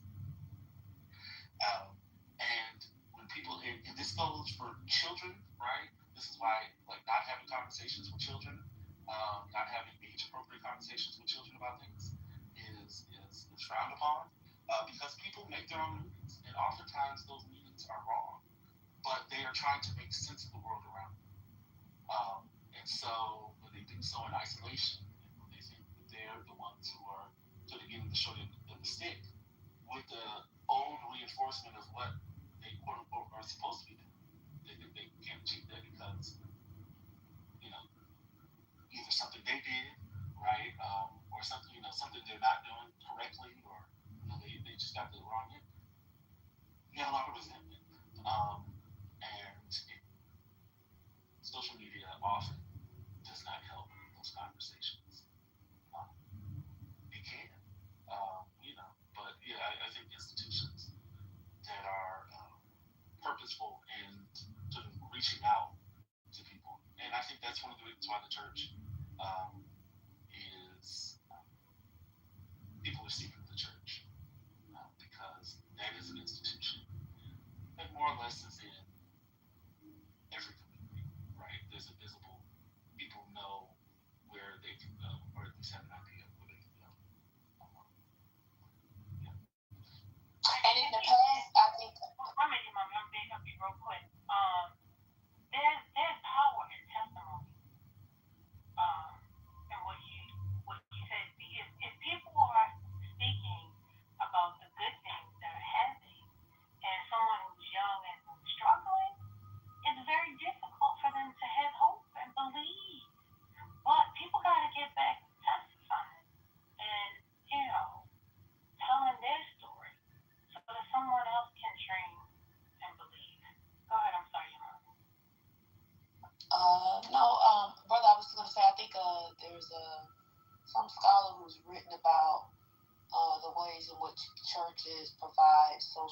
structures, or sort of what the politicians might call wraparound services for communities. We waiting for I wish we could bring him on the app. That's what I wish we could do. Brother Missy, remember when I was arguing with a certain your favorite atheist, and they kept saying the way that we save the black community is we get everybody to be an atheist, and I was trying to tell them, you think that would be the answer, but these niggas that don't go to black church are worse.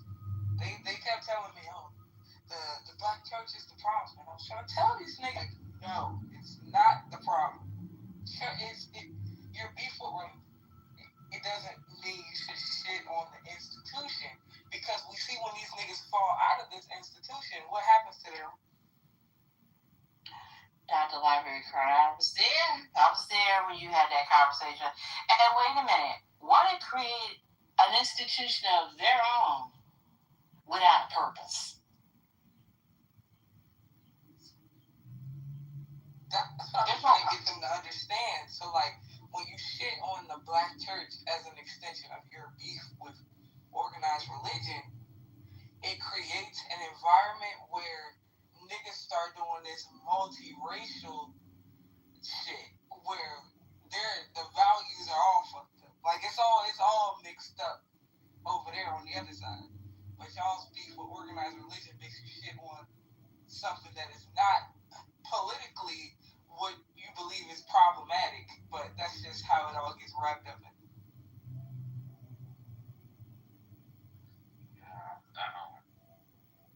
That's good to know. I'm not even going to get into the black church in this space. I know you don't know nothing about that. It's a rough topic. I mean, I'll just say that having spaces to gather in person are important. Not saying social media, social connection, like any form of social connection can be positive in the sense that it can help with emotional well-being, sort of the feelings of isolation. But also, I mean, I've said this in other spaces. One of the things about the churches, and religious institutions is that it also allows for people to gain a sense of cohesion, collectiveness, shared understanding. I mean, not everybody in the church historically has believed in everything that the church espouses. Not every member, not every person who's been in the church is a Christian, right? Especially in the black church, right? But it has been a space where people have developed language, have developed a sense of connection, and those things are important. They just are, and it could be maybe another space, but religion as a sort of a cohesive unit has been useful and valuable outside of the black religious tradition. Like, religious belief has been sort of another organizing sort of unit that people have used throughout history. And it's been a valuable space, right? Like the black church isn't unique in that aspect. We just, talk about it because it created, in more modern times, a culture and a group of people. It helped shape it. It didn't do it, exclusively by itself. But it helped shape sort of a culture and create a culture of people in a more modern time that did not exist before. And so we just have a lot of historical, tracking of this sort of modern phenomenon. But yeah, it's important. Institutions are important. And so again, And I think that's a consistent thing that we talked about in other days in this room, right? Going back to the importance of institutions, valuing the role of institutions in American life and society. It's kind of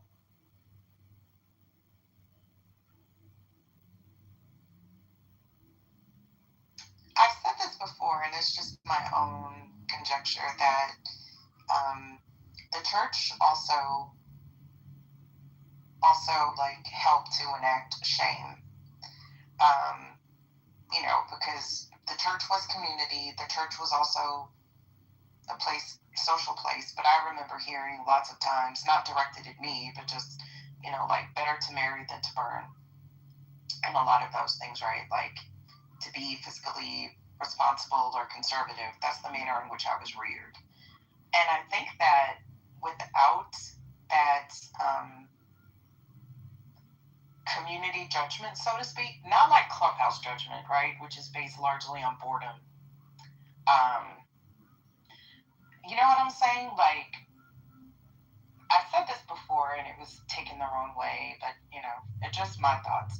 I think that like when we as a society kind of moved away from that it kind of took away shame, right? Because you can be anonymous and be a fool, but when we were all more so in community by proximity, you really didn't have that option. And I think that has also made a lot of changes. So I do agree with what Dr. Library Carr put in the chat, that church has hurt a lot of people. But I just remember there just being more of community accountability, if that makes sense, for both genders, the expectations, the desired outcomes. Also, personally, like, we don't have to get into more like social structures of it, just a personal accountability to. That's why I be getting on the niggas that claim to be Christian in here and they don't go to church, because they're afraid to be held accountable or to be disciplined, to follow a hierarchical structure within the community, or to do what you said you was gonna do and show up. They scared. So yeah, I would agree. Or more like what I see sometimes is more like an entitlement, right? Like, you're not gonna tell me what to do, that kind of thing. Because there's also like a submission in that regard, right? I don't mean I agree with you, but that's what I was saying. Separating it from gender, there is a sort of submission to the structure, to the leadership that these niggas don't have, because they don't go. They do it in their bedroom, so they don't have to submit to nothing but the computer, mouse, and the Dorito. That's a nasty word. I was gonna say Cheetos because that's messier. But hot Cheetos is hot Cheetos. The Doritos are good because the breath is stinking. Or Takis, they love them goddamn Takis. You know what? I mean, y'all. I mean, I'm thankful that y'all got yourselves together, because y'all was going crazy. But I just want to say something that I didn't say earlier, and I'm thankful that Brother Messi, stopped his trolling. He put down the sword of trolling to give us an opening into his brilliance, and I'm grateful, and we're better for it. That's number one. Number two, this is why I often come here, and y'all think I'm playing, but I'm dead ass. Black men need order. They want to be the head, but don't want to lead. They gotta get it together. They really do. I mean, there's a thing so y'all hear me talk about this stuff sometimes as well, which is this idea of ordos amoris, order of love. Y'all gotta get it together. Can you say that louder for the people in the back? I'm done speaking, Sherry. I know y'all trying to tempt me into a gender war. No. We actually want you to just stay on mute. We've been having a wonderful y'all are circle. This is what we call a circle been going for hours. We call a. I've been moderating from the goo. They've been going for hours with very fruitful conversations. It was great. Yeah, because no one. Am I allowed to speak? May I speak, please? No. You gonna try to? No. That's the problem right there. I'm gonna be honest. That's the problem right there. No. We see. This is the thing. You come in. I see what you wrote at. Like, why can't you come in and try to engage in a conversation? That's what I just tried to do. That's what I just tried to do. Add to it and move That's forward. what I just tried to do. No, in the chat you chastise because you don't even know what we say. No, I didn't. Listen. You heard one thing and you trying to take out your belt. Put your belt on. I'm not fighting you today. Put your stomach in your pants and pull your pants up. I'm not going to do it. I love you too much. I'm not doing it. So I will say there is a misunderstanding and a conflation between your pastor, how he interpreted and presented the word, and the church being the body of Christ. That should be distinguished. And you should understand that there are some men who don't know what they're doing, but have the ambition, and I would even say the desire, and they would say that they have the calling, but yet they don't know what they're doing. And then I would say that there are certain denominations at certain time periods that don't know what they're doing. Why? Because the church is just men trying to figure it out, human beings. So we have to try to understand that, the body of Christ is imperfect. I would even say a work in progress. And you got to be able to distinguish between the church and some man's interpretation of the word and presentation of the word. Thank y'all right there. But your mama, and before y'all respond, y'all don't have to, please. I just want to say, your mama, one thing that I feel like I learned from the church when I'm always learning about discipline, there's a certain, because of the hierarchy, and you know what people, even the way that we use like the term elders in the church, you know that people put an amount of work in, whether that's committing to attending services, committing to volunteer in the community, committing to read something weekly or 2 times a week or 3 times a week. That level of commitment, it shows you what you have to do to be esteemed in that same way. And when you were saying there's a lot of people trying to be the head, they're trying to be the head without doing what being the head requires, right? So they don't want to uplift their community. They don't want to reach out and uplift the kids. They don't want to read the Bible. They don't want to be held accountable to doing things that they say they're going to do, but they want to be crowned the head automatically. That's why these niggas need to go back into the church. They think logging on is the same amount of work as people who commit their time and their money.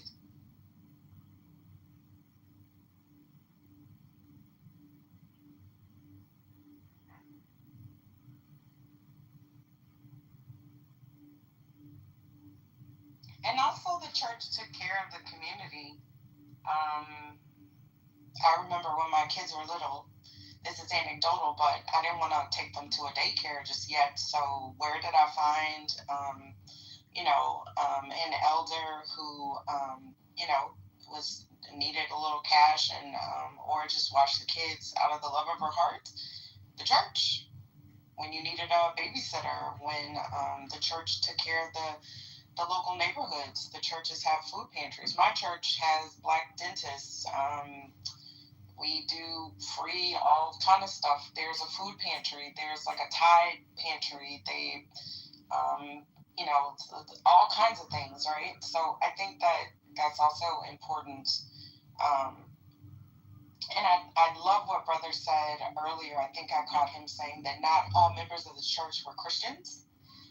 And I think we need to kind of get back to that, right? But anywho.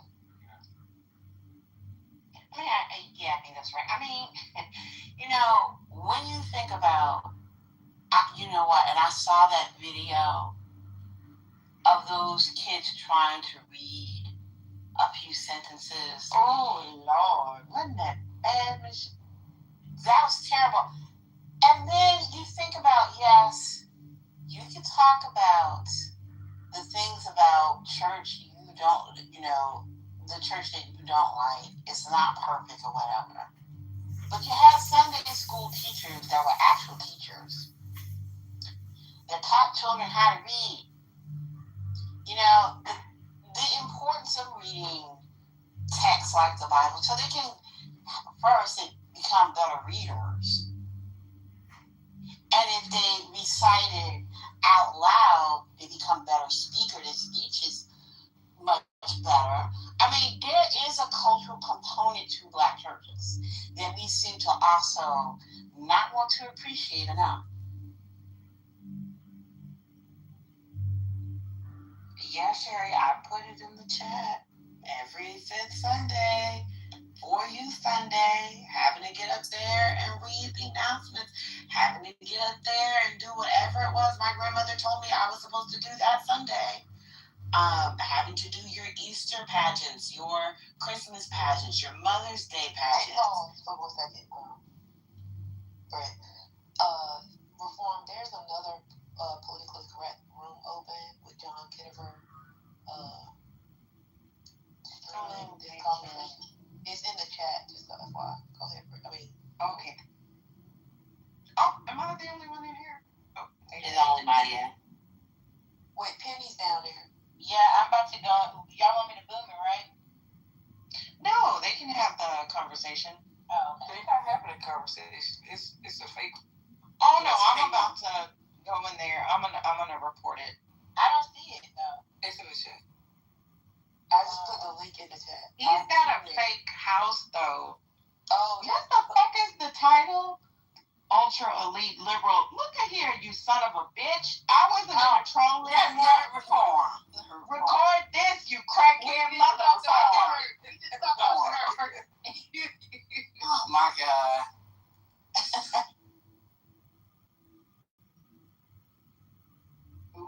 I went in there and I was like, why is he talking? Okay, if he has a whole fake house, y'all please report this house because he has a whole fake house. But y'all please. I thought it was another. I thought he opened a room politically correct. He got a whole fake ass politically correct house. Weirdo. Because he's not a mod. He can't. An admin. But y'all please continue the conversation. Sorry, Brie. I didn't mean to interrupt, but I. Oh no, you're fine, Doctor.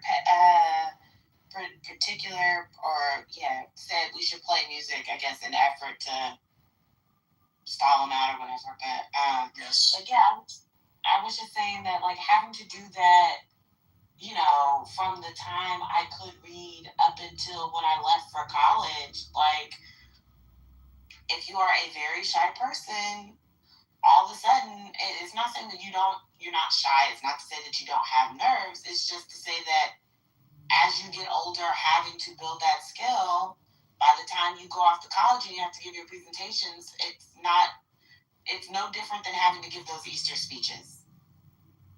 And the things that I had to do in effort to get through an Easter speech, as far as learning where to focus, having to enunciate, having to make sure I, can pronounce the words properly, all of these things, you're able to do it once you get to college. You're able to do it once you matriculate on through life, and you might have to do presentations for things and for people. It's just, there's skills that are taught there.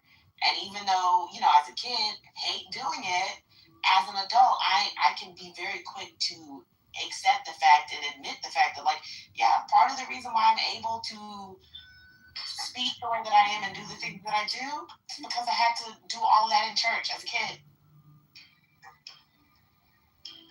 You can keep talking. I'm just playing this song over. Oh, you good? We have a little background.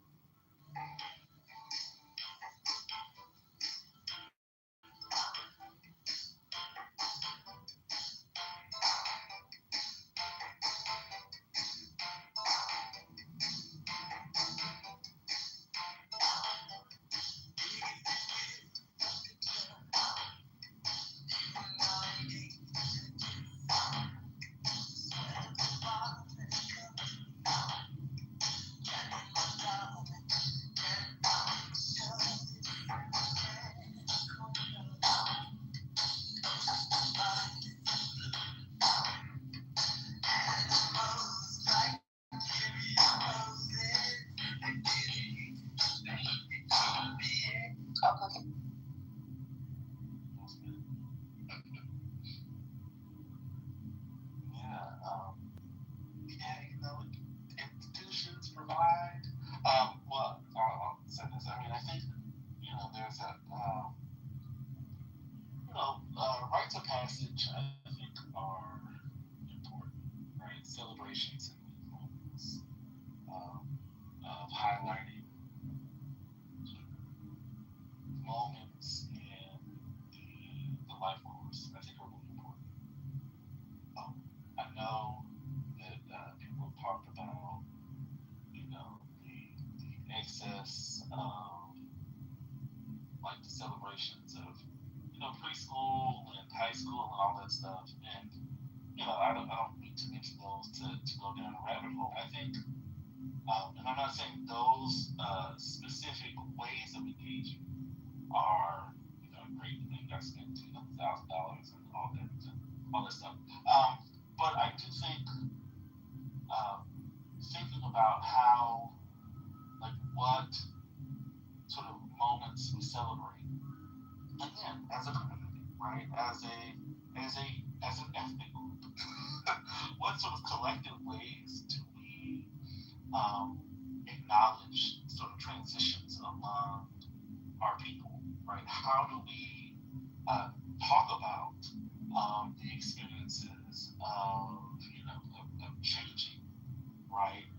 Is it just that we have I'm being a little facetious, but is it just that we have to talk about what to do with the police officers, right? Like, is that that's a consistent narrative that we have. I'm not saying it's not important, but I often don't hear about other ways that we celebrate or we acknowledge or we instill what it means to transition over time, right?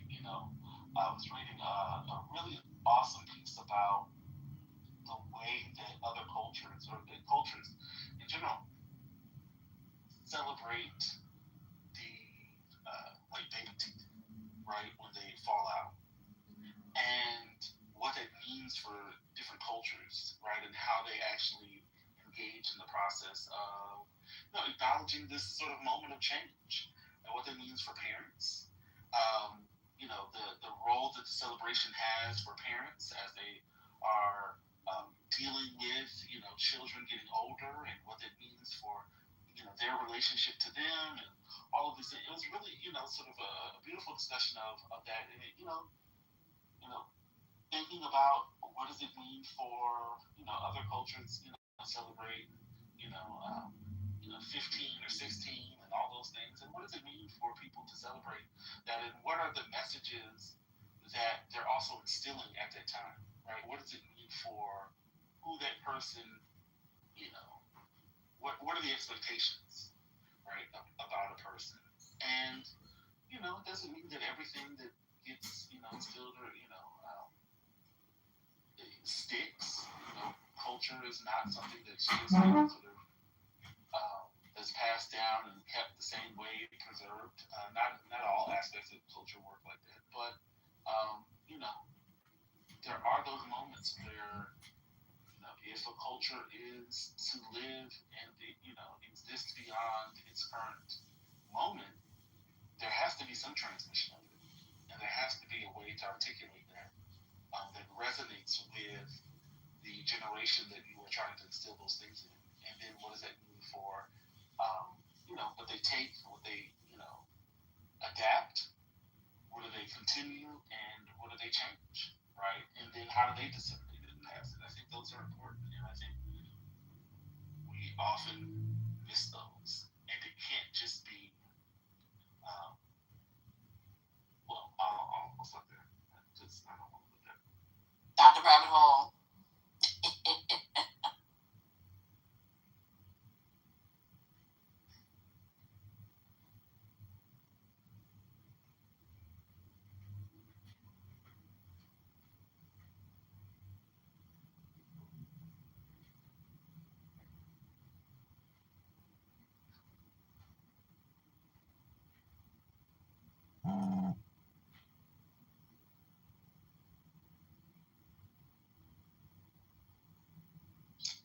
kind of cleared out the bottom because y'all haven't been in another room or no followers. I'm sorry you got booted. Well, I'm apologizing they've already been booted, but I'm determined to figure out. I wonder if it's the Anon, what they're streaming from. But I'm sorry, y'all. It was a really great conversation. How you doing, Mickey? Hello, crackhead. Don't do I'm that, about man. I'm trying to be nice to you, bro. Don't do that. I already messed up my no more trolling, so I might as well be authentic. Which also gives glory and honor to God. I'm going to eat dinner, but y'all have the conversation. And please report that house. I have reported that house like 10 times. Patty should tell them she's going to not have politically correct anymore unless they close that other house down. But y'all are welcome to continue the conversation. Any conversation.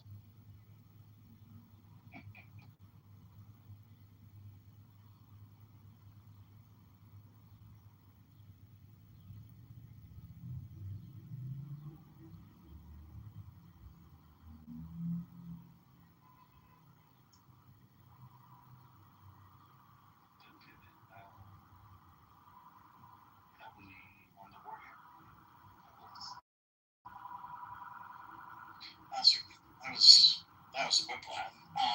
Thank you for the just for opening my mind a little bit today. I appreciate it, and everybody who contributed. It's really great to listen to.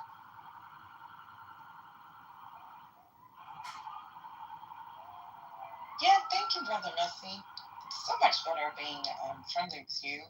Remember the rooms that James used to do, y'all? Didn't he also do like sociology, psychology kind of thing? I was actually thinking about James because you said you. Yeah. Where is he at? I don't know. He's been gone for a minute, but I always appreciated those rooms. Plus, he was funny as hell. Oh, he's working. He's getting work done. Oh, well, congratulations to him.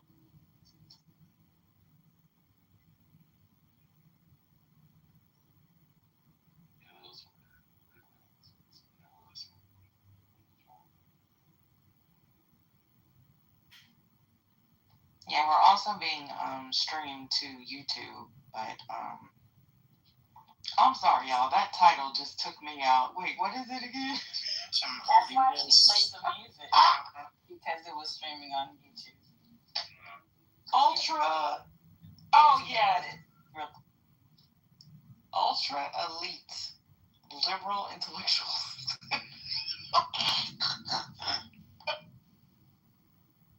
Thank you, I guess.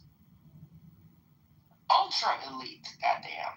And when I went in there, Sherry was talking, and I was confused.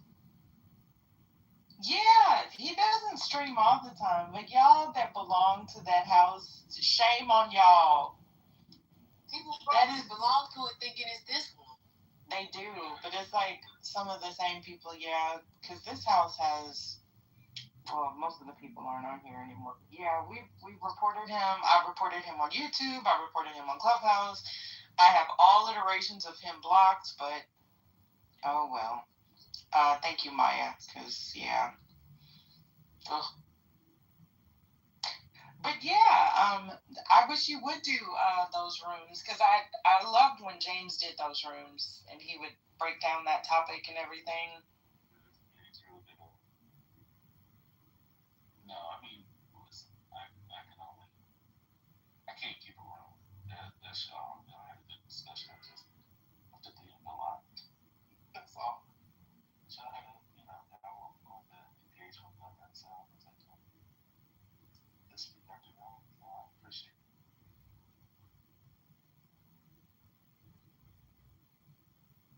Oh no, F. I think Manfinity irritated First Lady so bad he's gonna be blocked for at least a good month or two.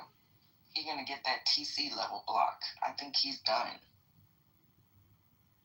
I just want to understand what the purpose is, but I don't want to also feel a conversation that will center people being weird. It's Very interesting. Different. What was that, Penny? As I was saying, I just don't understand what the motivation is. It's weird. You know, as Black people, we are never alone. Not even on Clubhouse. At least he called us ultra elite liberal intellectuals.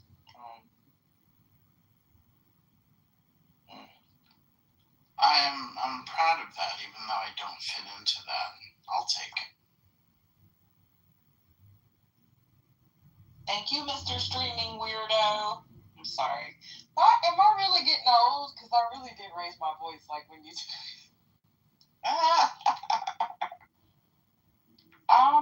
We are not the only group that he streams.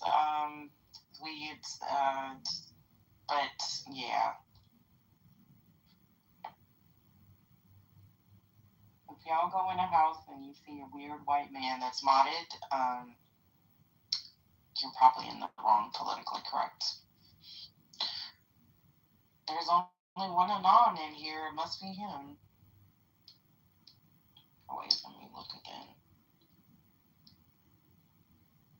Yeah. Now, if every mod blocked that person, they wouldn't be able to be anonymous in there. Is that correct or no? No, you can be anonymous even if you're blocked. I mean, you know what? I don't know. I think it just, I think he did do a loser room one time, Corey. I think because when you're anonymous, because I do that, like if I go on the dark side or something, I'll go anonymous. Did y'all see they had all of that mess? The other couple, anyway, Penny said when you talk about it, they come in here, so I ain't saying nothing. You can't chat or react to anything because it's you're anonymous. You know, you can't even a comment. So maybe overall. Your mama, may I speak now? Mm-hmm. I mean, the same mama. Is that a yes or no? It ain't my room. Look, I can't help. So I can't speak no more. I still can't speak. Would you inform me when I am allowed to speak? Just speak. She's playing the music for the streaming. Just speak. I'm waiting for an official notification from your mama that I'm allowed to speak. Thank you, mama. Now. Speak, please. Thank you. Can you send a notification to him when he goes to the goo? Don't do that. Why are you being so difficult?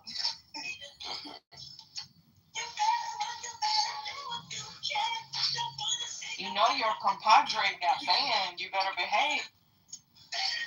Wait, who got banned?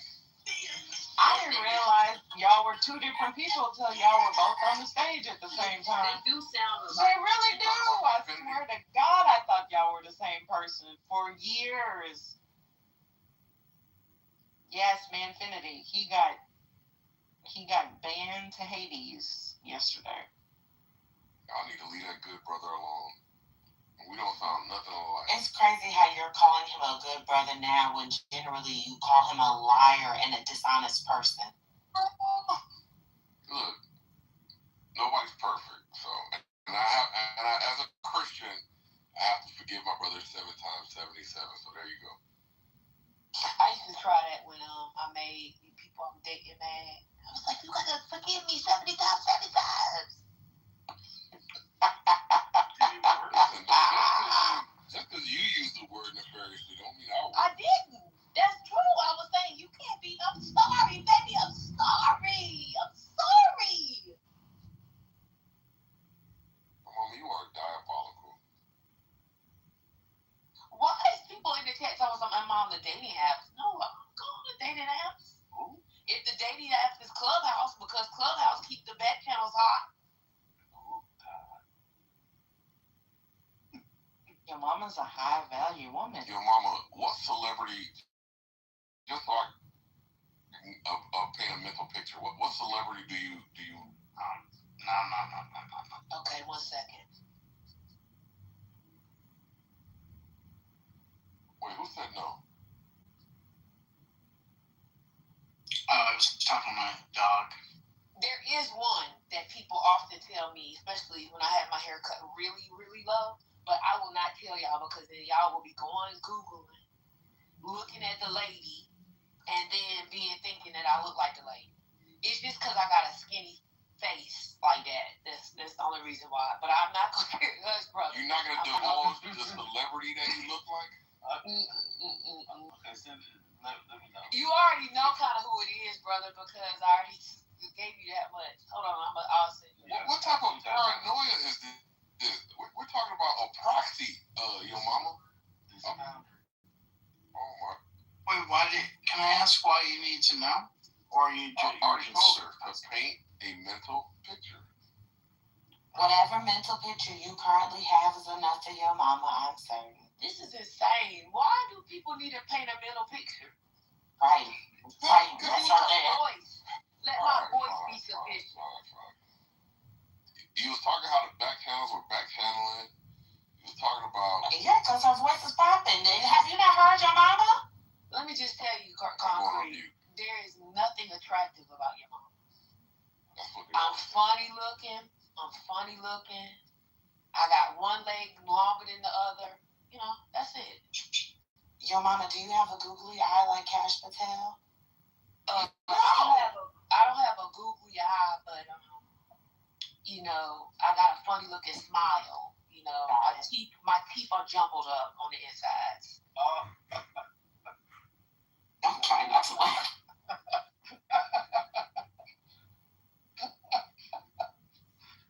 Somebody tried to call me asking for a mental picture creepy. Is that creepy to say? Why people try so hard to be weird? Somebody said I was fat and worked at Walmart. I mean, I did used to. Why do people keep saying I'm fat? Do I sound fat? Hey, maybe let me go eat some almonds. 1 second. Y'all gonna turn your mama into an almond mom. This is crazy.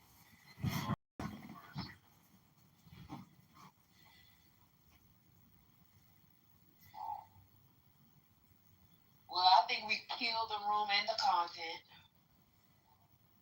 Well, I mean, the goon's still heavy, which to me is indicative of the room not being dead, just the stage is dead.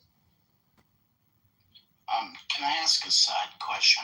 Sherry, was it you that said or suggested that I watch, was it Nature Boy documentary? Was that you? Oh, no, that wasn't me. Oh, that was, okay. Did you watch the Nature Boy documentary? I am on 3. Okay, yeah, because I'm not, because I'm not watching it, so. Oh, you're not? Okay, maybe Informed or your mama, can we get a little assistance? Yeah, I just blocked him first, sorry. Oh, thank you. That was in Concrete? Yeah, that was somebody. No, that was somebody else. I'm about to run away, so y'all got it. No, Concrete would never do that. Well, never say never, but yeah, I wasn't. It might happen by mistake. No, it might happen by mistake. You know, sometimes you think you're muted and you're not muted and you do something. Why can't you just run away with a compliment, man? Oh shit, you're right, damn it. I was aiming for accuracy and I should have been aiming. Just say thank you. Just say thank you. You're right. I'll do it now. I'll fix it. Anyway, Experience, back to you and the Nature Boy documentary. What episode are you on? Episode 3. What are your thoughts of that cult over there? I kind of don't want to say anything until I finish because I really, really don't know how it ends or anything like that. So all I can say is that it's almost like verbatim how all these cults operate. That's all. It's pretty predictable in that sense. Or did you watch the whole thing? Oh, see, I watched years ago. This is like 3 years or so ago. I watched some YouTube on the ground documentary style work about the Nature Boy cult, and you know, I remember seeing the lives and the videos as they came about, and you know, the Hulu video, from what I've been hearing, the Hulu documentary, from what I've heard, they're not covering all of the scandals that everybody from just like watching the streams and stuff saw. Right. They have some of that. They have some of the like YouTube and the real time people who were commenting on what was going on in real time. So in that sense, it's been interesting, but I haven't really seen the whole thing. But it's it's fat. People are fascinating. And more so, it's not the leaders. The people who follow the leaders that are the ones that I'm most worried about. In the same way, in the Manosphere documentary, it wasn't like the head Manosphere types. It was the people who were so enamored by those people that were the ones that I was most.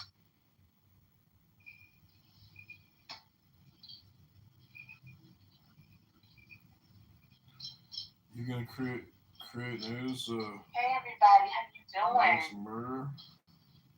I'm late to the party. Amen. I'm late to the party. Can anybody tell me really quick what happened last night? Because that shit was crazy. Oh, I think it was just an outage on the Amazon cloud data center. Is it you having a mental health crisis? Why are you creating news about this? You gonna create news on the next murder or whatever happens? Is this why when I was asking my Alexa for the weather last night that it couldn't give me the weather? Yeah, probably. There were a number of apps. I don't know if Amazon's own products were impacted. I don't know, but there were a number. FanDuel, Coinbase, Canva. A number of apps were down yesterday. And this morning, let me look to see what the latest is on it. I mean, isn't this something that is a big deal when a platform like Coinbase in particular, just as one example, when that goes out or is down? Isn't this something that should be a bigger deal than... No, I mean, apps go down all the time, to be honest.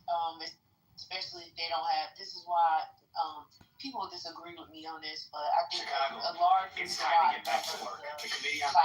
decided to build their own data centers is because they didn't want to rely on other people's servers.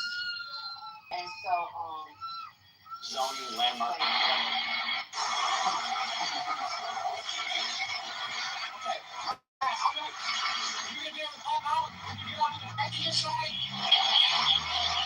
We're sitting in the middle of the lane traffic.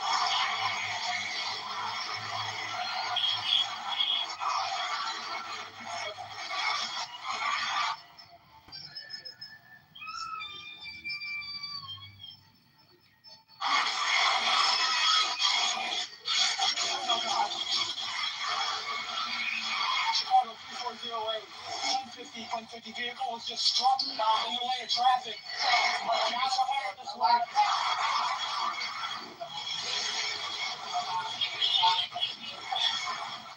Chicago 3408. I don't know. Amazon the first time said it was I believe it was like something that one of their engineers did, but I'm not sure what. I think they said something like a terminal outage. So they said it was overheating, I think.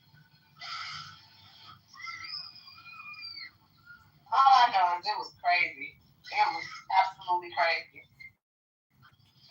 Was anybody else in the room when everything happened? What was crazy about it? You were in the room and then it happened? We were in the room and police it was going on started. Yep, people started disappearing one by one. And then it got to me, and I kept trying to get back in. And it was only like a couple of rooms in Clubhouse, so you couldn't get in the rooms. And it was crazy. It lasted for like 4.5 hours. I finally came back and got into Brandon's room, his music room. But I couldn't bring nobody up. I couldn't do anything. And it was just weird. I was just like, what the hell is happening?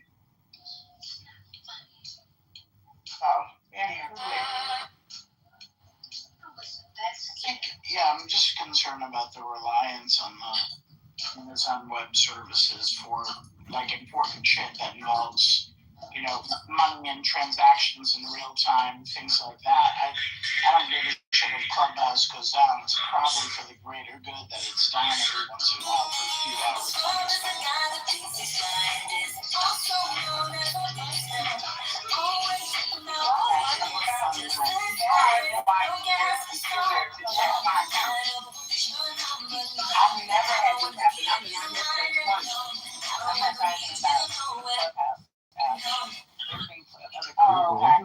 Earlier iterations of the app.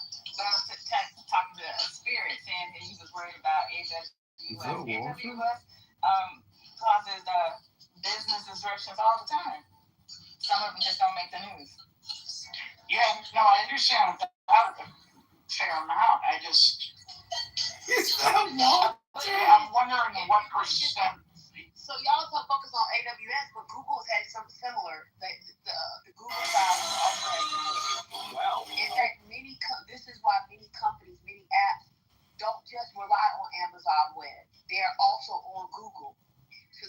So sometimes what you'll see is some people in certain parts of the country will still be able to access stuff because part of the servers that of the apps they're working through or they're accessing are on another server. So you see this happen all the time. In fact, during the last AWS outage, it was the longest. This actually wasn't very long. It just takes, because it was degraded for some time, it did take some time for some of the apps to come to be restored. But the last time this happened, I know engineers from other companies flew to Seattle to help with the outage because it was so long, and they didn't know what happened initially. So I think these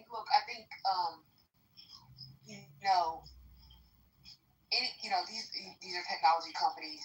I remember one time at a company where that I know several years ago, they had their own servers, they had their own data centers, and their apps used to go down all the time, and people would freak out. Advertisers would freak out.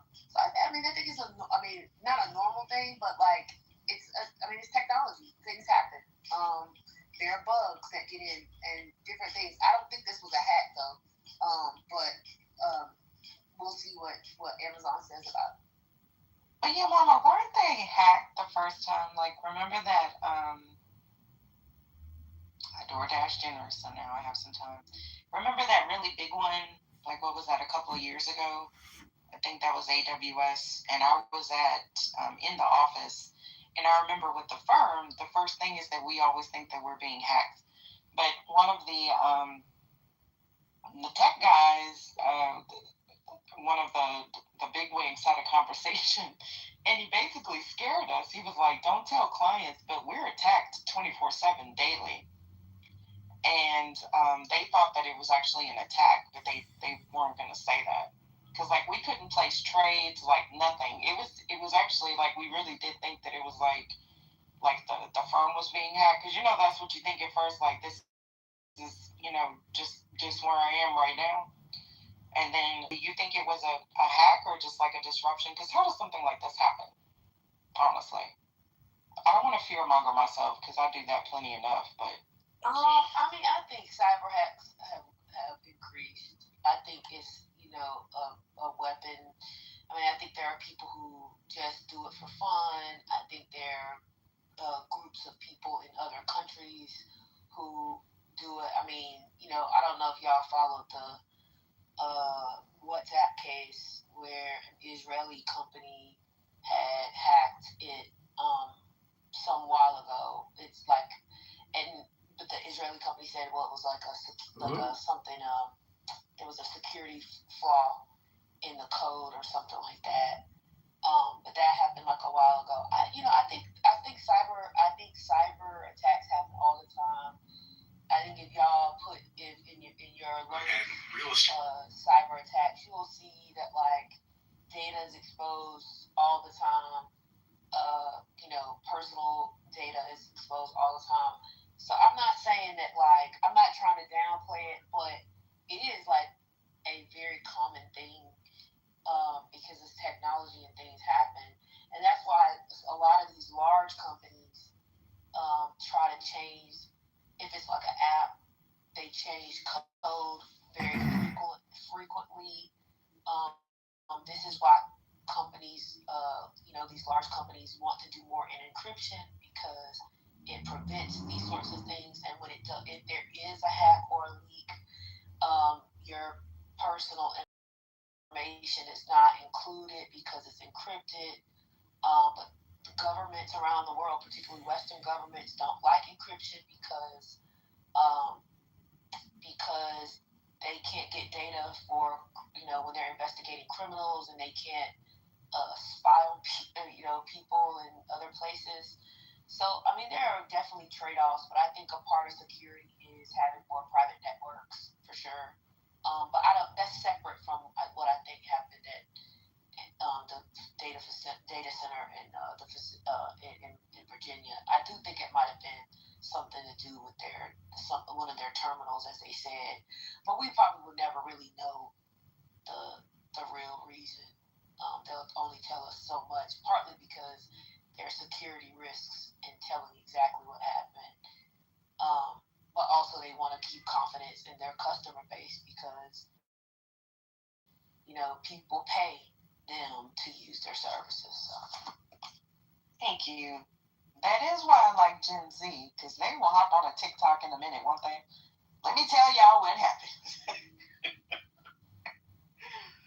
I need to go to TikTok information because I was just like, that's weird. But I guess I've just never experienced it because I don't really do a whole lot, especially on my phone. And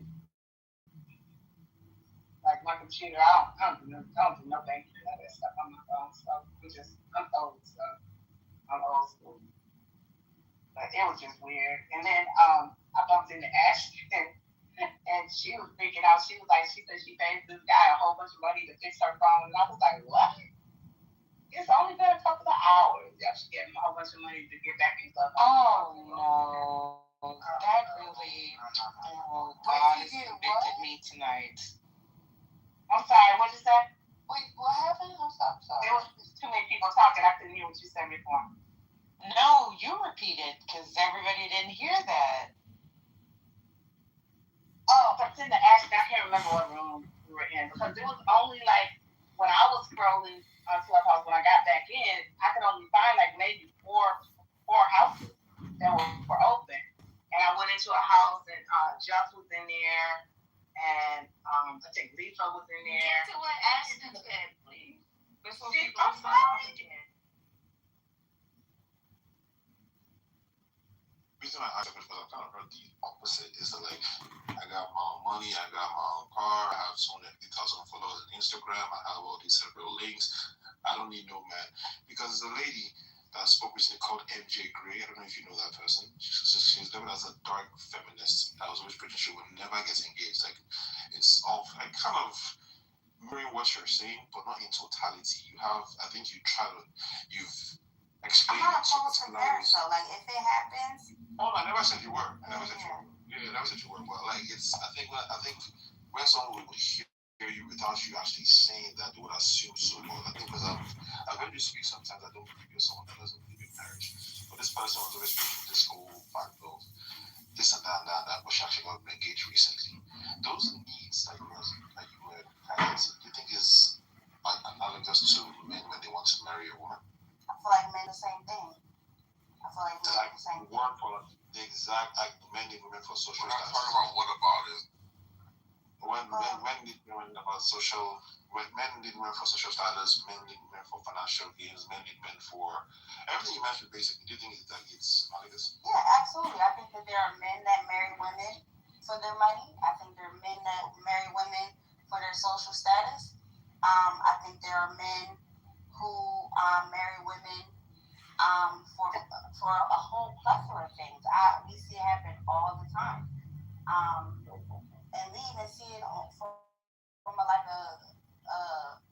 I'm trying to think. Fuck. I don't know why I'm drawing blanks, but even like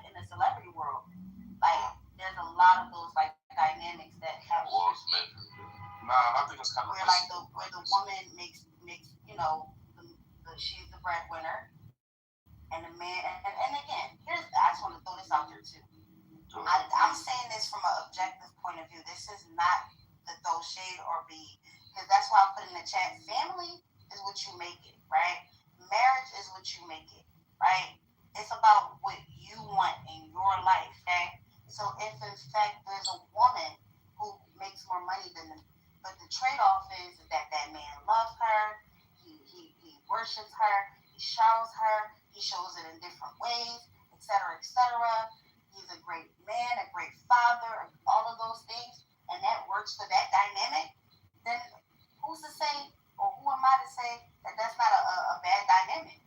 Vice versa. If a man is making more money than a woman, and a woman wants to be in that traditional role, if it works for them, it works for them. That don't mean that it works for me, though. You get what I'm saying? No, that's fair. I'm trying to understand your points. Yeah, I'm trying to challenge. The point is that the point of the matter is that what's for me is what's for me. What's for you, Lucy, is what's for you. Just so you know, I'm not a Christian, right? So that's fine. My ideology when it comes to marriage doesn't come from a biblical sense. Does that make sense? No, I'm not looking at it biblically. Because I'll like that like I'm so I think because when you say traditions as well, I know traditions, especially African culture, they tend to get married. The man was the man does have a child, does have a destiny. They kind of phrase it in a way that whereby if you don't touch yourself, just go to your destiny was never fulfilled as a man, as a person, as a woman, as a father, whatever it is. I think the foundation of what they preach out to live is like, we don't want you to be lonely. We want you to have more responsibilities in your life. But you can have that as a single person. But I feel like when people kind of have... Can you be lonely in a marriage, Lucy? Absolutely. Okay. You can. I'm not opposed to that. But even the thing is, when parents even preach that, they never ask that question. They never, what you just asked, they don't want to think that question is even a reality. They're like, no, we'll be working into cycle shortly. When you have these conversations with them, they don't want to see that perspective. So the showers makes thank again for all the t-shirts and color shirts. We'll be working into cycle shortly. I don't think people really need Hi. I feel like it's just like a social status. All my friends are married, hence I gotta get married.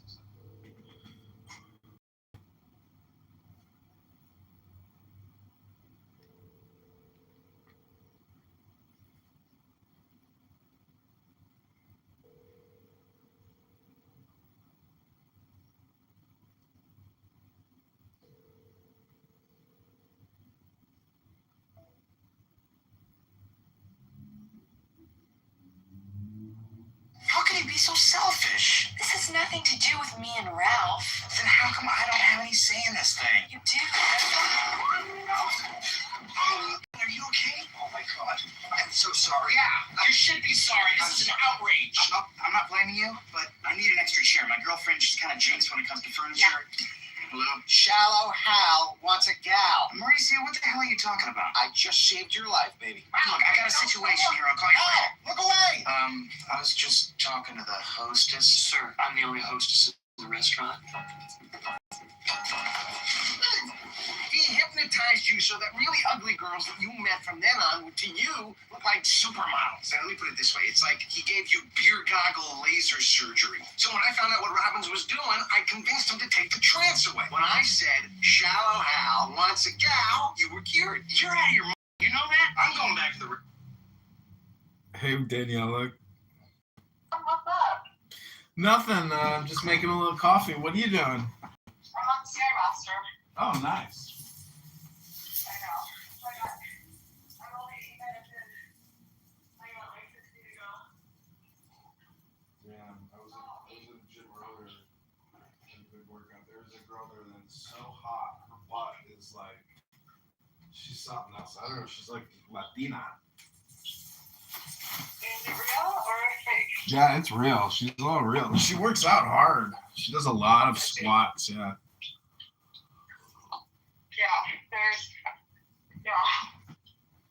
Yeah, they got, some of them got good genetics, but some of them have a lot of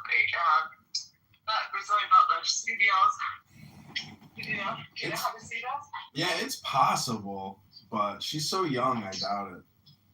No, a lot of them do. A lot of them do. Like the other gym I go to two. The one in Kirkland, it's a lot of Brazilians. And a lot of the girls have BBLs. A lot. Like their bets are bigger than mine. And I work out way harder and much longer than them. But like, it's BBLs. You can tell because they have, it's like a shelf. It's like a shelf, and then like the cheeks don't have like an indentation in the cheek. It's just like round. I mean, if you were there on like a swimsuit, you could see like there's no indentation. Like Nashville Muscle has an indentation, but also it's like a big shelf. Yeah. Like the booty's like a straight up shelf. Like that's a BBL. It looks like a disc that they put in the ass. Yeah. I mean, it looks good. I'm not knocking it. I'm just saying that the Brazilian girls are definitely focused on the booty. Don't you think it would be weird to like walk around with like this with the silicone in your ass, and then you sit down and you're like sitting on these bags implanted in your butt cheeks? Like, how fucking like you're thinking about it probably all the time. Like, I mean, just walking into the gym, there's this girl, her and I are always training, but she's South American club man. I can't remember from where she is. But I was like, oh, I slapped her butt. I was like, your booty's growing. You know, she's got a big ass. It's always like competition. She's always like, doing the same she said. She works hard. She does work hard. She does have a big fire. Not me, I just saw a little one.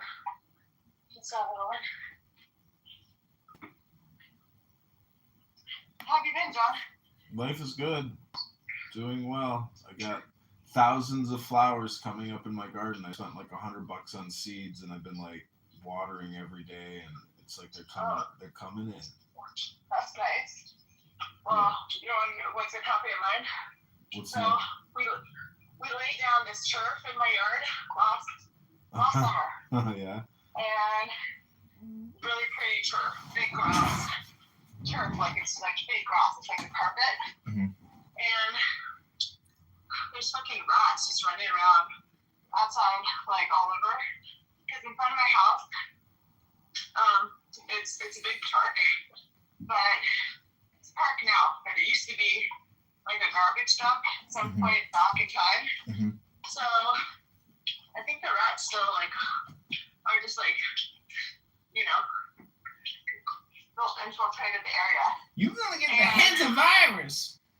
Huh? You're gonna get the hantavirus. Oh my god, so they peed all over the turf. And my mom and I were just like, I cannot stand the smell. This is so unsanitary. Yeah. You know, my mom's like, yeah, the grass is not renewing itself. And my dogs are going out and laying on it. But, you know, I don't want that shit inside. Yeah, gross. I don't want my dogs getting sick either.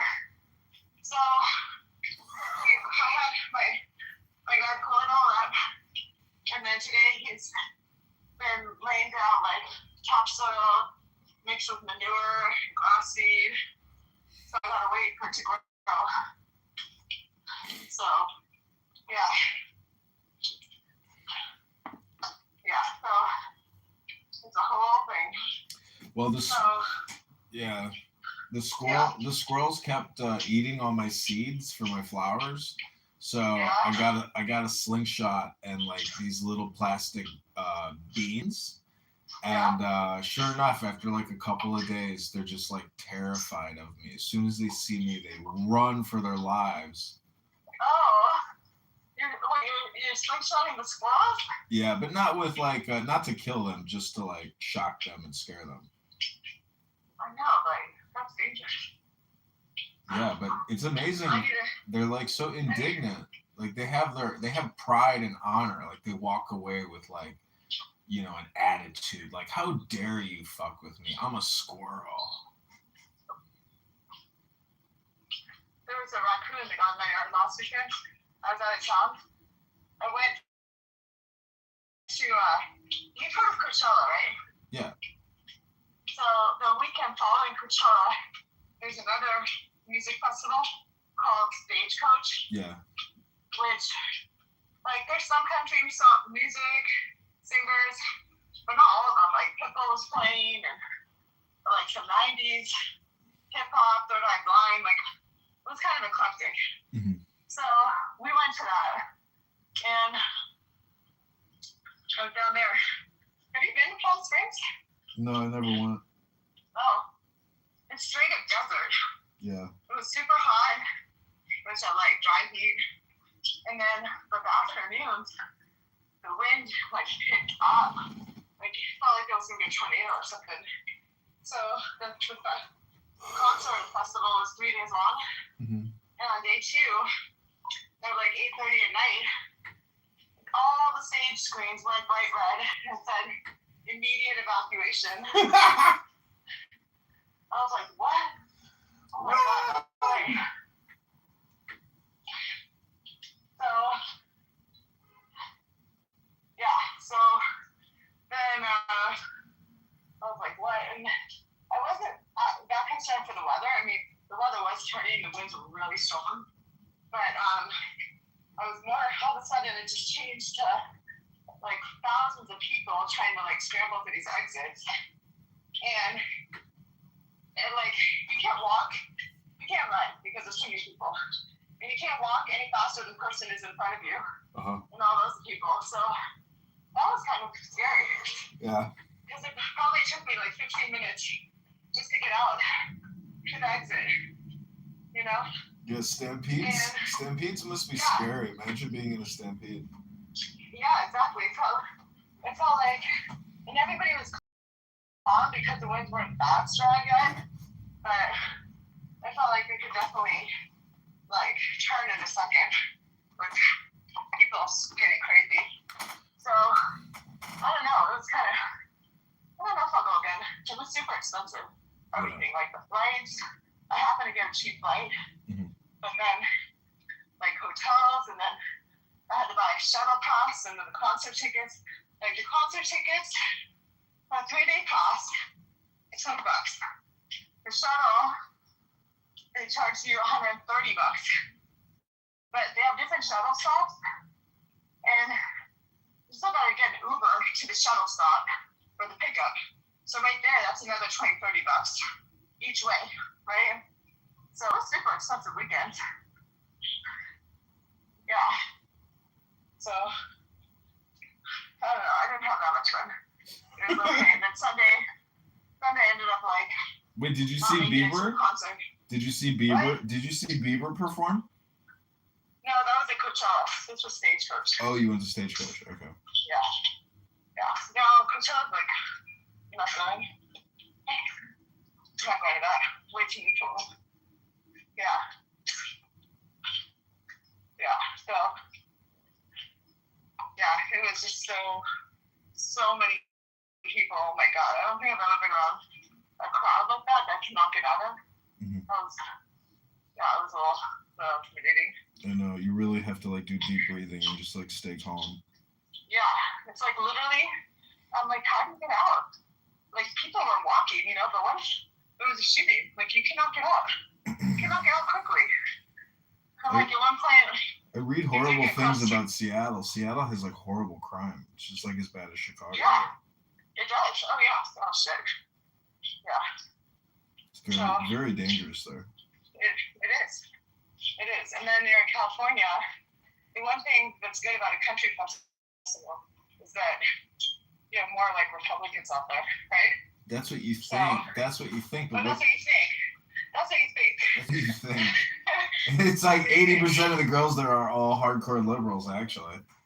Yeah, I don't know. It could be. Yeah, it For could be. sure. Especially because it's Southern California, right? So, yeah. I was like, oh. I mean, for the people that I met, everyone was like really cool, like chill, like kind of laid back. But, yeah, I think like Coachella's like way worse. Yeah. Coachella's like, everyone's on fucking drugs. And, you know, like, isn't that one guy last year, he was holding up, like, he came from the UK, one of the singers, and he pulled out a Palestinian flag on stage. Yeah. Shit like that. So, yeah. The thing about it is like, you're not even that close to the stage. You're basically watching everything on the screen, you know? So, it was, and like, there's just so many people you like, literally, you're not holding on to your friends. You're gonna get lost. You literally can't find anybody. You get lost. It's just like, so how I felt like all of this stuff. It was there. I didn't see, like, there were apparently 4 stages. I had no idea how much you were. Like, I saw 2 of them. And there were a bunch of, like, booths around. But you really can't get to it. You go wander off, and you're gonna lose your friends.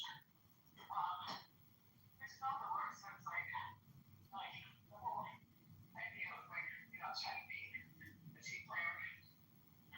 So, anyway, it was okay. And then, so we're supposed to get 4 of us.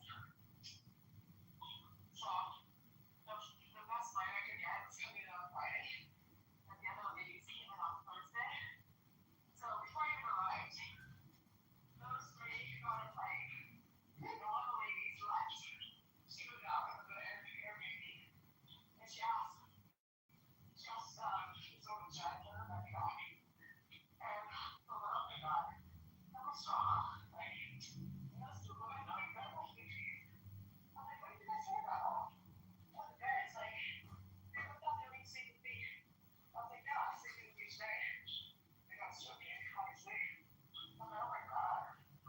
And I don't find all that shit in there before I got there. Like, I actually know it's gonna be like that. And I signed up to go. I was like, yeah, I'll go. Like, it's just to be like, the woman who planned it is like her firefish friend. That's how I understood it. I was like, yeah, I like firemen. I'll go. But, yeah. Overall, it's like, it's women's trips. I can't do it. She was strong. Not much to stop through. My grandmother went to Florida with our neighbor one time, and after she got there, my grandmother called my dad and was like, "You're gonna have to get me a return flight ticket. I can't stay here with this woman." Yeah. Oh, I know.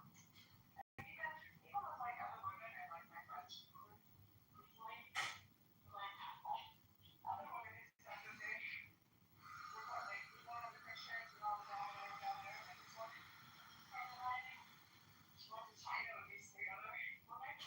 Also 4 women. And she was supposed to be like a 3-week trip or something. She had to fly back home. So one of the Chinese ladies, one of the friends who was staying there, like started like throwing your shit across the room, yelling at her, and all this stuff. So she had to like, it's like, yeah. Yeah. So.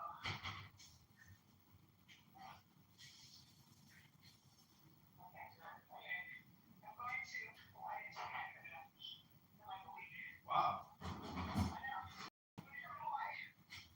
I mean, I'm like, I have a huge garden going here. Like, I'm so happy. I wouldn't leave this place unless, you know, there was a golden rain. There was a rainbow with a pot of gold out there or something.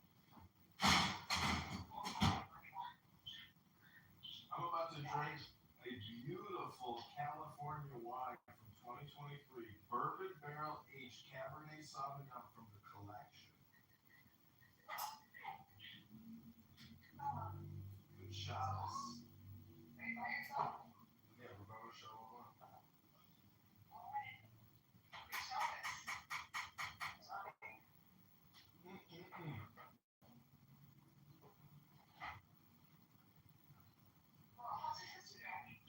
She's good. I think so.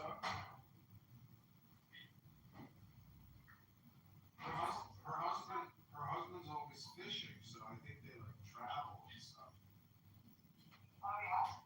Is she gonna have a kid? No, she can't have a kid like that. He's probably had a vasectomy. She probably can't have a kid. Why would they have a kid? He already has 3 kids. He doesn't want any more kids. Yes. Yeah. My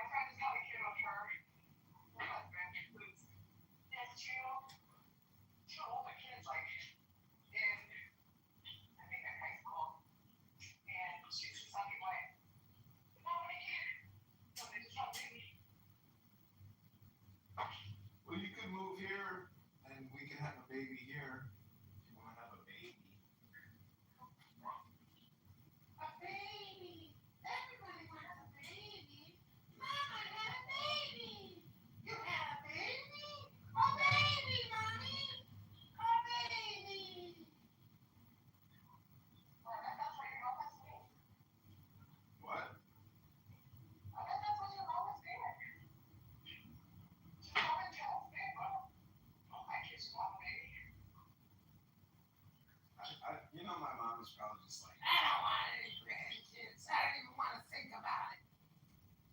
Really? Yeah, Think so? probably, yeah. You think so? It's 2026. I'm 43. My sister's like 45. Like, you know, I know, but you might marry like some 25-year-old. I doubt it. These people are so fucking brainwashed nowadays. I don't think I'm compatible with anyone.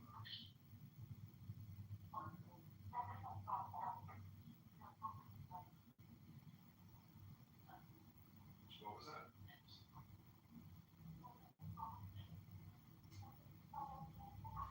You must have sweat. I know you sweat profusely, so your microphone is filled with sweat molecules.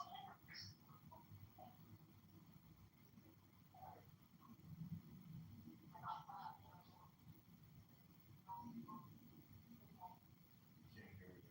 But look at the link I texted you if you want to come to Chicago if you're not traveling. It's a good concert. You can go to that.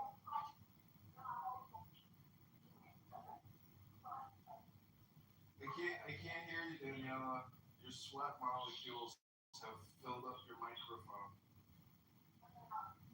I'll talk to you soon.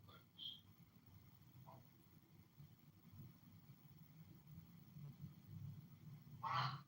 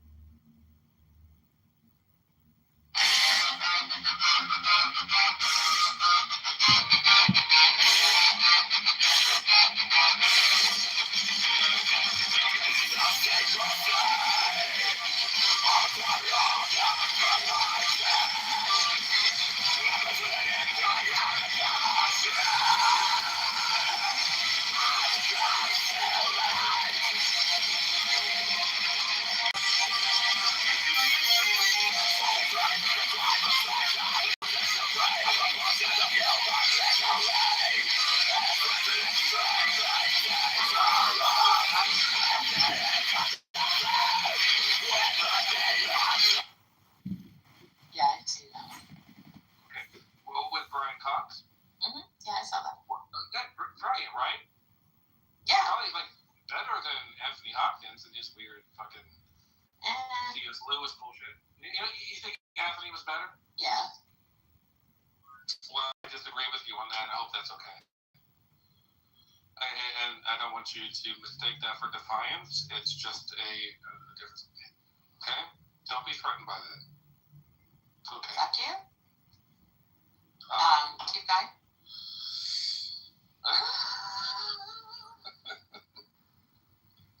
Is that a green light?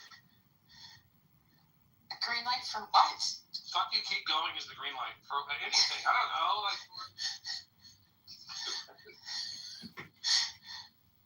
What other movies are there? This is the first time this movie really. Kat, is that what you're really asking right now? What other movies are there? Is that what you're asking? What you said? You're a bit confused right now, I think. No, I'm not. Yeah, you are. You're so confused. You don't know where you are, what you're doing. Don't tell me what I am. That's ignorant. That's ignorant. Well, that's ignorant. You know what? People say I touched all those kids. That's bad. Who's the guy that the journalist, like Bashar or something? Like I don't know why Michael Jackson did that. My object all sublime, I keep it in my mind. I have a lot of like a needle made of light, threading through the night. Sometimes. If not, where does not determine it? I mark the hidden sea, I sharpen up the dream. Retro system sounds closer to runtime because it admitted where the current implementation breaks. The case is cold but clear, I waited long enough here. So let it come around, let the ghetto kiss the ground. I want the scales to sing on the edge of everything, to make the punishment fit the crime.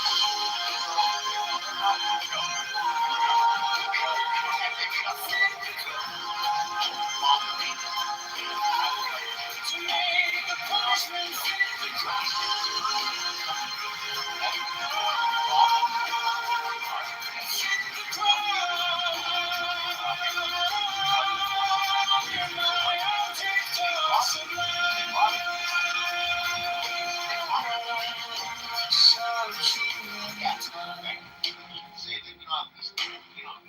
Their royals are still, blood to that land. You wore the borrowed face, you left no kind of grace.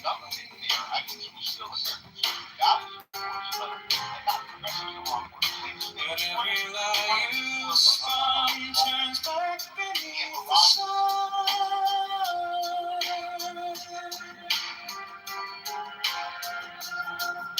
I kept the final clue, like a blade inside my shoe.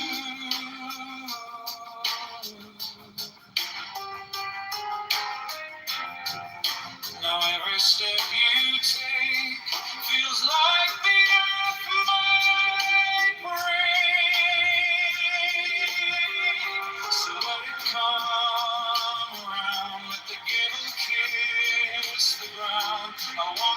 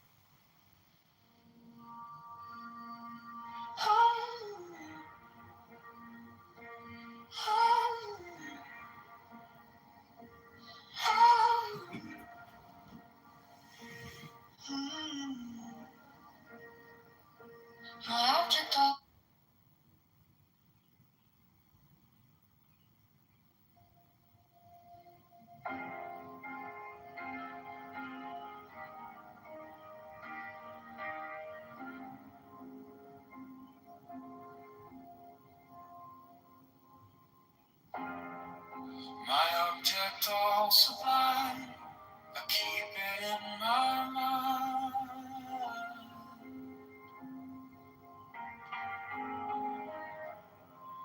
A needle made of light, threading through the night.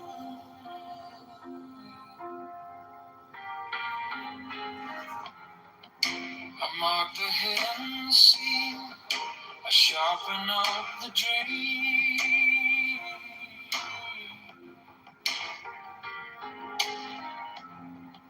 The case is cold but clear. I waited long enough here. So let it come around, let the devil kiss the ground. I want the scales to sing on the edge of everything, to make the punishment fit the crime.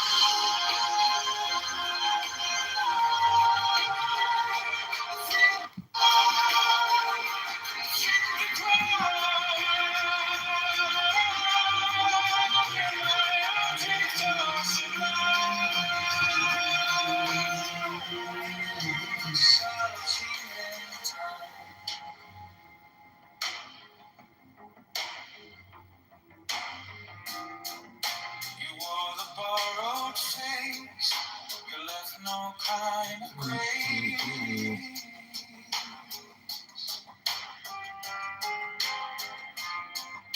But every lie you spun turns back beneath the sun.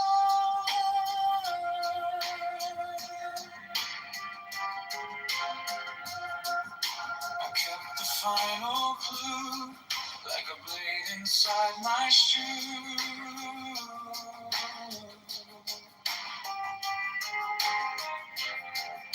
Now every step you take feels like the earth might break. So let it come around, let the devil kiss the ground. I want the scales to sing on the edge of everything, to make the point.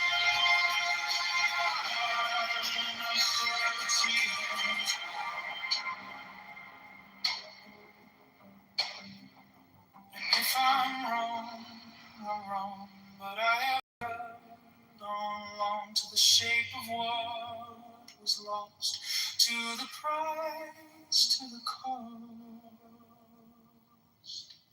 to make the punishment fit the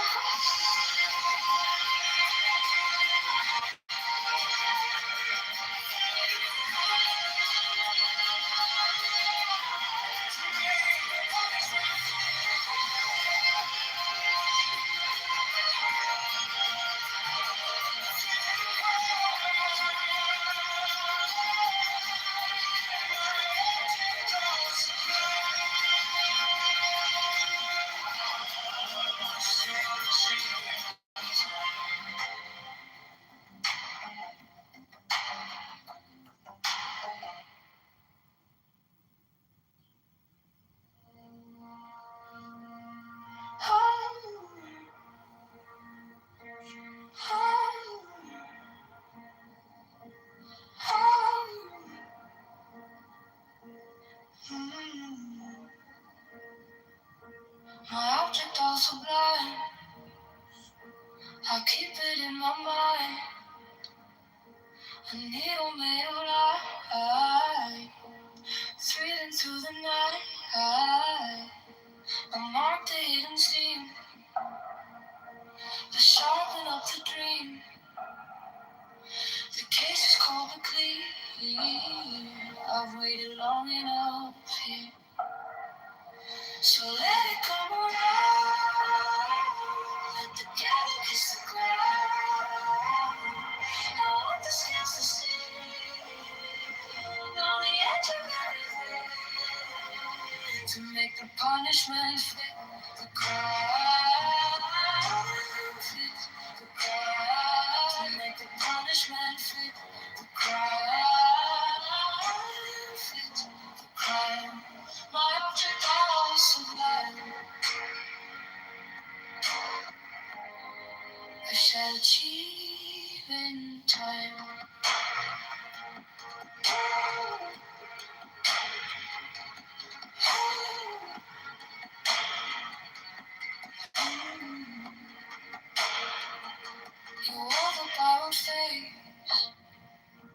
You left no kind of grace, but every lie you spun turns back beneath the sun.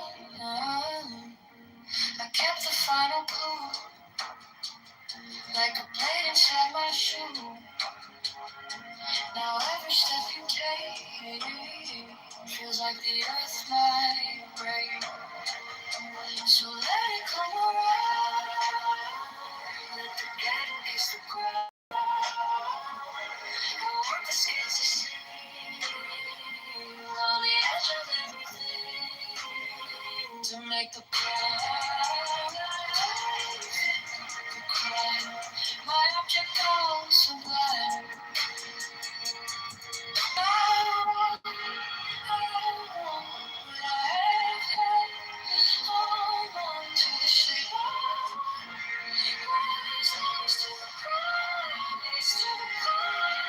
To make the punishment fit the crime. The crime. To make the punishment fit the crime. Fit the crime. My object goes sublime. I shall achieve in time.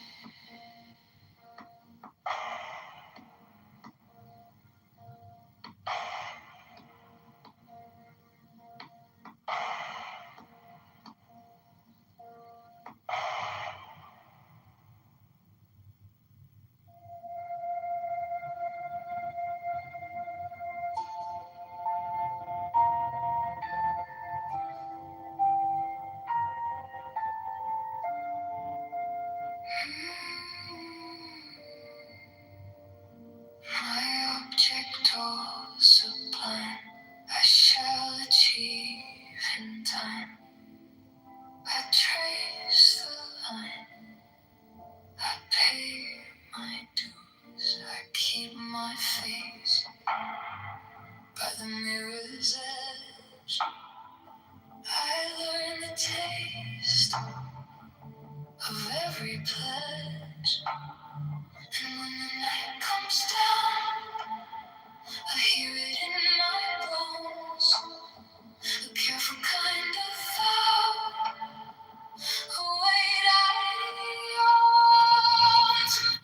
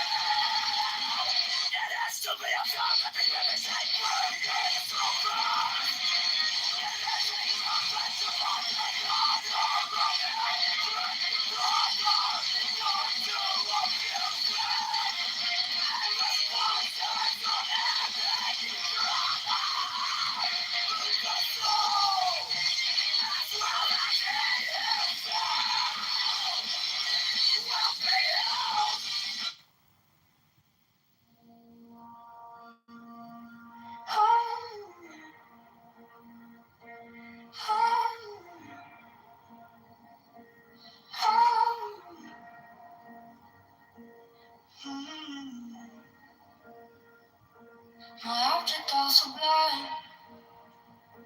I keep it in my mind. A needle made of light, thread into the night. I mark the hidden steam. I sharpen up the dream. The case is cold but clean. I've waited long enough here, so let it come around. Let the cattle kiss the ground. I want the scales to stay on the edge of everything, to make the punishment fit the crime. To make the punishment fit the crime. Fit the crime. My object also blind. I shall achieve in time.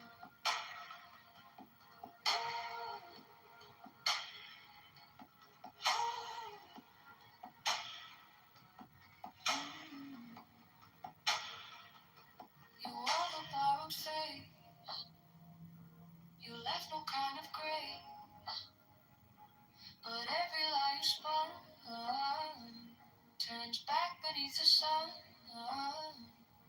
I kept the final clue, like a blade inside my shoe. Now every step you take feels like the earth might break. So let it come around. Let the cattle kiss the ground. I want the scales to stay on the edge of everything, to make the punishment fit the crime. Fit the crime. To make the punishment fit the crime. Fit the crime. My object also blind. I shall achieve in time.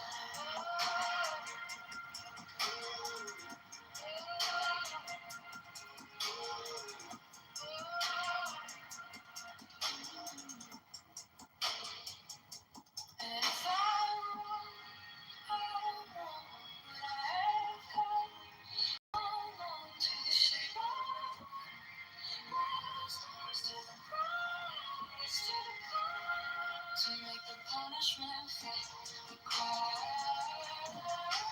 Fit the crime, to make the punishment fit the crime.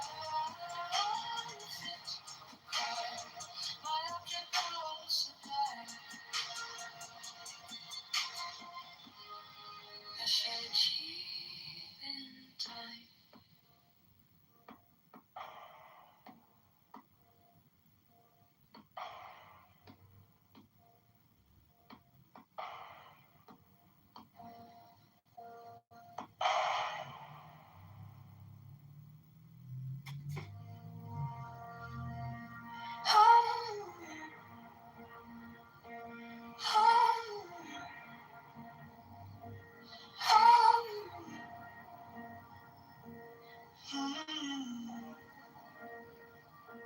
My object also blind. I keep it in my mind. A needle made of light, thread into the night. I mark the hidden steam. I sharpen up the dream. The case is cold but clean. I've waited long enough here, so let it come around. Let the cattle kiss the ground. I want the scales to stay on the edge of everything, to make the punishment fit the crime. Fit the crime. To make the punishment fit the crime. Fit the crime. My object also blind. I shall achieve in time.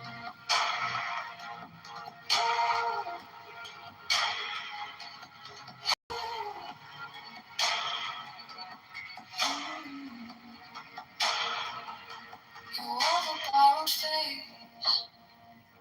You left no kind of grace, but every lie you spun turns back beneath the sun.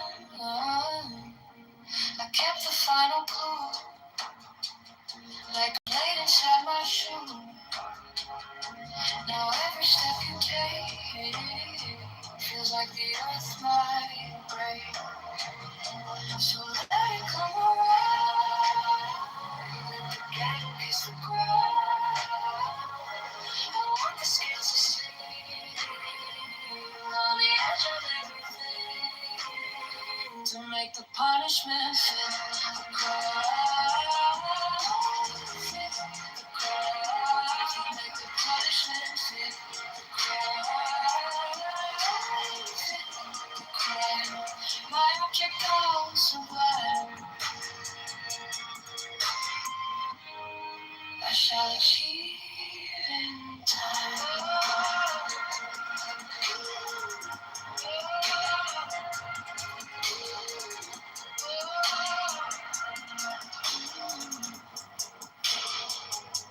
And if I want what I have had, hold on to the shape of rise to the cross, to the cross, to make the punishment fit the crowd. Fit the crowd, to make the punishment fit the crowd. Fit the crowd. My object goes survive. I shall achieve in time.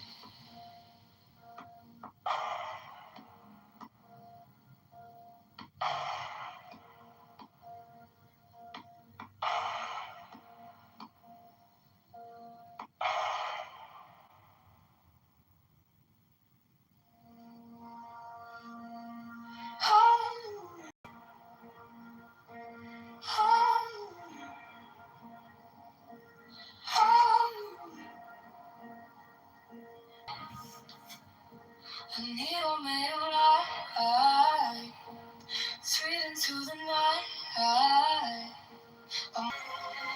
To make the punishment fit the crowd.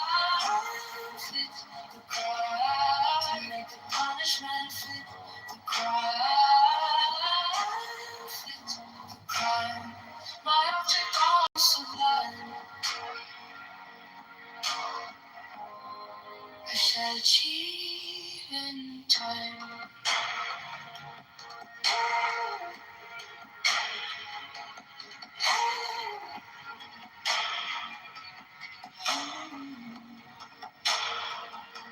You wore the borrowed faith. You left no kind of grace, but every lie you spun turns back beneath the sun. I kept the final clue, like a blade inside my shoe. Now every step you take feels like the earth might break.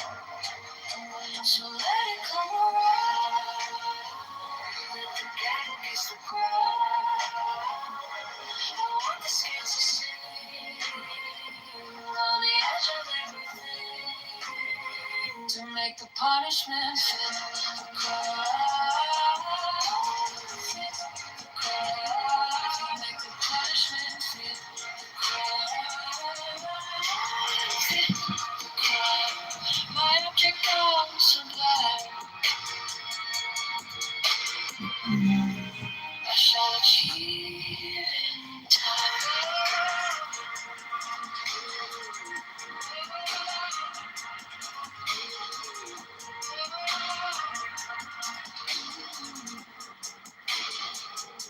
And if I want what I have had, hold on to the shape of rise to the cross, to make the punishment fit the crowd. Fit the crowd, to make the punishment fit the crowd. Fit the crowd.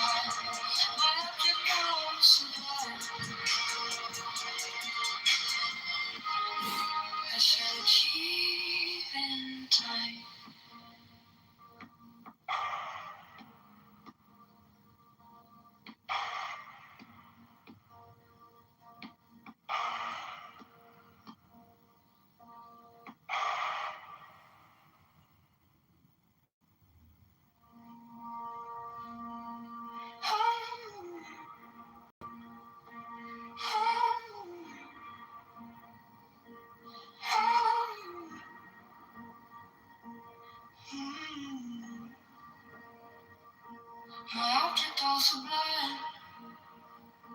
I keep it in my mind. A needle made of light. Threading through the night. A mark the hidden seam. You sharpen up the dream. The case is cold but clean. I've waited long enough here. So let it come around. Together kiss the ground. I want the skills to see. On the edge of everything. To make the punishment fit the crime. Fit the crime. To make the punishment fit the crime. Fit the crime. My object all sublime. I shall achieve in time.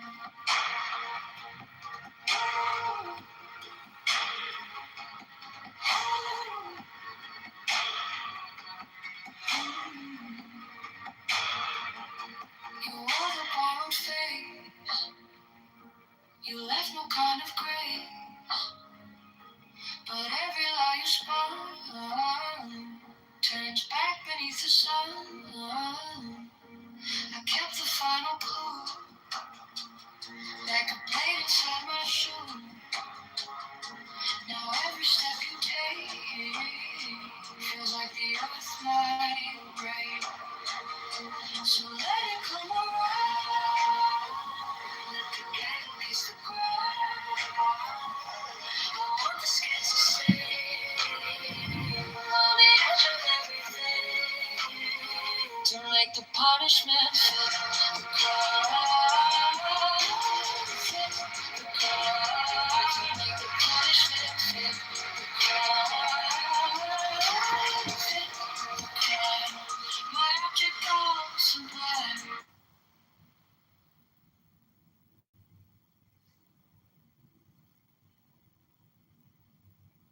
Okay, Miro, what about the H? What is H would be saying? It was supposed to be teeth. Oh, teeth.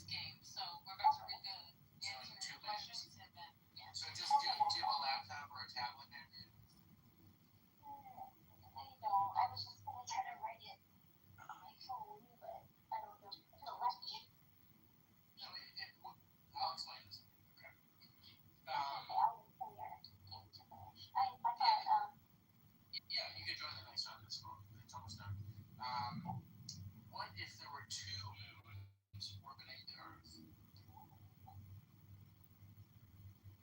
That would be a cute and rude ass baby.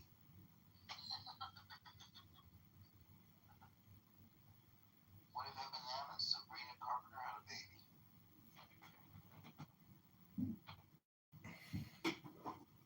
Rough talk. Oh my. What if my cat itches its behind? I would fall in love. Okay, we're done. Exit out of this one so that we can let on my Okay, so just do you have any second device besides the phone you're using Clubhouse on? I do, but not conveniently. Okay, so it's okay. So you can do it if we just make what? No, it is okay. Just So copy the link and put it in a mobile web browser. Don't just click it from the room because it'll like open up a fake web browser. Oh yeah. Right. So put it in a separate mobile web browser. Just leave your mic open and keep the screen visible on your phone the whole time. And don't click any notifications or go out of the screen. So here, let me give you the code 1 second. 4177.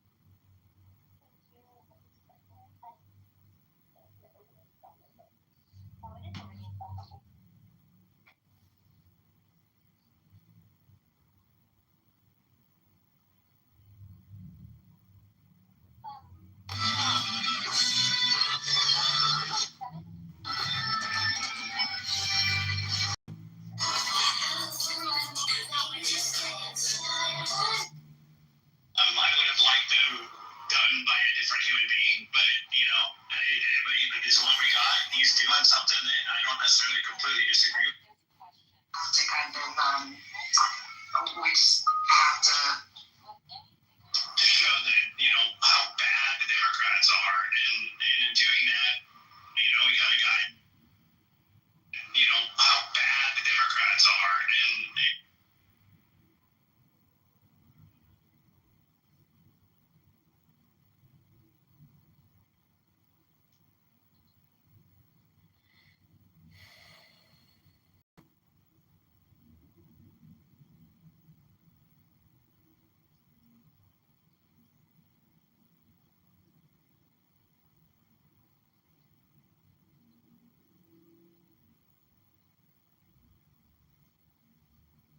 This is really tricky. I know it's difficult the first few times, but you get really relaxed after a while. Yeah. No worries. Take your time. We're here for you.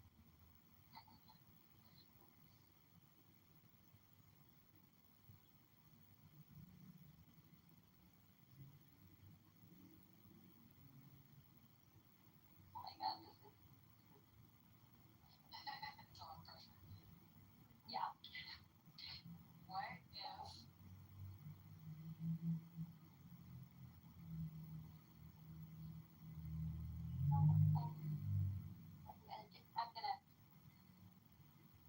Alright, it's kind of stupid, but I'm gonna do it.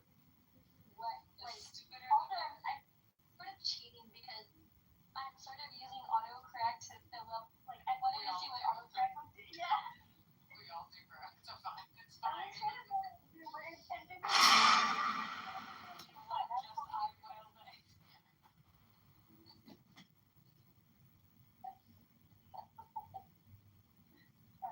Okay, now answer the question and then press submit. oh, okay. Okay. But I don't thought we were gonna answer different questions. I misunderstood this when I read it. Okay, let's see.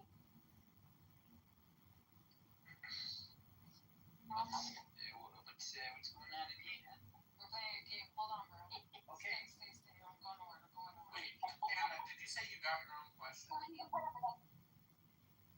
She got her question. She's done. Yeah, I did, and I have an answer now. Wait, you question to answer? No, it's Oh, okay. no, thank goodness. No, I didn't see that question at the top. Okay. Yes, thank goodness. Okay, that makes more sense now. Okay. Yeah, I'm still,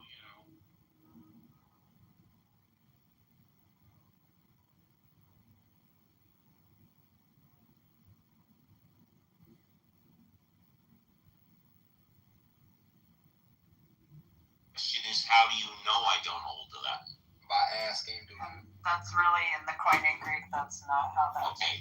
Yeah, and my answer is sometimes I do, and sometimes I don't. It's a very much an oversimplified translation of the verse in the Koine Greek. It's actually jawbone, not cheek, right? And the turning is an inward turning to self-reflection, right? And the idea is that in the more correct translation of that verse from the Koine Greek is, if someone backhands you across the jaw, which was considered to be an extreme insult, right? Do not adopt a militant stance against that person. Turn inward and think you learned something about this person on their reaction to you. I'll take a second example. I don't want to go down the list, but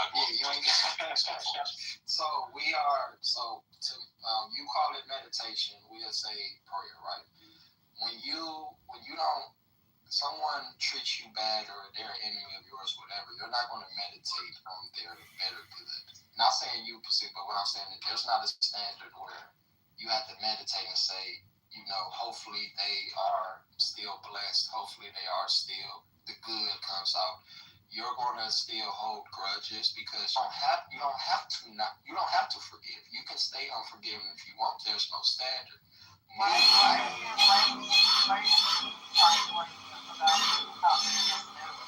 Because the reason I'm saying that by objective morality, we can preferences through reason. Yeah, through reason. Yeah, I get it. You can sit down for a minute and think about, should I forgive or not? I get it. Meek, if you keep saying atheism is the standard, that's right. Atheism has it not being everybody in reality to this environment, whether they get insulted or whether they Strike the master chord. their reaction based on that individual. Same with you, right? You're saying you have an objective morality. No. If you're saying it's objective because God gave it to you, that is subjective upon the mind of God. You are even following your subjective morality. So you got to understand that. Sure, but our paradigm is God is not subjective, God is subjective. Come to by religious freedom. Okay, y'all everywhere. No, we're not everywhere. No. You said God is not subjective, right? God is a thinking agent, yes or no? Sure. Great. So anything coming from the mind of God is subjective to that mind of God. Now, a Christian may make it their objective goal to follow those rules, but that doesn't make the rules objective. You understand the difference? Okay, I use an example of I'm a nerd about zoning and land use, right? And they say that in order for a land use ordinance to be valid, it needs to have clear and objective standards, right? The actual law in and of itself is subjective to the place and time and goals of the jurisdiction that puts it in place. The objective standard is that those standards are set and applied to all situations in the same manner. That's what it is, but it doesn't make the ordinance in and of itself objective and universally true and mind independent. I got it. That's a subjective opinion. And look, because I didn't just want to leave, but y'all saying so much, it's hard to respond to everything. But look, I love y'all. I wish the best for all of y'all. And just keep on striving for truth. Keep on. You don't love me. You don't know me. I don't know why do they do that? You don't know. I think Meek's pretty alright. I don't mind Meek. He's kind of funny about that. He sounds okay to me. He's okay, but I really, it just, like, when people start calling other people emotional, that tells me that they're doubting themselves and they're getting, like, stuck on a position when they really say stopping thinking about it. Yeah, when he accuses me of being like all other atheists, that's where I just get, he loses me.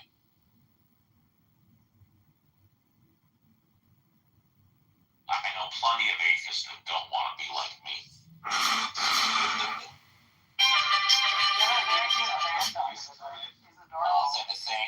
Thank you. Right, though that I also hold Christians to a higher standard. In fact, whenever I'm on a criminal jury, I always if I know that the guy is a Christian, I just another 10 years on the stand. So in other what? This is Deepak's humor. Oh, okay. I was like, really? That's unfair. All right, slacker. I at least give him. Yeah. So Deepak does not fulfill his vow under penalty of perjury and lies to the court by saying he'll judge the evidence on the. Oh, I mean, the guilty or not guilty is still based on the evidence, but the punishment is based on whether their religious beliefs. Yeah, and I seriously doubt that religion, whether or not the defendant is a Christian, is ever mentioned once during the trial. You do know it's a joke, right, Steve? Of course I know it's a joke. Of course.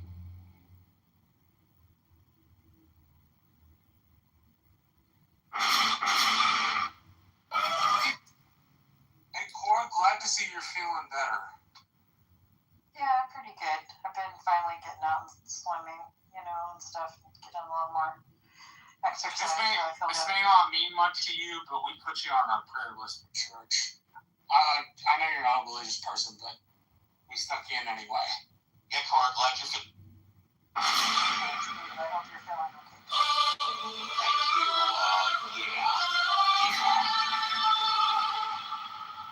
And essentially has added into the control group of a number of our experiments. Also, awesome, Deepak. Yeah.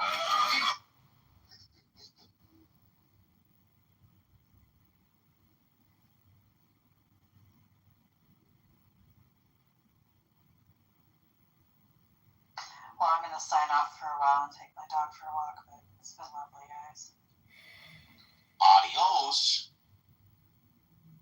Let's see.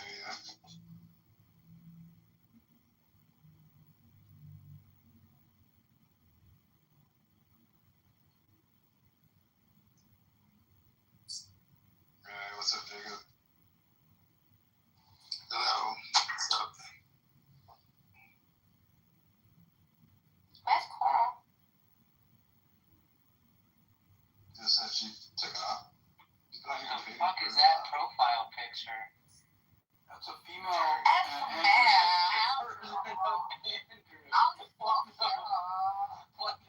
It's trans. You're no woman believe in and God because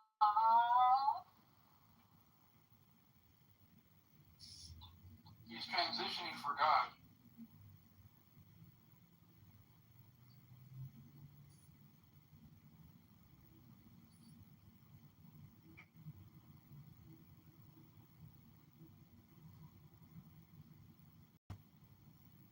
And Kitty's a nun now. Oh, no way. You serious? Or are you pulling a Deepak us? Well, just by her profile. Her PTR. So why is it that these things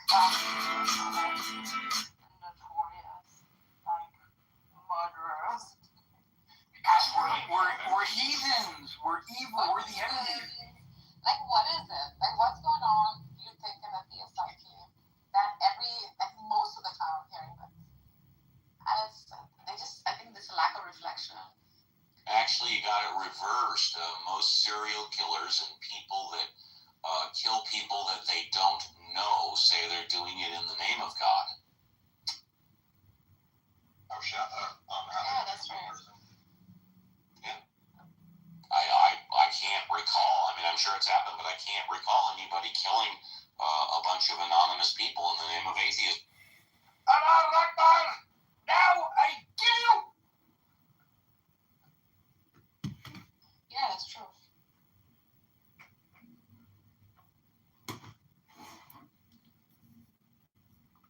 It's a damn you in the name of Jesus. Jesus. But there's also like a self-righteous high horse riding, a comparison going on, you know, like within the theistic circles. My morality is better than his morality because my God is better than his God. Well, that's a cop-out. See, if whoever's saying that really wanted to put it to the test, they should take one moral and see how the two people feel about it, and then they can decide which one is more moral. Rather than saying my God versus your God, you say my morality on this issue is better than your morality on this issue. That's the way you really want it. Yeah, but like for situations where like sometimes Andrew posits the most grotesque scenarios, like necrophilia followed by some rape followed by, and I know it's done for like emphasis, right? The theatrics is added on, so like to see what like how an objective, how an atheist sets their metric, right? Well, allow me to give you an example. I could make a very convincing argument that the highest form of morality is a right to life. Very few people would argue that the highest form of morality is a right to life. Therefore, question, is it okay to kill? And if it's okay to kill, when is it okay to kill? Then listen to what each person says, and then you can find out whose morality is better, you know? Yeah, agreed. Existence is the highest worship. Oh my gosh.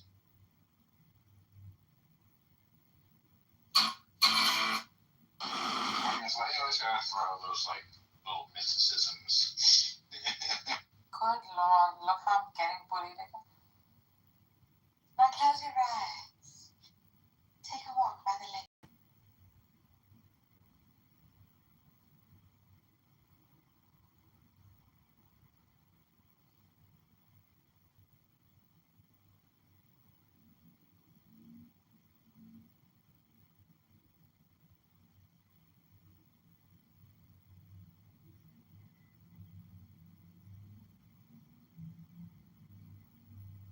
This just shows like how widespread moral this joke doesn't land. Yeah.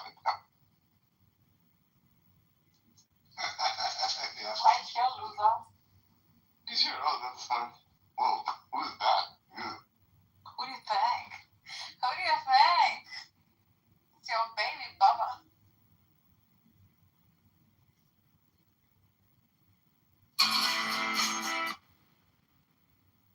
That's my baby brother.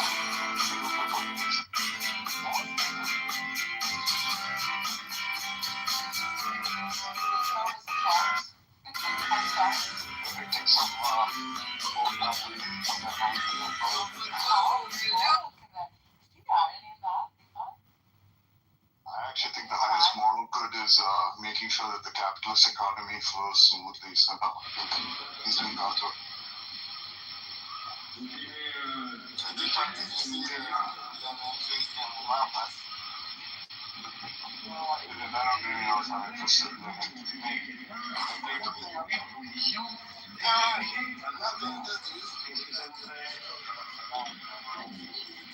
Ce qu'il faut bien savoir également, c'est que, en ce qui me concerne personnellement, j'ai attendu 2 années, ainsi que M. Thialet, pour pouvoir réaliser cette opération. M. Kennedy, quant à lui, a attendu 5 années pour pouvoir réaliser cette opération. Par conséquent, je pense que les forces de police peuvent attendre quelques minutes, quelques heures, quoi. À quelques centimètres de nous, une balle a fracassé l'objectif de la caméra de la BBC.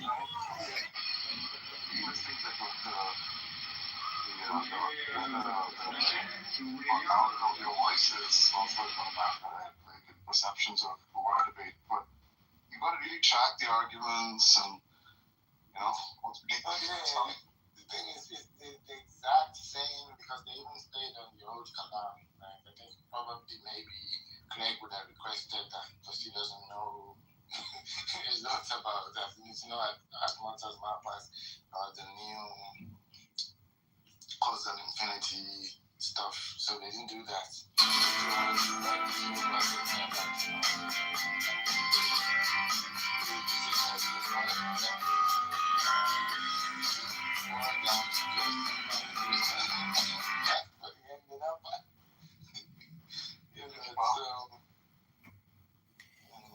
But I thought he has his whole, like, inductive argument and all that, right? But the thing is, when you push and push, it comes down to, out of nothing comes, what it ends up in. Because, he tries to say it's like a metaphysical thesis or whatever. Because if you say it's induction, it can be attacked, like, oh, what's your sample? Have you done something else? So, eventually, he wants to just say that it's just something that makes sense, out of nothing comes. But I think actually examining the strength of that induction could be a productive discussion, right? Like, they didn't even do too much of that, but it has been done before. I think it just ends up maybe it's a draw, maybe no one's winning. I don't know. But, he likes to have that in his back pocket. Because he even confessed that initially when he started running the argument, he didn't use to defend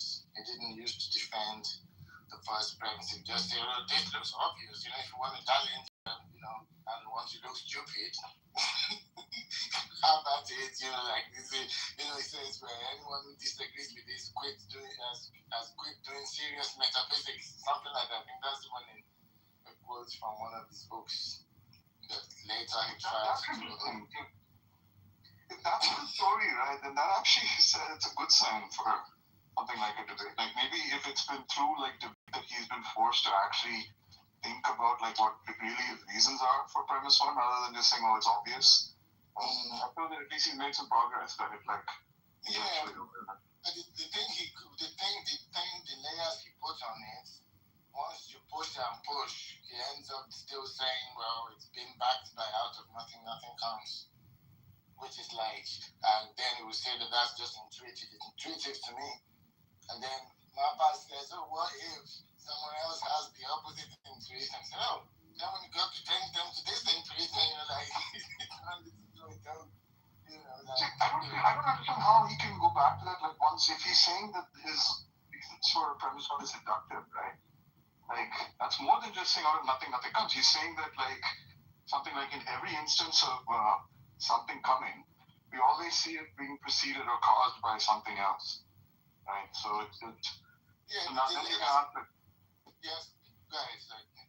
I'm saying then the question turns to like, okay, well, is there like grounds to generalize to something as general as the whole universe?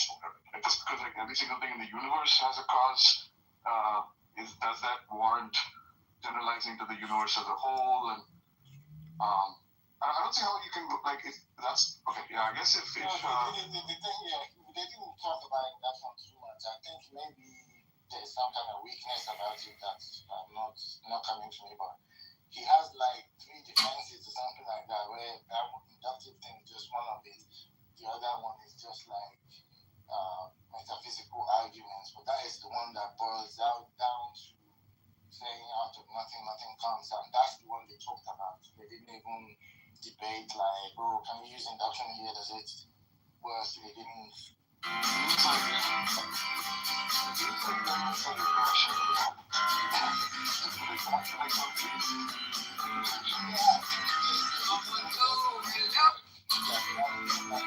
Try it out before, right? His videos that he did with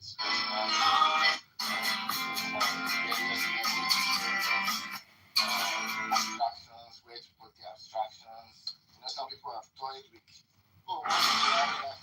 more restrictive principle that, like, whatever begins to exist has a material cause or something like that. like more restricted version of that. It's very obvious where if they were true, it wouldn't work for grade. That's I think that sort of that is a good class of responses that on the other inductions would then like follow if you allow yourself to. Yeah, so he would just end up being cherry picking because people would say, why that one and not this one? Why not my one? You know. Yep. You could make some argument like, well, this is the most modest version, right? Like, so even if like each more specific one, you'd have to like have more and more doubt about, right? And maybe like you could say, okay, the property of materialness is just almost by definition something data management is so simple. Internal to the physical universe, right? So it doesn't even make sense to say that it the feels universe like second has nature. a material cause, right? But, like that doesn't necessarily apply to a concept of like just a cause. He has tried this before, and I think he probably should have come with this today as well. That's what he did with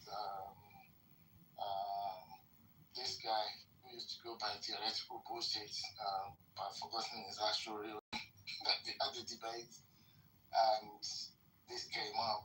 They went into the induction, and he was saying that he was trying to give reasons why the more generalized principle should be like what we should go with. That why are you like making all these little restrictions? You know, like trying to like offer that. Maybe that would have been better because the one he went with ended up nothing counts. You know, people have criticized that is just the first premise we were there. Nothing. I can't do it. Oh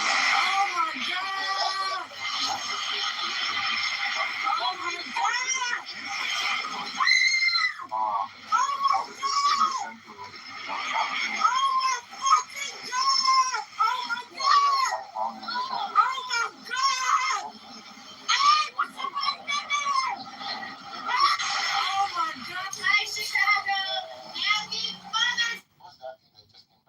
Dog eats every day, but he wears a collar. Oh. So that's what they had. It was a face-to-face. They were like real life in front of each other, and they had like somebody controlling the debates, right? So it was, and then they did it into like 4 sections. So like once they rambled on, it took an hour and a half. So once they rambled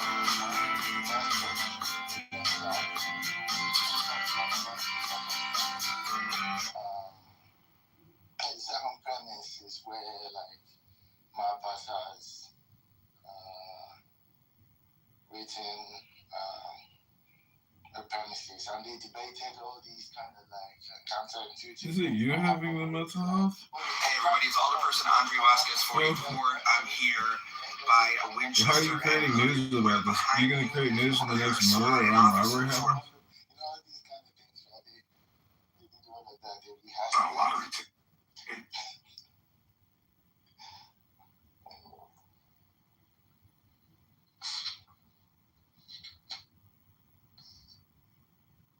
All right, did we chase all the goofy religious people away? Except for Michaela.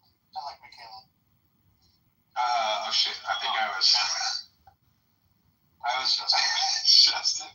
I was funny. Like I was trying to make a comment, and then like I had my mic open, so I was unmuted, and then I muted myself, and I said, "Like fuck that up." I was gonna talk about was like, should we think of intuitions as like a kind of we characterize them as a kind of feeling? Like when you say that Craig and Pass, they got down to like, well, I don't know if it's Craig. They just got down to like, well, it's just an intuition that I have about it. Yeah, the philosophers like are focusing on what the theory is. There'll be an SP article where they'll say, no, intuition doesn't mean like day to day. When we speak, intuition and feeling right, like end up coinciding, but they like to do little distinctions and stuff like that, which I've actually forgotten about.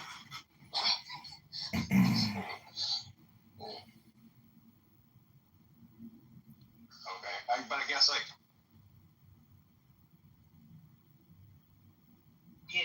I'm getting ready to get a couple of pistols.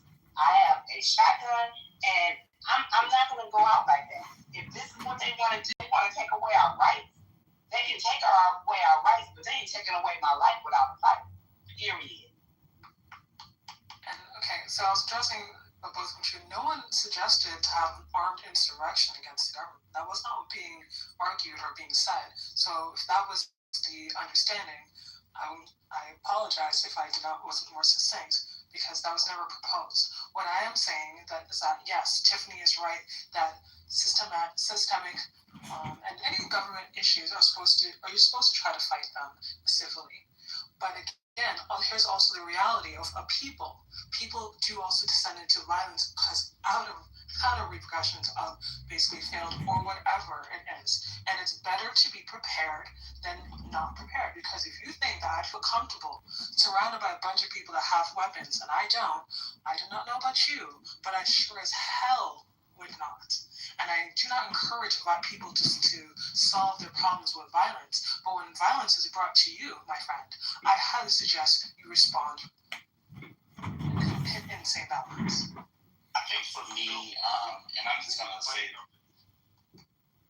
Hey, Robert, we're having a conversation. We'll get to that clip in a minute. Right now, let them. I'm just gonna add on to it. I'll be quiet. Yeah. Let this conversation kind of wear itself out, and then we'll jump to there. So, Miss Sandra, I want you to always know that I absolutely love you. I back channel you. I do know how isolating it can feel for you. I've had these conversations with other people, and I live in the same world. I think that sometimes, because we live in different parts of the country, sometimes we don't think about what the racial tension feels like, and it is very thick in the South. It is, literally, you can drive through any neighborhood and you still see Confederate flags everywhere, right? Like, literally, at the state capitol, there are always Confederate flags outside the state capitol whenever there's any kind of votes going on, because, we are a red state. They very much could care less about the rights of Black people than us here. And it's wild to think about, right? Like, even, I've heard Marsha Blackburn is crazy as a dodo bird, but the same white people that sit next to you at work voted her into office, and she's been very clear. She's the one that originally called Bill Lee about redoing the maps, right? So the things we're going through are very systematic. I am at work every single day. I'm paying attention to how these political issues make it into the workplace. And when I tell you, it will not be the way that we think it is. It's not going to just be one day that there is this uprising and then we will get to, go to war as we believe we will. It is to the point where, think about all the people that lost their jobs earlier this year. In addition to losing their jobs, they've also been cutting all the social safety nets that would support people who've lost their jobs. It is one of those things where they are slicing in a way that it's so difficult to explain it. I think an attorney probably could explain some of the laws that are coming through and some of the presidents, but literally when I'm getting briefing from our legal team, it's so deep, and it's just you can't stop it. It's just all of these things were a ripple effect or a domino effect, and I think that we really have to talk to people about how they're going to help and support at the local level, how they're going to try to get their local bodies to help stop the bleeding, because it's just not going to be what sometimes people believe with this. We'll just need our guns to protect us. I agree. And I understand what you're saying, and I'm not saying that is the only thing that we can do. I'm just saying because I was raised in a family that didn't believe in God.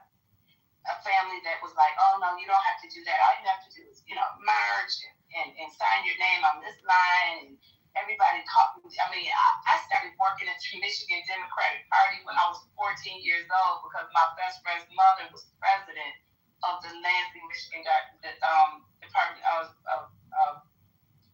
I'm sorry. And I was stuffing envelopes when I was 14 years old for the Michigan Democratic Party. All I'm saying is, at this point in my life, I want to be protected. I want to be protected. And if that means that I have guns, I want to have guns. Because I'm not just going to let somebody come in here and tell me what they want me to do. I'm not saying that it's going to solve anything, but it's also, they're not going to force anything on me either. I'm just at the point now where I don't want to fight that. I just want to say, Ms. Sandra, real quick. I absolutely agree with what you're saying. And you're talking to somebody, you're talking to somebody who actually got shot inside of his car during the social unrest in 2020, the day before Valentine's Day. And since then, I have not considered, let me not embellish, getting a firearm. I've been told by age who may have said something that I didn't quite agree or resonate with, but it really comes off as disingenuous when you speak from a place of where you're looking at perspective, or you're looking at a group of people who are talking about equipping themselves with armor with rosy pearl colored eye lenses. And when I say that, I mean it's easy for you to say that when you're not on the receiving end of it. I even came in here and talked about how I was in another space, and because of a matter of differing opinions with a Trump supporter, you were willing to sacrifice your life and my life and shoot me down like a dog because I said you can't call yourself a Christian because you follow behind MAGA, you follow behind Trump. That's a matter of opinion. I don't see anybody from the left, unfortunately or fortunately, who have threatened anybody's lives that I know of on the app, talking about I'll blow your head off if you don't vote for AOC, or I'll blow your head off if you say anything about my first black president. I have not heard that. So it just comes off disingenuous when we hear certain individuals say, well, you trying to encourage other people to get themselves armor or to equip themselves with guns as if that's going to solve the problem.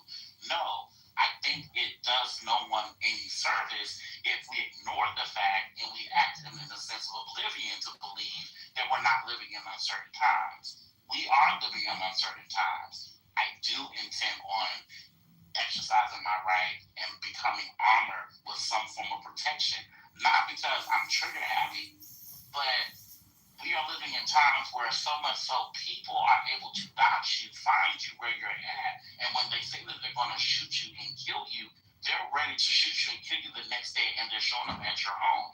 So I just want people who may not quite understand where some of us are coming from, where we talk about where we want to become armored, we want to strap ourselves up, be mindful of what type of things we're dealing with, what type of situations, conversations, arguments, disputes, or whatever have you. Be mindful of what type of slack, or whatever you want to call it, that we're receiving on the opposite end. Because whether anybody wants to agree with it or not, and Ms. Sandra kind of spoke to this, they've been preparing for barbecues like this since the inception of this great country. And they're preparing for the greatest barbecue of all time. Even when the election was going on, they were talking about it being the Civil War. So for those coming on stage or maybe in the chat talking about, hey, we ain't no need to talk about trying to equip yourself with guns.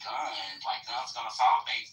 It's not about solving anything. We're living in uncertain times. They just said there's gonna be a Civil War. We're just preparing for it. And I just want to clarify something. Sorry, Daryl, I know you want to, Cherokee, I know you want to speak. Okay. Just give me a moment. Just in case anyone thinks, you're in Canada, so it's not the same situation. I understand where at least not right now. I actually can't even say that because I know you guys don't keep up with Canadian politics or what happens here, respectfully. So you don't actually know what it actually is like in Canada. not to the same extent as the States, I will say, but we do have our own problems. And if you think for any minute that there are not of this country, especially where I am now in Alberta, that are not full of just pure white people and are racist as fuck, I'm going to let you know Canada's not that much evolved and above everyone else. Okay? So again, I'm in Alberta. There are places that they would literally like call you out your name in front of you and not feel anyways.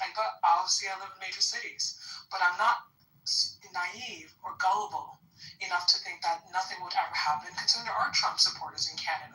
Explain that. So if you know, say, that you're in a position where you can and be literally outnumbered, so you don't want to, I'm not going to walk around naive and thinking that I live in this ideal world, ideal country, nothing will ever happen, especially as a woman.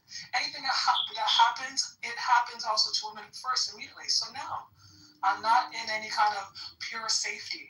So please don't be misunderstood of where I'm coming from, okay? Now I'd like to go. Please go after Gerald. Gerald actually has been holding on. You can go after Gerald, please. Thank you. And then after that, I guess we'll give Rhombus a chance to play his clip, so and then we can jump back in because it kind of sets everything up. Okay, so all you know is I live in Texas, and I joined the Texas Army National Guard and during the Operation Iraqi Freedom. And I remember one of my colleagues who was working on White House detail during Barack Obama's second term. I had the bright idea to take my family to D.C. because I just wanted to see the White House because Obama was there. Fortuitously, the Smithsonian opened up that same weekend. That was like late September of 2016. While I was there, I had the opportunity to go to a lot of the memorials, but one of the ones is that every memorial has a bookstore at the bottom.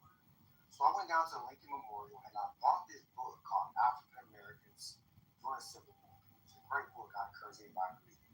But one thing that I took out of that book was these proud black men. And some of these people were in leadership positions, captains, things that I've never heard of in my life, things I was never in social studies at all. And these were men that some of these people were not far removed from slavery, coming through the transatlantic slave trade that people say never happened. She did. Okay? This is what I've noticed. What I noticed about the people that were there, these were very proud people. These people were fighting. These people were fighting on the side of the union to kill. And they were sanctioned to kill any Confederate that stood in their way. Right? So this is what I'm saying. The battle, if there ever was a battle, is not going to be fought by ourselves. We have allies all over this planet. So this idea that 13% of black people on our own is foolish.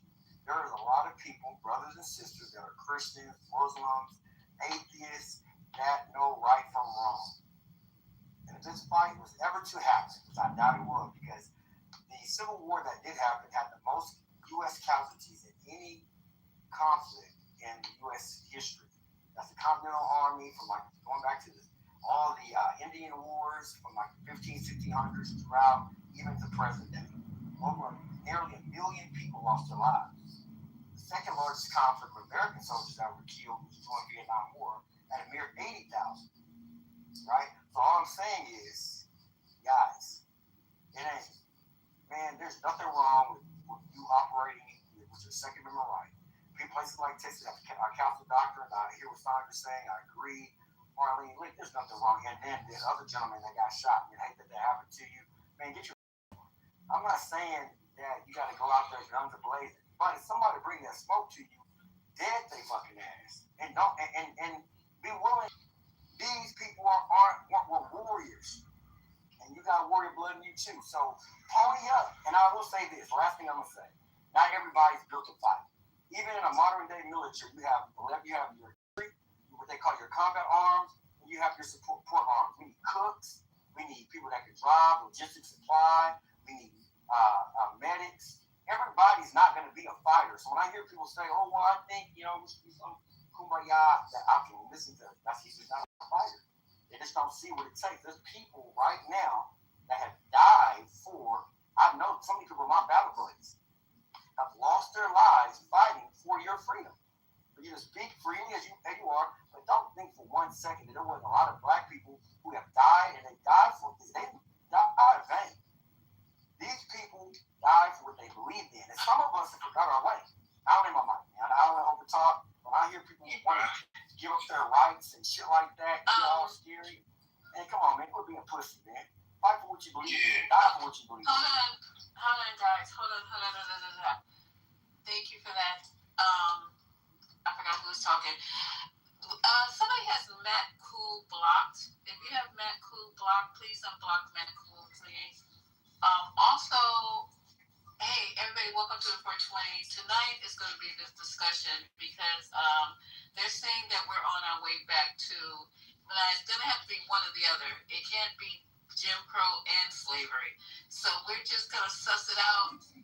We know what we're talking about here with the gerrymandering, the taking of districts, pushing all black people out of the House in certain states. And then somebody came in the room and said they have a clip of somebody saying we're trying to get them as close to Jim Crow as possible. Rhombus is going to play out. I want to hear that so bad. But unblock Matt Cool because we're going to need his input on this conversation tonight. And we welcome everybody. Listen, let's start out by saying this. We have a different stage tonight, so we're missing a lot of people. There's no dropping anyone out of the room. Try your best not to block it. I'm sorry. Let me start over. There's no kicking anyone out of the room. Try your best not to drop people off stage unless they're being quite disrespectful. But other than that, this is going to be a tumultuous discussion. And just because somebody asks you a question, it's not an open invitation to start an argument. I know we can do it tonight, you guys. I know we can do it. So we're going to try to have a good conversation with grown folks and hopefully learn something and maybe have some fun tonight, okay? So welcome. Ping in your enemies. Here we go. Yeah, Miss, I'd like to say, it's Misa. It has an A on the end of it. I said Miss. Yes, we promised Rhombus he was next. No, they did it. They promised I was next. No. If you want to lie about it, I just want him to go over me. Just say you want him to go before I. We said we're going to jump back in. You can let him go. Let him go. Go ahead, you go. How long is this clip? Real quick, okay. It's Jim Ivory. Everybody check your blacklist and see if they have this man blocked. It's a quick one. Drop down to the audience. We'll bring you back up. Thank you. Okay, here it is. The moderate Republicans and their supporters want to make America great again, want to be remaking it in the image against Bellamera. I just want to be clear. Are you saying you think they want to reinstate slavery? No. They wish to get us back as close to slavery as they could possibly get us to without Bellamera. Because the Constitution already can't do it. Jim Crow. Uh-huh. Yes. So you think they would reinstitute Jim Crow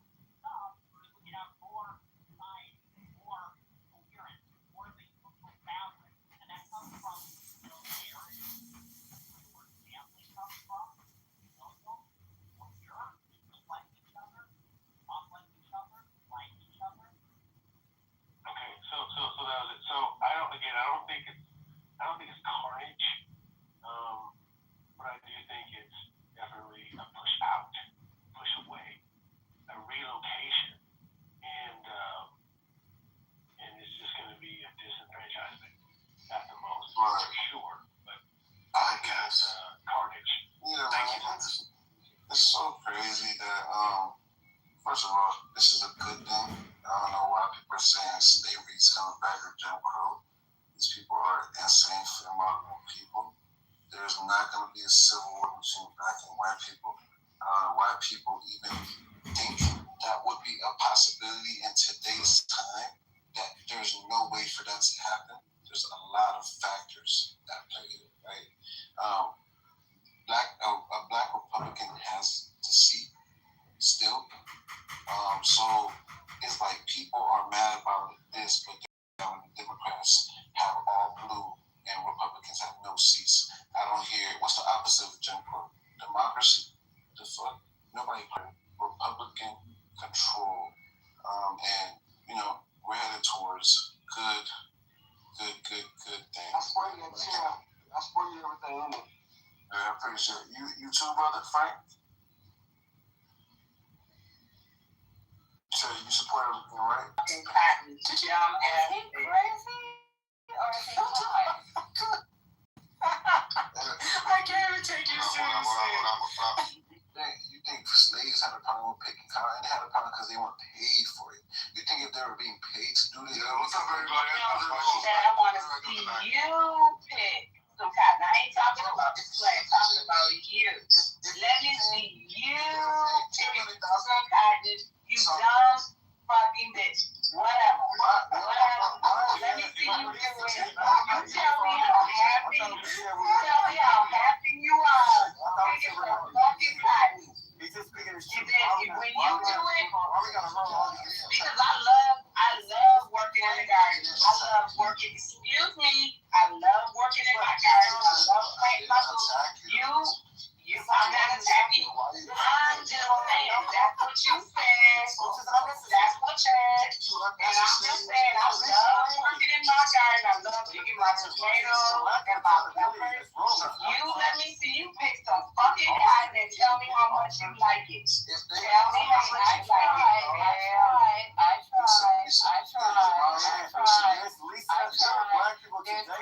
people talking at one time. When he was talking, she interrupted him. I heard you in the background as well. I did. I interrupted. Okay, so be ridiculous on mute though. Helping when you start. Somebody needs to spank me. So I need to spank me. Let me get this out, you guys, and I'm gonna just say it one last time.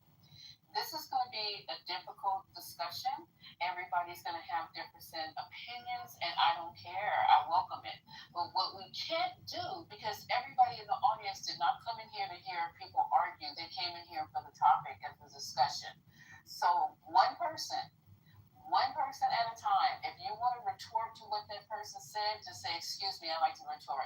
And that's it. But we're not going to be like 4, 5, 6 people online. I'm telling you. I don't want to drop people, but I will drop you. Okay, so who was talking over, I think it was Cass. Are you responding to Sandra? He left. He's not even here anymore. Or somebody dropped him. Okay, don't do that either. I'm not kidding you. You guys just totally disrespect me on a regular. I asked you not to drop people off the stage because I'm not stationary and I can't be bringing people in while I'm trying to drive, okay? So I didn't drop him, Lisa. I talked to him, but I did not drop him. I know you didn't. Okay, you guys, go ahead and enjoy the. There's only 4 mods, and it wasn't Lisa, and it wasn't Sandra, so it was Marlene. No, it was not me that dropped him. I was having too much fun laughing. It was just wrong. Yeah, this is crazy. Okay, so go ahead, baby cakes. Yeah. It wasn't me. But let's just go back. So he. That was funny. That was funny. Yeah, I don't even know what to say. But it really was funny. No, but hold on, Daryl. He did say there was people, if they were getting paid. There are people that were getting paid that wouldn't mind. There's people that pick up garbage and pick trash from the highway. Let's just go with that, right? But like the fact that the way slavery was instituted, like you think that these people really was doing it, even, and you know how much they were getting paid? Like we were talking about getting paid, like they were not getting paid a living. My family just sold just made $1 million selling 60 acres in 2026. Yes, hold on. Okay, we're talking about. But you gotta understand, man. My family immigrated to Tipton County in Covington, Tennessee in 1904. Okay, my great grandfather had over 1,000 acres of land. What I'm saying is, my grandmother, who was 86 years old, picked cotton. And her parents picked cotton too. all this extra stuff just because you don't like what he said. Oh, well, we don't have to. So hold on. Let's just make it clear. I don't think anyone doesn't need people to like what I said. I don't need people to tell me I'm wrong. I just, I think as Misa's talking about is. Okay, Omari. Yes, ma'am. I'm gonna have to interrupt you for a second. How many mods are on the stage? 1, 2, 3, 4, 5. I just got a second. I know you did. Did somebody leave who was modded? Yeah, it was a patient. Wow. Okay, so Cass got kicked out of the room. Oh. Okay, so I will start this room all over again and have just 1, 2 mods on the stage. I asked nicely not to do something, and then it got done anyway.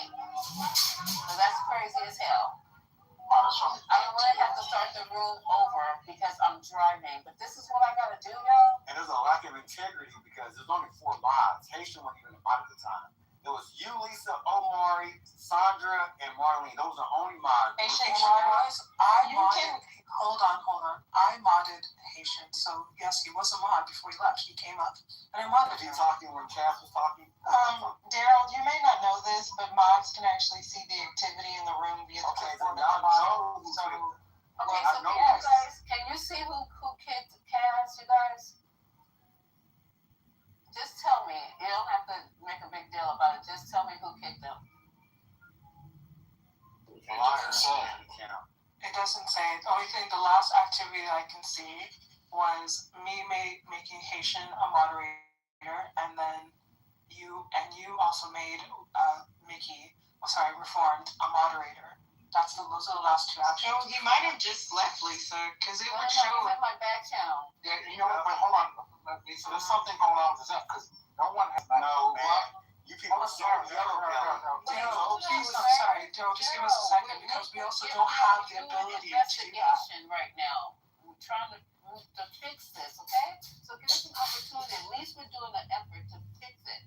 Right. Like Cass is not that important, but I just want to make sure that we don't do this tonight because this is just not fair when I ask. So one of the things when Matt Cool and I was messaging each other, it kept saying the system is having issues. And none of the mods had him blocked. Not Sandra, because he was able to message everyone. Yeah, he said he was blocked. Matt Cool said I'm blocked. I know, but if you could message, like if someone blocks you, you can't message them. That's part of the block features. Like you can't send them a message. So with that being said, my only other logical explanation is that there's something going on with the app. Again, remember the app was down yesterday. If y'all remember. And it's still messed up. Because I made sure that I don't have anybody blocked. Okay, so good. So can we just Cass let is these not people know? Yeah, we can let them know. Cass is, if he was kicked out, it would show. It would show in the chat. After we talking, no one liked. And I was the one that had. Just happened to kick him out. Oh, Jesus Christ!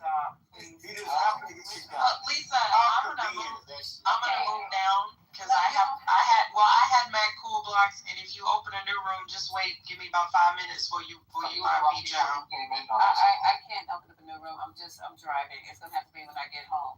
Okay, but you get home. Let's wait till does you get home. anybody know if he chatted? Because his chats would be gone too. But if it doesn't show it in the little clipboard, I mean, maybe he can't get in now because somebody has him blocked. But it's also anybody on stage. So tell him to go, because I had to do this. If someone is on, and we can get back to Misa's conversation. If someone just on stage has you blocked, you can't see the room in the hallway. So like I had to go in the house. Does anyone have a backup account that you can bring in? No, just tell him to go in the house, click on the room, and then he should be able to get in that way. But it's not going to show up in the hallway. Oh, okay. So can you tell him? Or you're not following Cass? Absolutely not. Oh. Okay, so give him those instructions, babe, so I won't have to break this room down and start all over again. And if you guys are wondering why we're doing all this for Cass, it's really not for Cass. It's out of respect for me. If I asked them to do something, I would just love it if they would just do it. That's it. And you had a room, if you asked somebody to do something, just out of respect for you, I would Moon and certainly do it, okay? That's what we're just saying. So anywho, let's get it all straightened out so we can get back, because I know some of y'all gonna need to go back to slavery. Some of y'all need to have the whip and chains, because you can't follow instructions. Yeah. Really. Lisa, this is weird because people keep coming into the room, and then I go to see, like, Michael just came into the room, and he disappeared, like, before I could bring him up or invite him up or anything. So there's still stuff going on. Yeah. There's still stuff going on from last night. Does anyone have a burner? No, I can't afford a burner. I don't. It might be shadow banned too, because I have a burner. Let me see if it's in the hallway. I always go to the house, y'all, because the hallway is I can see it in the hallway. I don't know why it would be shadow burner. It's not shadow banned. I can see it in the hallway on my burner. But anywho. Anywho, we're having a good conversation, and I wanted to continue. It is so juicy. You know what? It's not. You know what? I just looked. It doesn't show you if you did drop someone, because you had that naked guy on the stage. And naked. No, not if you drop them. It shows if you kick them. No, it shows if you remove somebody from the stage. Because see how it says Tiffany Denise removed, Tiffany Denise reformed. It shows if people are moved or kicked from the stage.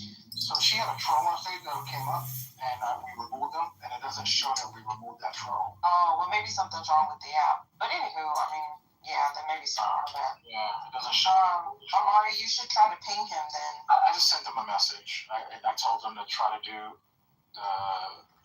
go in through the house. Oh my God, I just got a message. But in the meantime, I would like to respond to the hallway. I would like to respond to the comments that were made in the video. Thank you. Okay. So first, from the person that was speaking, that was Nick Fuentes.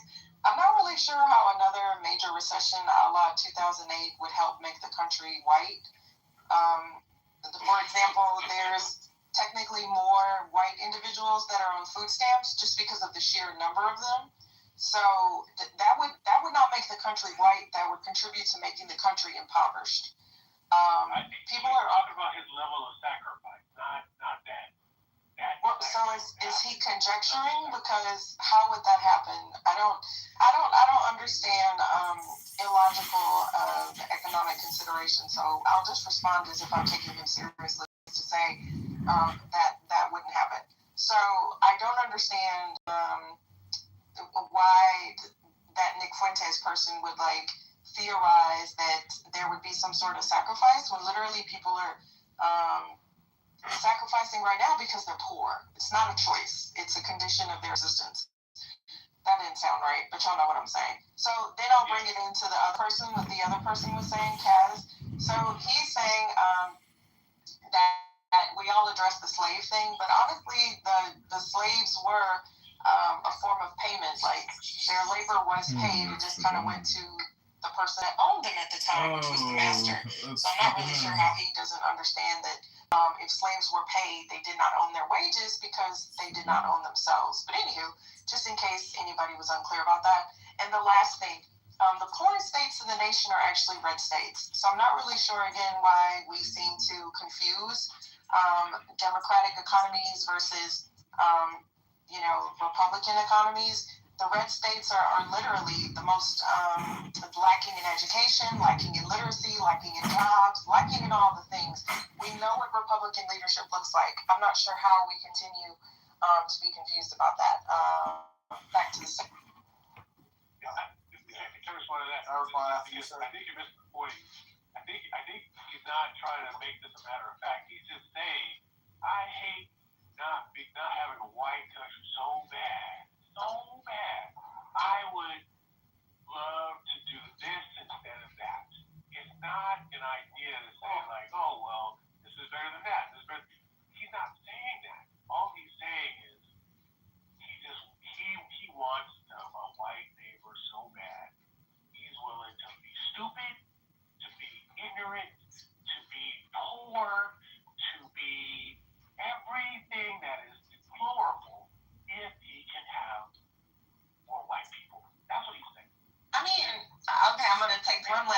Romas, because I get it. I'm taking him too seriously. There are literally places in this country that are majority white. I mean, like, really majority white. Like, white.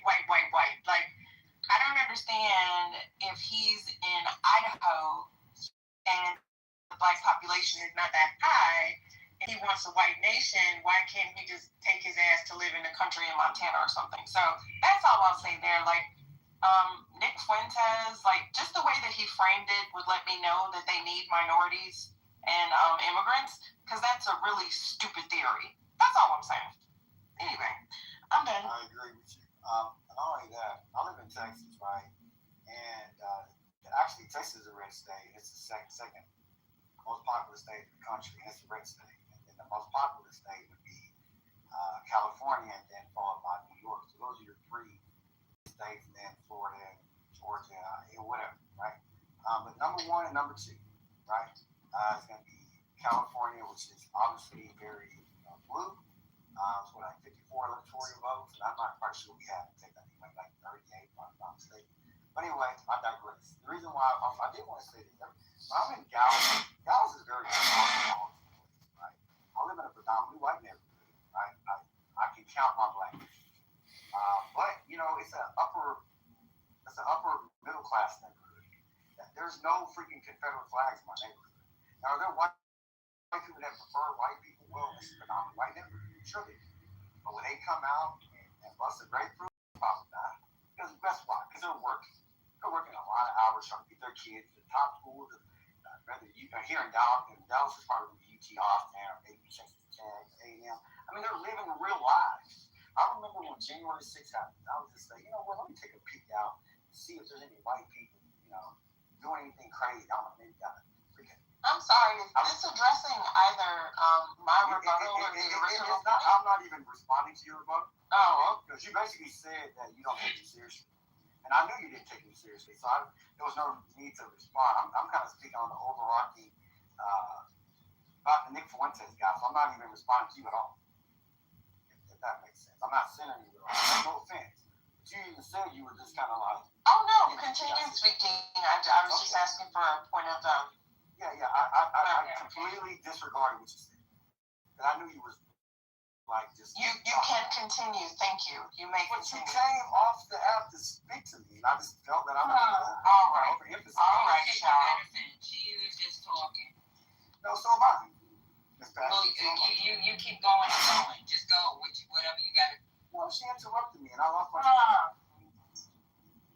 she did it on purpose, too. I'm sure you're not that special, but continue, please. Ma'am, neither are you, too, but you're not that special either. All right, well. You actually had nothing. Okay, Jesus Christ. You had nothing to say, but you said something. But you had nothing to say. Do you talk to the white people in your neighborhood like that? I'll talk to anybody like that. I'm not scary like you. You're scary, not me. You're scared to die, not me. You think the white people are going to kill you? Ma'am, shut up. You sound like a fucking retard. But you actually are one. I'll take who he goes. Wait, is that him in his PTR, y'all? Bye, Felicia. Oh my God! I really was. You gotta go over.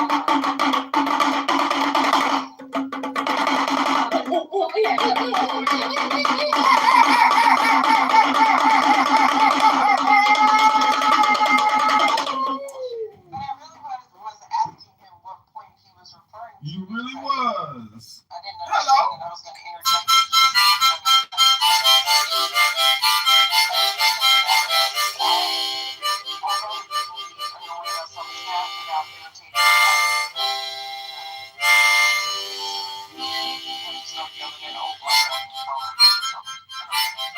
I'm sorry.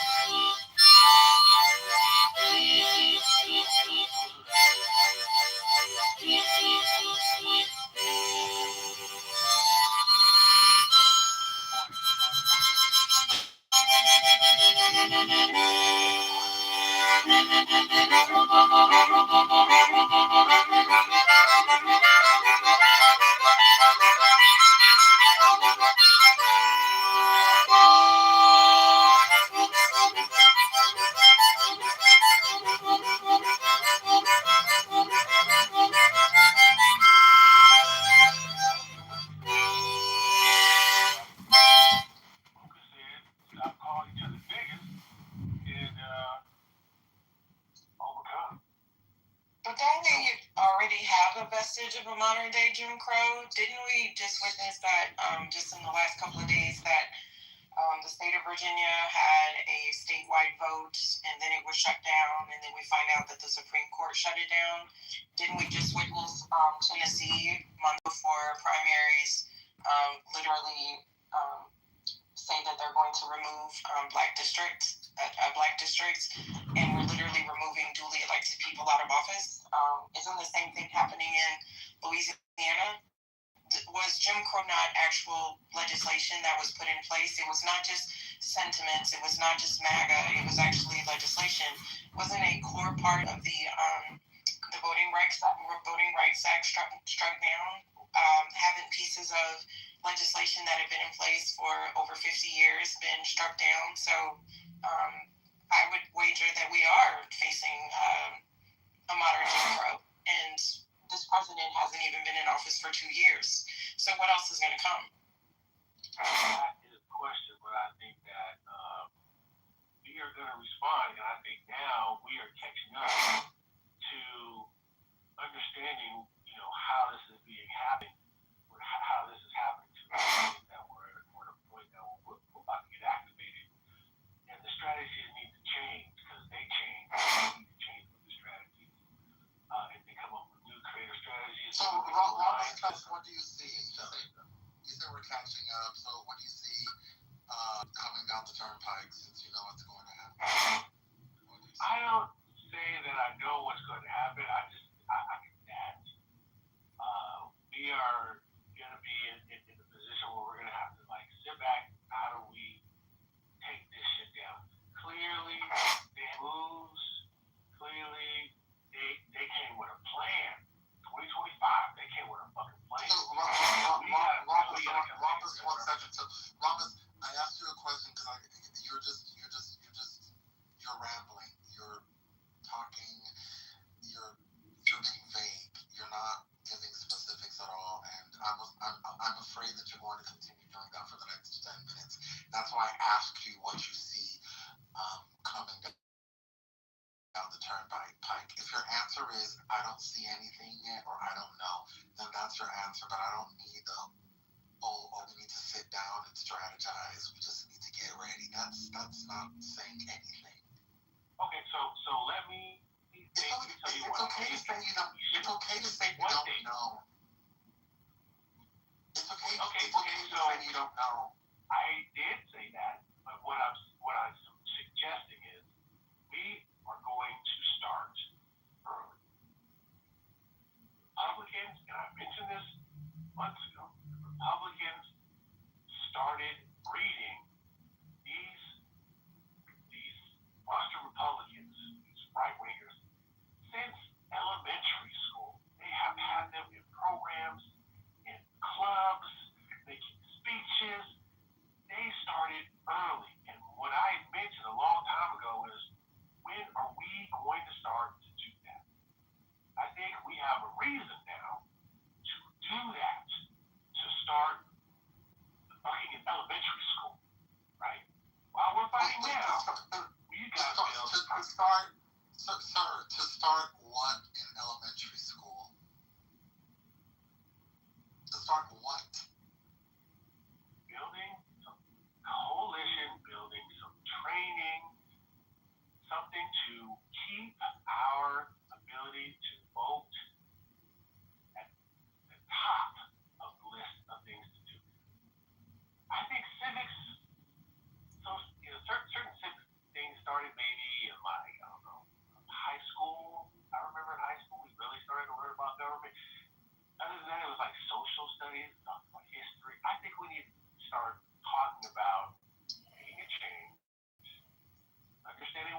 opposition are, learn how to support it, being in volunteering for, registration. Who's the we?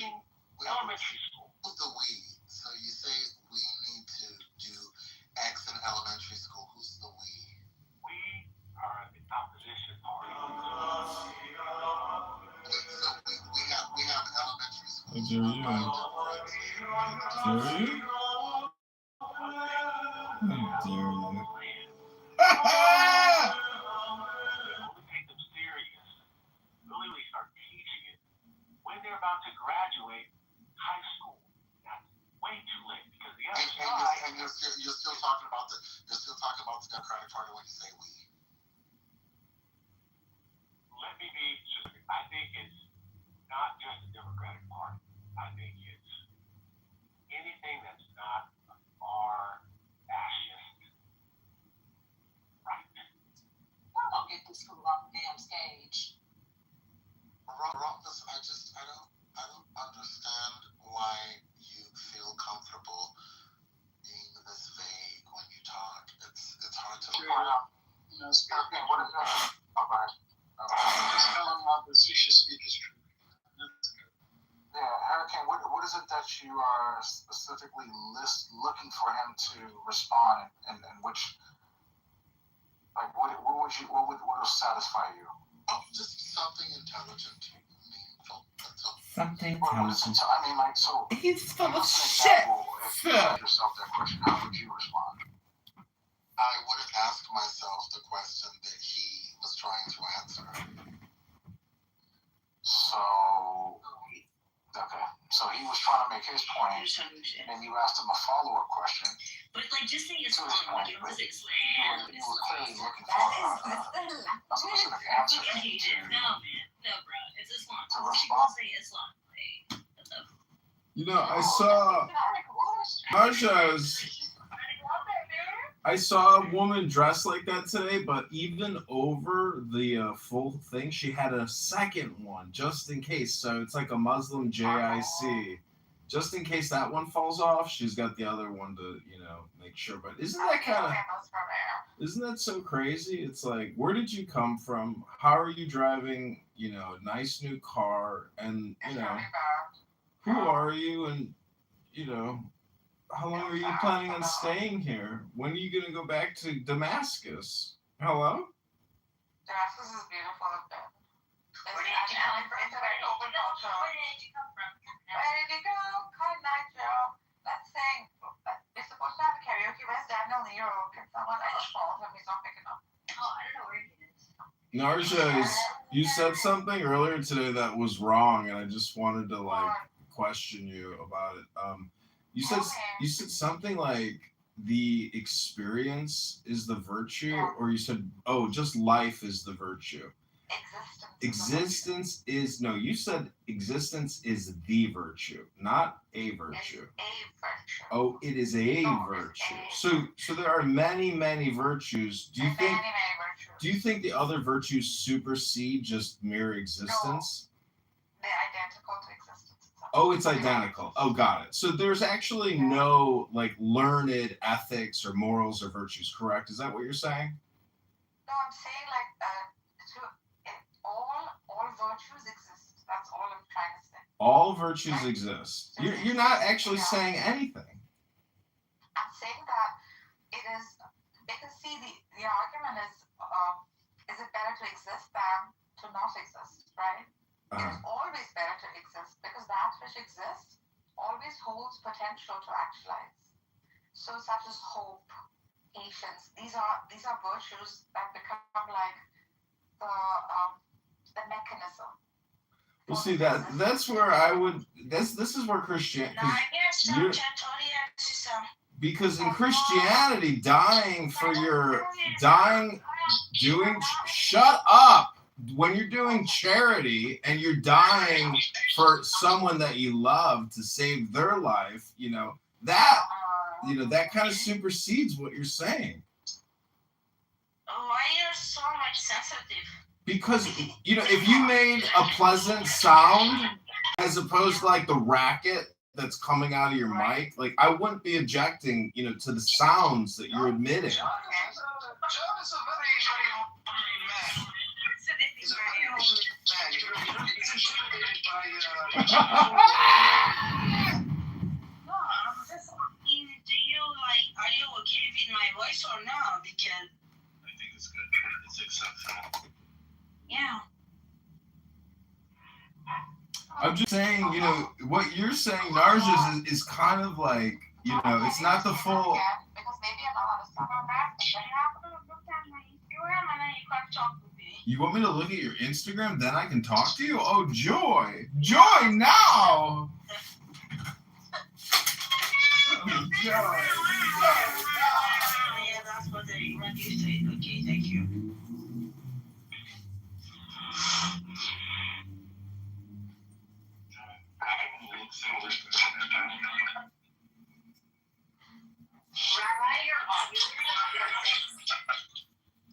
Yeah. It's just whatever. Your audio is awesome shit. میگه بابا دست خودتون ولش کنین، اینقدر جریان بازی در نیارید. همین میگه دیگه. چه کاری؟ حالا جریان بازی در نیارید. اوکی، من میام میشینم خونمون، شما بریم باش خودتون اشغال کنید.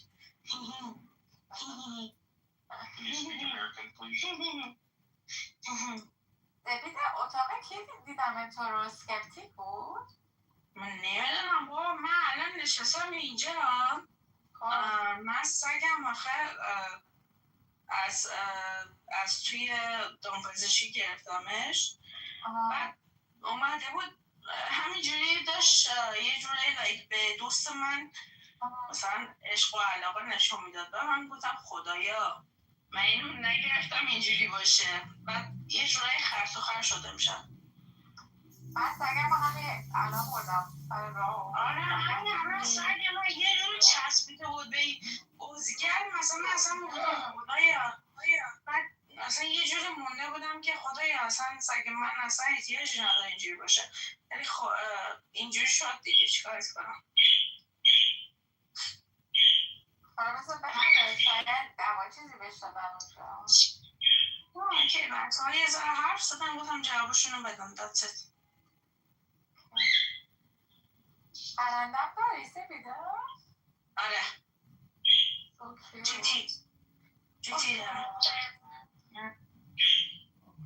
الان اینجا اگه خاموش کنم، به همه چی خاموش کنم، میتونه بگه که سپیده. بعد جدا از اون سپیده رو میتونه بگه که بدش کن. بعد حرف بیادبی نزنم، بدش کن. نه بیادبی آخه بیادبی. بگو بابا. چیه کاس بیادبیه کاس خال چی میگه مثلا؟ نه میگه که ریدم دهنت. Okay. Hey, Flo, can you tell them you're like reading the Hanet, please?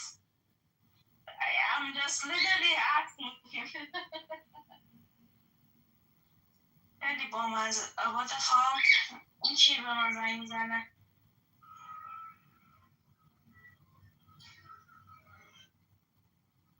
Daniel.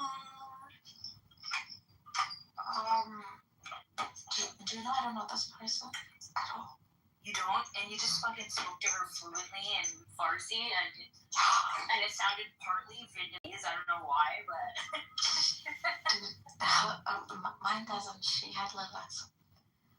Oh my god, it's her problem. I don't know if she had in a room before this too. In one of the rooms I was in. That's crazy, bro. Oh, what are you? They're coming to get you. No.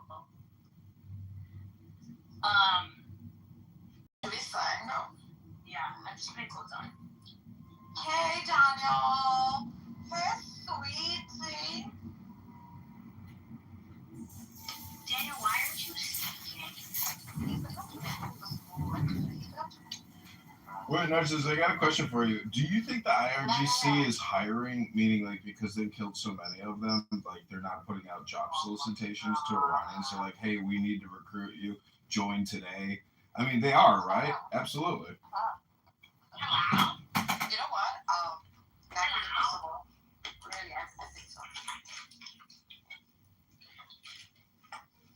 I mean, if the U.S. was engaged in a major war, they would be soliciting for soldiers left and right. I mean, they would have a draft. Like, where's the draft in Iran?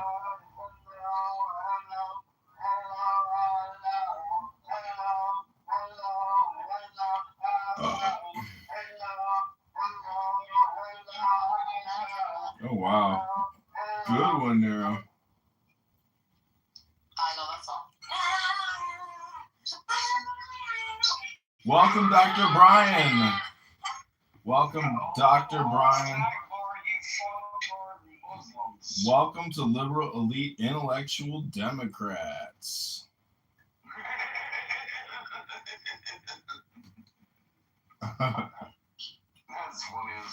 Okay, I want to give you a quick sample. So Claiborne, CBS, I mean PBS. I think this would be FMRA. This is important enough for us to listen to it in its entirety because we can chop it off every 5 minutes.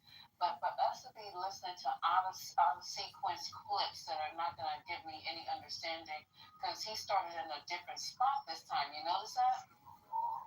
So let me, I do understand. Let me see if I can bring this up in the YouTube long format.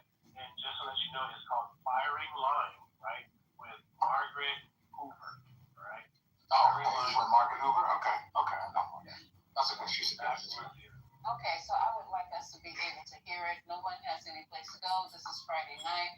And if they're talking about Jim Crow, and Clyburn is a good, he's a good interview. I mean, he's going to say something right off the cuff. I mean, you know what I mean? He doesn't hold back too much.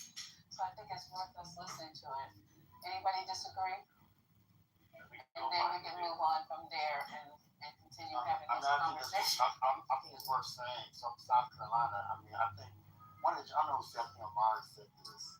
I mean, and then another lady who another part, Sandra, another part of the country. It's worth noting that, I mean, the United States is a pretty big place. There's a lot of different people, a lot of different views and ideas. South Carolina, I mean, this is the slave force here. My great grandmother was from Spartanburg, South Carolina. It's a pretty racist place. I don't think South Carolina is representing all of the United States. I think we can take that note. We're looking to the first Black American in 1971 to be invited to a governor. And review was done in January this year, so before the Supreme Court issued its decision in the Calais case. Hey, brother, I just wanted to correct you on that fact. What? So the Jim Crow laws didn't come before 19. Oh yeah, I'm talking English. Yeah, so there's nothing to correct. Mute up. Wait. Oh, sorry. I'm sorry. Mute up. When I'm done, you can talk about what you want to talk about. I'm talking about a YouTube clip. Mute up, please. You too, Chris. Mute up. You got mute up on the stage if you're not. Don't mute. Don't yell at me, gay boy. Mute. Whoa. Stop. No, we're not going to do that. This is a long night. Y'all already hyped up and yeah, so Lisa, the clip was posted on YouTube in January this year. It's about 30 minutes long. I can post a link in the chat. I don't know if you guys want to listen to 30 minutes, but it's Jim Clyburn talking about America, race, and where we're going in terms of civil rights. It's a bunch of stuff. So here's the. Okay, you guys have the link. Amari, you have the link. I mean, I don't know if I can play 30 minutes of what's that, but we can try to, because, you know, you might not got nowhere to go, but I definitely got to run up and down those stairs. I just posted the link. The firing order with Margaret Hoover, and that's what I found. I'm about to settle in and go to a cigar lounge. Alright, so 27 minutes. You don't have to play the whole thing, but I believe that's where Rhombus got the clip from. And we can just stop it. Okay, so we can stop this clip too long every 5 minutes. I'm not sure. So you want to run Amari every 6 minutes? I think Rhonda said he'll run it. Okay, Yeah, so I'll run it every 6 minutes. Okay, so every 6. Yeah. Oh my God, what do you guys like? No, seriously, because I'm trying to get to the 3 minutes. It'll be forever. Well, we're not trying to get through this. Are you trying to get through this whole thing tonight? Oh Lord. Okay, go ahead, Rhonda. Start it. Do every 5 minutes. Is it 5 okay? Oh yeah, 5 times 6 is 30. So yeah, that's fine. All right, it's 5 minutes, y'all. You guys need to. ADD is for real, and I think RFK. Just relax. If we might hear something that's going to help us with the conversation, or maybe help you make some informative decisions about what's going on with voting and should you vote and what's actually happening. This is informative. Look at it that way. Informative. Not if you listen to mentally ill people. Who are you considering mentally ill, sir? The homosexuals. Oh my God. No. Oh my goodness. I'm gonna shake up. Cannot tonight. Sir, can you keep your I'm the first audience. That was absolutely called for, and that's not what this room is about. Okay, this is just too much. I cannot control the crazies. So, all right. Don't even try to control the crazies. No, I'm not. You see what I'm doing? I'm trying to find something to eat. I'm just trying to get you guys to have a room until I get home. That's some of the mods agree with what I say. That's why they brought me back up. Oh, okay. Well, those mods are not going to speak up, so. And can you just not talk until we get through 5 minutes of the Also, a mod that dropped you, It's that. come back up. Yeah, and I just realized that, I just went and dropped it again. It'll stay that way. My bad. I do apologize, everyone. Talk about hypocrisy. You know, I make mistakes. I am not perfect.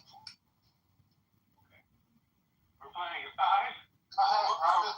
Calm down. Go ahead, man. Let me get Lou out of here first. One firing. By cautionary tale discuss anything that's happened before can happen again. South Carolina Congressman Jim Clyburn is talking about segregation. All it takes is a role Supreme Court, and I'm not so sure we have not got there. So you think they would reinstitute Jim Crow? Absolutely. I think the Supreme Court is on the way to doing that. Clyburn's recent book, The First Eight, is a reminder of Black Americans' political advancement and deliberate political suppression. It tells the story of the 8 Black Americans elected to Congress from South Carolina immediately following the Civil War. There wouldn't be a night until Clyburn was elected in 1992, close to a century later. And you say that it became more urgent to you to tell this tale after January 6th. Right. I am convinced that whoever put January 6th together used a roadmap that became right out of this. Thank you. At 85 years old, Clyburn is a national power broker. His famous fish fry is a mandatory stop for any Democrat with presidential ambitions. Which is Congressman Jim Clyburn. Say now. Firing line. Margaret Hoover is made possible in part. Make that mistake. Well, I think that Mike Washington District has always been about this country, especially the Civil War. The people who came out of the Civil War and have lost the war decided that was just a battle. They would continue to fight to redeem the South in its pre-Civil War days. And in my book, I refer to them as redeemers. The Redeemer Democrats were the Southern Democrats. They wanted to redeem the South. They wanted to redeem the South to pre-Civil War days. And constitutionally, they couldn't get it done. But you will see the instance after instance. They made the decision. We're going to take our side back as close to slavery as we can get it without violating the Constitution. So now, the 13th Amendment was there, which meant that the formerly enslaved were now free.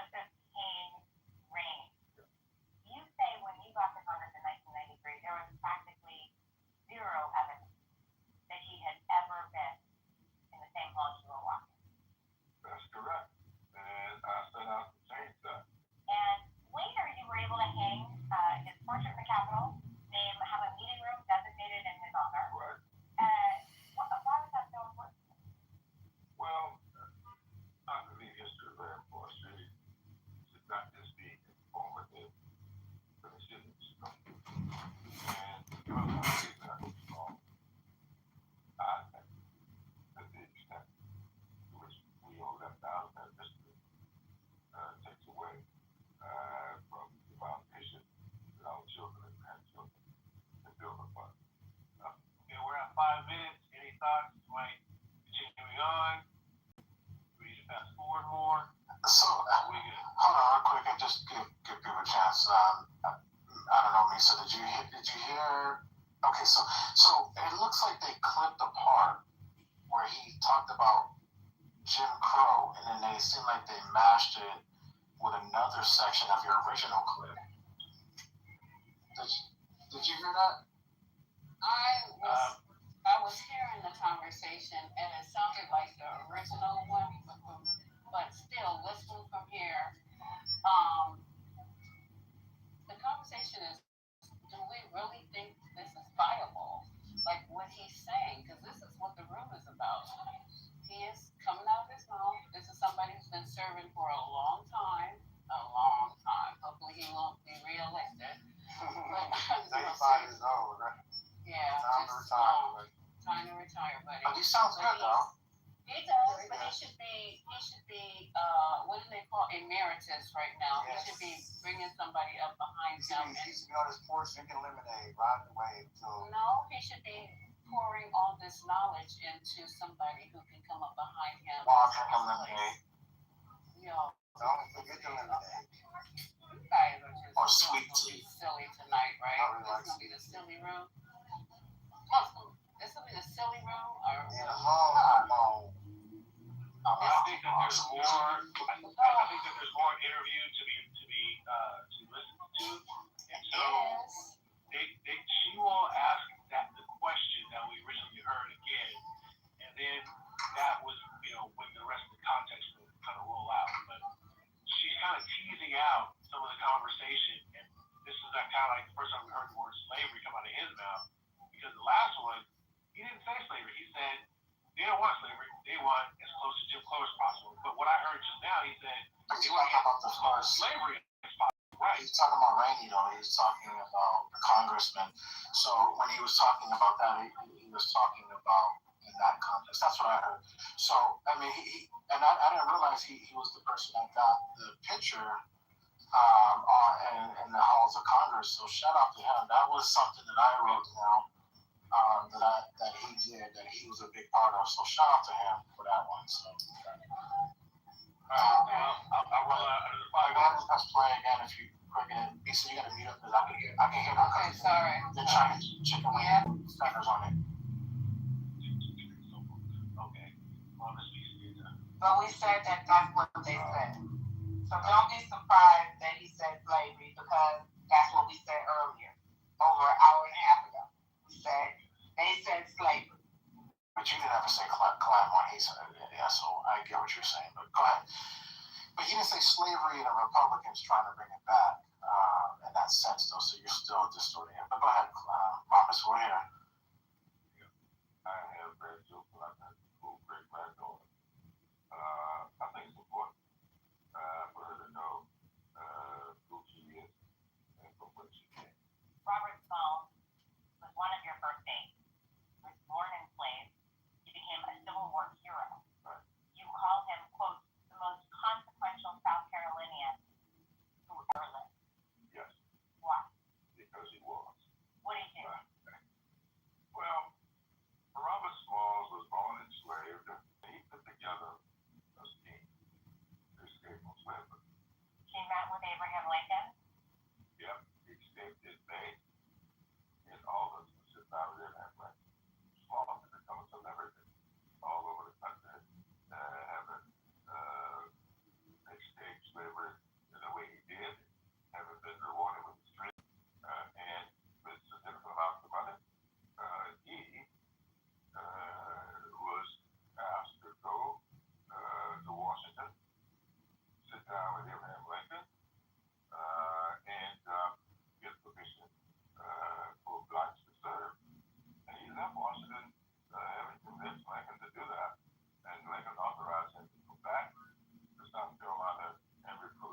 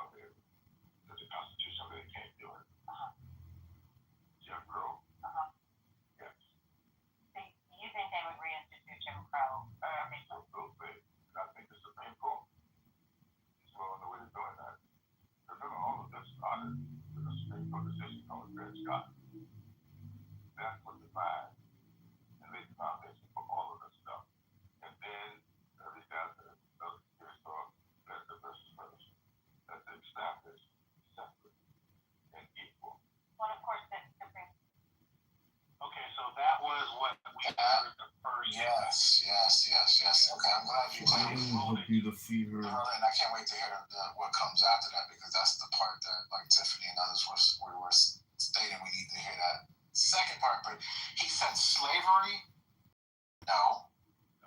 Jim Crow, definitely. Yeah. He said definitely. Okay, I heard that loud and clear.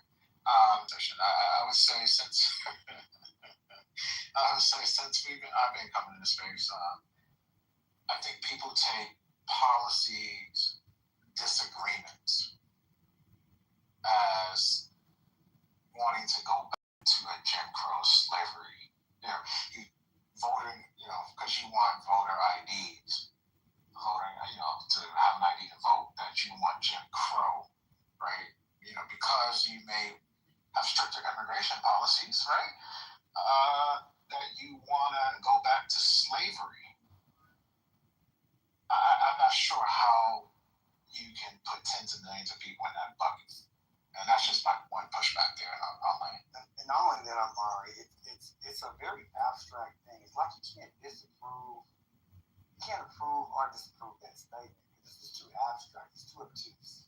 And that's the issue that I have with it. I mean, he's just having a conversation, and we're hyper-focusing on this conversation, and we're all going to take away our own meaning from it. But, I mean, the guy's also selling a book, too, so let's not forget that, right? Like, all the money, fund the truth. I mean, I think this interview, obviously, I understand Jim Cloud money, as we all do. But I think things can be taken out of context or lost in translation. I want to know where's his book really? Did his book get published around this time? Is he on a book tour? What if we came out and found out this guy gave the same interview 30 different places, that little Rotary clubs, Kiwanis clubs, all over South Carolina? Would we give it the same amount of, Okay, I got issues with that, because the thing is this: everybody who was going through this administration, even the first time, has written a book, right? There are, I think, multiple reasons for that. One, you want to get that person's perspective. It's selling. If you're living in a MAGA world, you go get fired, right? So this is going to be his last hurrah getting paid. Secondly, it needs to be archived from multiple perspectives, as many perspectives that have the closest to the power as possible, adjacent, direct, indirect as possible, so that we can get the most accurate depiction of what is really going on with many different angles. It is of service that we get this black man's perspective down, right? And he's gonna make some money on the side, okay? Let's not forget that. It's Friday. Come on. Now, let me just have a little quick. I want to add to that, and I really want to pass the mic. But here's the other thing that's interesting. It reminds me of the book that I was talking about earlier, that people said was so irrelevant to what I was trying to say. I mean, I don't know why, but how he described it, I just read about this guy, Robert Small. I didn't know this guy existed, and I went and I read about him, and I shared the link. I'm a speed reader, right? I'm like, damn, this Robert Small did that during actual slavery. I mean, this guy actually got a freaking Confederate ship and drove it to the Union side that had cannon and munitions during the slavery time. Right? And not to mention, another little nuance back that was kind of mentioned there, he had kind of like a priority status or a preferential status. He was born free. I think they're saying here that he actually, one thing they're saying he's a slave, but he volunteered to be a worker to get a better context. He had to do something like that back in the 1860s or any time. And then he served the U.S. Treasury, the U.S. Representative as well, during a time really right before Jim Crow, right? Now, Jim Crow came after 1865, right? Because these were the things to put black people back in chains, mass incarceration, all these other things. Someone said, what am I insinuating? I'm not trying to insinuate anything. I'm like, look at the facts. Guys, I'm saying this one to say it plainly. Nobody's going to give you shit. And it's interesting that we know that when it comes to our own macro lives. Like, somebody's going to give you a degree. or you have to go out there and earn it, right? Somebody's going to give you freedom, or you're going to go out there and take it. Guys, white people didn't give us shit, okay? We fought for our freedom, we died for our freedom, and that's just the facts. I kill people for White people didn't give a shit. We heard a lot of fellas. Quarter of the night. I don't know why We fought and died for our own freedom. We didn't do it together, ladies and gentlemen. Our people did it all by ourselves. Hello? Between the Republican Party of the past that his parents were and Mr. Smalls was in the current Republican Party. Because no matter how many times people try to dispel that nasty little rumor, it will persist. I also think it's interesting that I actually just appreciate his perspective. I was reminded that this is an elder, and we don't really know what he's gone through.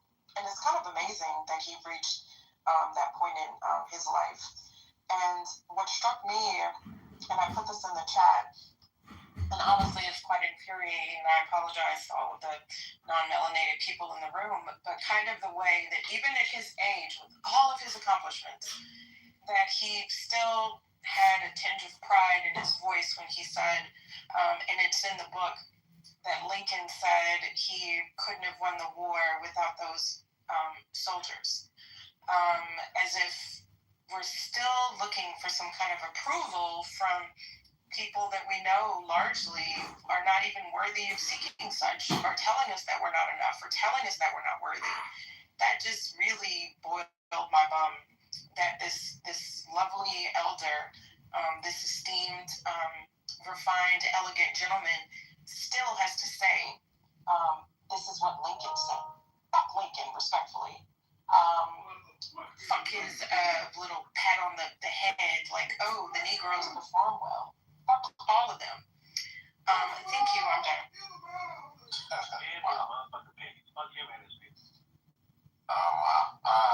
With that being said, we should be at about the 14-minute mark, Rompus? Yeah, 13, 14. Yeah, so we're like halfway there. Well, I just want to add real quickly to what Reformatory said. And we're Reformatory, and it's scary. Reformatory. It's scary. Girl, I know. We're 20s, girl. It's scary because I want to say this about Lincoln. Lincoln was a piece of shit. Lincoln he did not want you guys to be free. He did not want you guys to actually be in the war, but he was pushed to it because they were losing. So sending you guys back to Africa, he was willing to do that. But as it turned out, he had started looking for some place to send you guys, and then he found out that they were losing terribly in the war. Y'all look this up. Lincoln was not your savior. He started to gradually let you guys fight. And then when they were capturing the African Americans, instead of trying to tell them to treat them nicely, because once they caught you, they treated you worse than slaves, he refused to intervene. So just do a little backdrop on Lincoln and see how he wasn't that great emancipator that everybody tries to play him as. And I'll end with that. Agreed, Nisa. He freed the slaves to piss off the South. But anywho, we don't have to litigate that. But I want to get this book and read it for sure. Thank you. Yes, and 5 minutes so we can jump in. Thank you, I appreciate it. And everyone in the room, thanks for coming to the 420. Eventually, we're going to get to some other, but this was kind of intriguing to me. I hope you will just bear with us and get through it.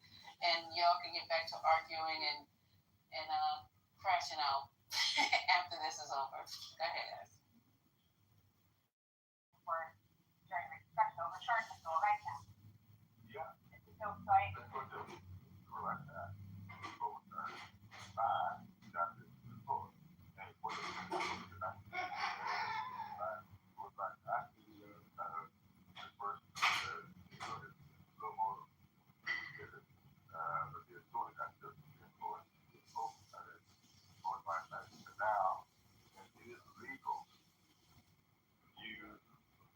Political zoning.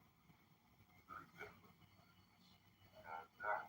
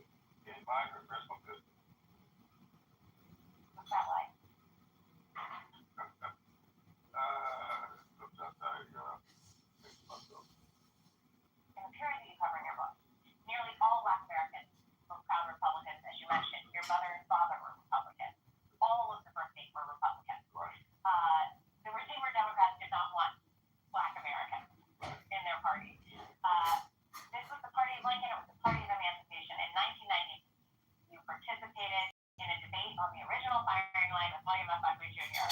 And the question of the debate was, should Black Americans come back to the Republican Party? Group, because it was a group that was denied the right to vote. Do you remember that debate? Yes, I do. The Constitution of whether race can be considered when drawing congratulations is coming before the Supreme Court this term. You write that you would not have been elected if it hadn't been for the Voting Rights Act. Absolutely. What is at stake 60 years later if it is not upheld? If you rest, I mean, that's what happened. In the 1870s, South Carolina allocated 5 Congress people for reply.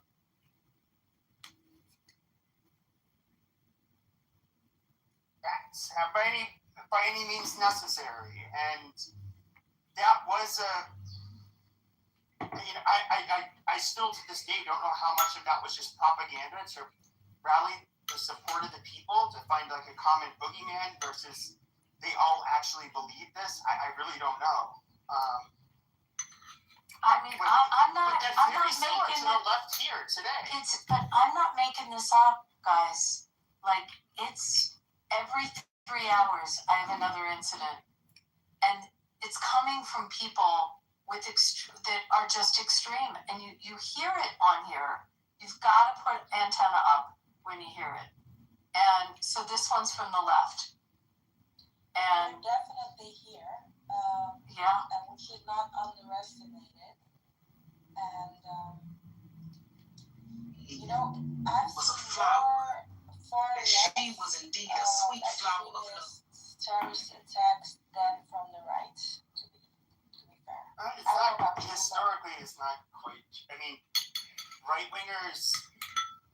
So left wing will cause mob violence. They will have large protests. They'll assault people, especially when they can outnumber people. But traditionally, and I'm just being fair, this is where the right wing extremists were different. Who were the people that would go into a black church or a synagogue and shoot up people because of who they are, or Walmart, or that store in Buffalo, where because a lot of black people live there? It was the right. I mean, the right wing did have. You didn't really quite see that type of violence where they were just going to execute people because of who they are. Because of their religion or race, like you wouldn't see on the right. That is where I would say traditionally right-wing extremists are far more violent when they would commit attacks. However, they're far and few between. But the left, they mobilize a lot more often in large numbers. A lot of violence ends up happening when they do that. But you don't know mass shootings and that kind of stuff that you would see with the far right. I don't know what else to call it. That's what I'm saying. Those mass shootings, I mean, we're seeing that. And we're seeing from which group they're actually coming.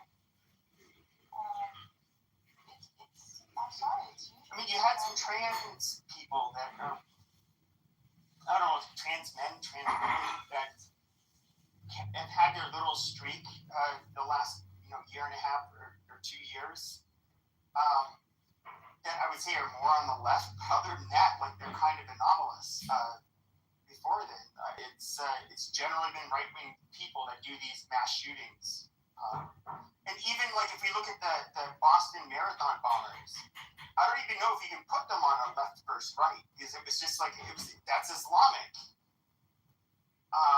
That was a terrorist attack. No, Sarnaya was driven through a sense of Islamic extremism. He got arrested. Exactly. It's not like I don't even consider that left versus right. It's more, at least in American it's not left versus right. It's like radical versus not radical.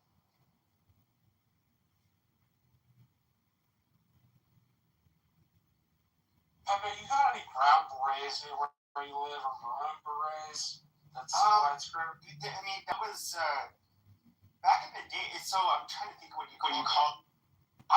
There's a pejorative term. I just can't think of what There's like they call them machistas. Yeah, there we go.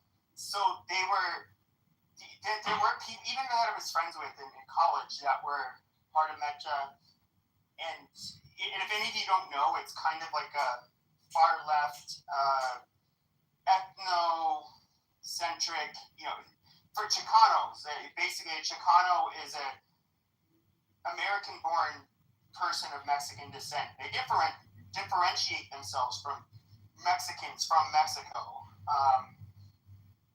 In a way, they may still identify partially as norteños because they're kind of like sense of like adventure and like doing your own thing and like not relying on government.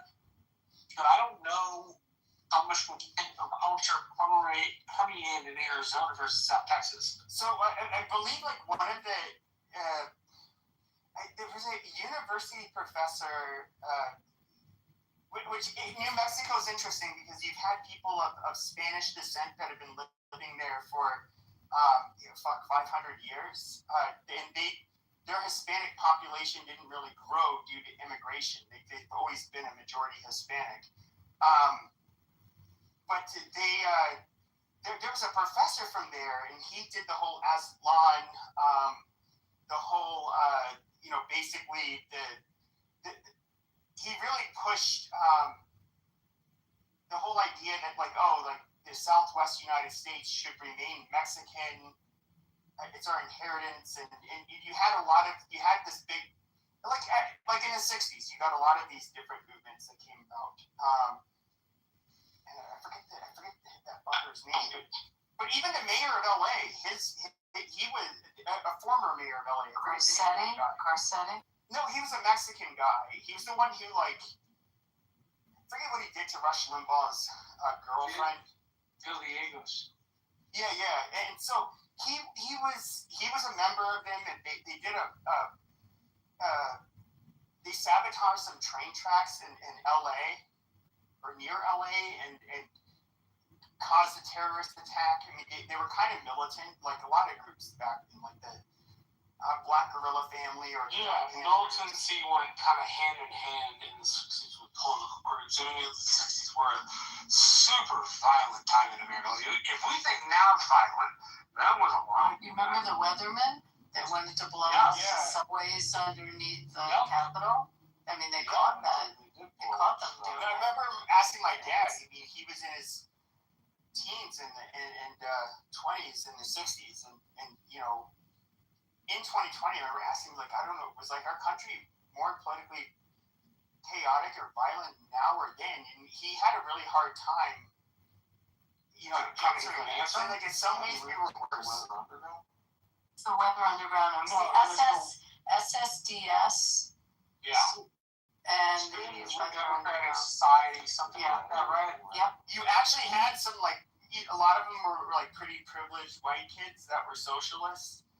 Yeah, they were privileged white kids. I mean, Columbia, they were. But they were very smart. These were really smart guys, like Bill Ayers. And I hate Jerry Rubin and Abby Hoffman and Dave Dillinger and Tom Hayden. I'm trying to remember if I can get all seven.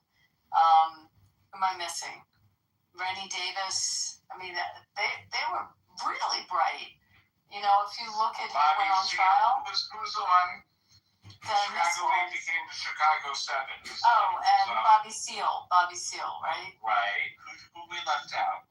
Wait, Dave Dillinger, Rennie Davis, Abby Hoffman, Jerry Rubin, Tom Hayden. I'm missing one. Can't think of it. You've named 6? Yeah. Anyway, they were all really bright. No, they were all really bright. And I remember, this is maybe 15 years ago, Megyn Kelly had Bill Ayers on her show on Fox, and she's trying to grill him. And I just remember kind of being amazed at how intelligently he could answer and respond to her questions. And of course, he's doing this in a way where he could possibly get in trouble if he legally, if he answers some of her questions the wrong way. And I was just, and Megyn Kelly, it seemed like she was just she didn't know what to do. And I was thinking wow, this is a sharp motherfucker. And when you get... He's very smart. He has a PhD. He's a tenured professor. Yeah, but he's probably actually retired. Yeah, but he's actually, in my opinion, a very smart guy. And he was one of Obama's advisors before. And I mean, the rumor is, and I don't know how true it is, that he wrote Dreams of My Barack Father. Obama's book. Yeah. But, he's that's actually, if you think about it, imagine you had these smart people that were committed to being terrorists. The world's a pretty dangerous place. Well, that's the weather underground. They split up SDS. They were part of SDS, but then they split it up and they created the weather underground. They destroyed that organization, SDS, in order to form the weather underground, which was about bombing. There's still people to this day, if you go on the FBI's website,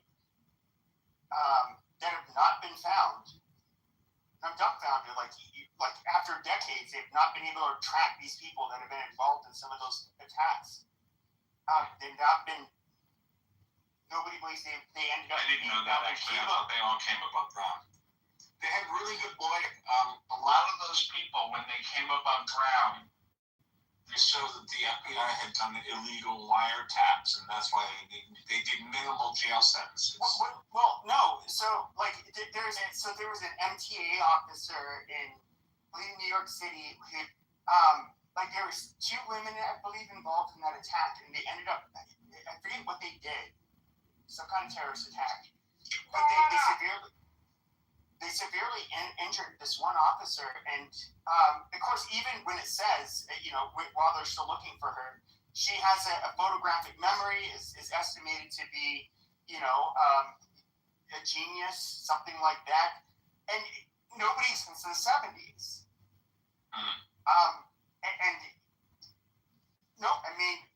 Usually these people pop up, because they were found in exile in Cuba, and of course, Cuba will use them domestically as a positive PR for their. Okay, here we go. I just Googled it. None of the original Weather Underground organization members are still in hiding as of 2026. But look, there could be other groups. No, I wasn't talking about the Weather Underground. I'm talking about some of these extreme. Just look up far left terrorists that have not been found, that are wanted and have not been found from the 70s and 80s. I mean, it's What are you saying? You're talking about the SSDS from those groups? I don't know. It was the SGS, by the way, not the SSDS. I don't know. Students for the Democratic Society. SDS, you're saying? Yeah. Now, Antifa, I don't know. Antifa is not from the 60s. No, it is not. But even until the early 80s, what was it? Was her last name Rosenberg? I forget her first name. Those people were caught. They were caught. This was in the early 80s, and they were still doing this shit. Right. Kathy Boudin. I know a lot about that stuff. Yeah, Clinton pardoned some of these people. He did? Yeah. No, he pardoned her, Rosenberg, her last day in office. Dave Gilbert was pardoned by Elliot Spitzer. And Rosenberg was on the board of Black Lives Matter. Kathy Boudin was a professor at Columbia. It wasn't Angela Davis? Go ahead. Didn't Angela Davis, she taught at Antioch, or I feel like she was teaching at Antioch. Maybe I'm wrong on that. Or taught somewhere. If I recall correctly, didn't Ayers? Ayers is a tenured professor. He was. No, I know that, but didn't he raise? I forget the name of that dude. He was the local prosecutor there in San Francisco. He raised Jason Boudin. Yeah, and that was her son, and Jason Boudin is the son of 2 left-wing terrorists, Dave Gilbert and Kathy Boudin. He went to Yale undergrad and Yale Law. He won an election to be DA of San Francisco, and then there was, when his parents were in jail,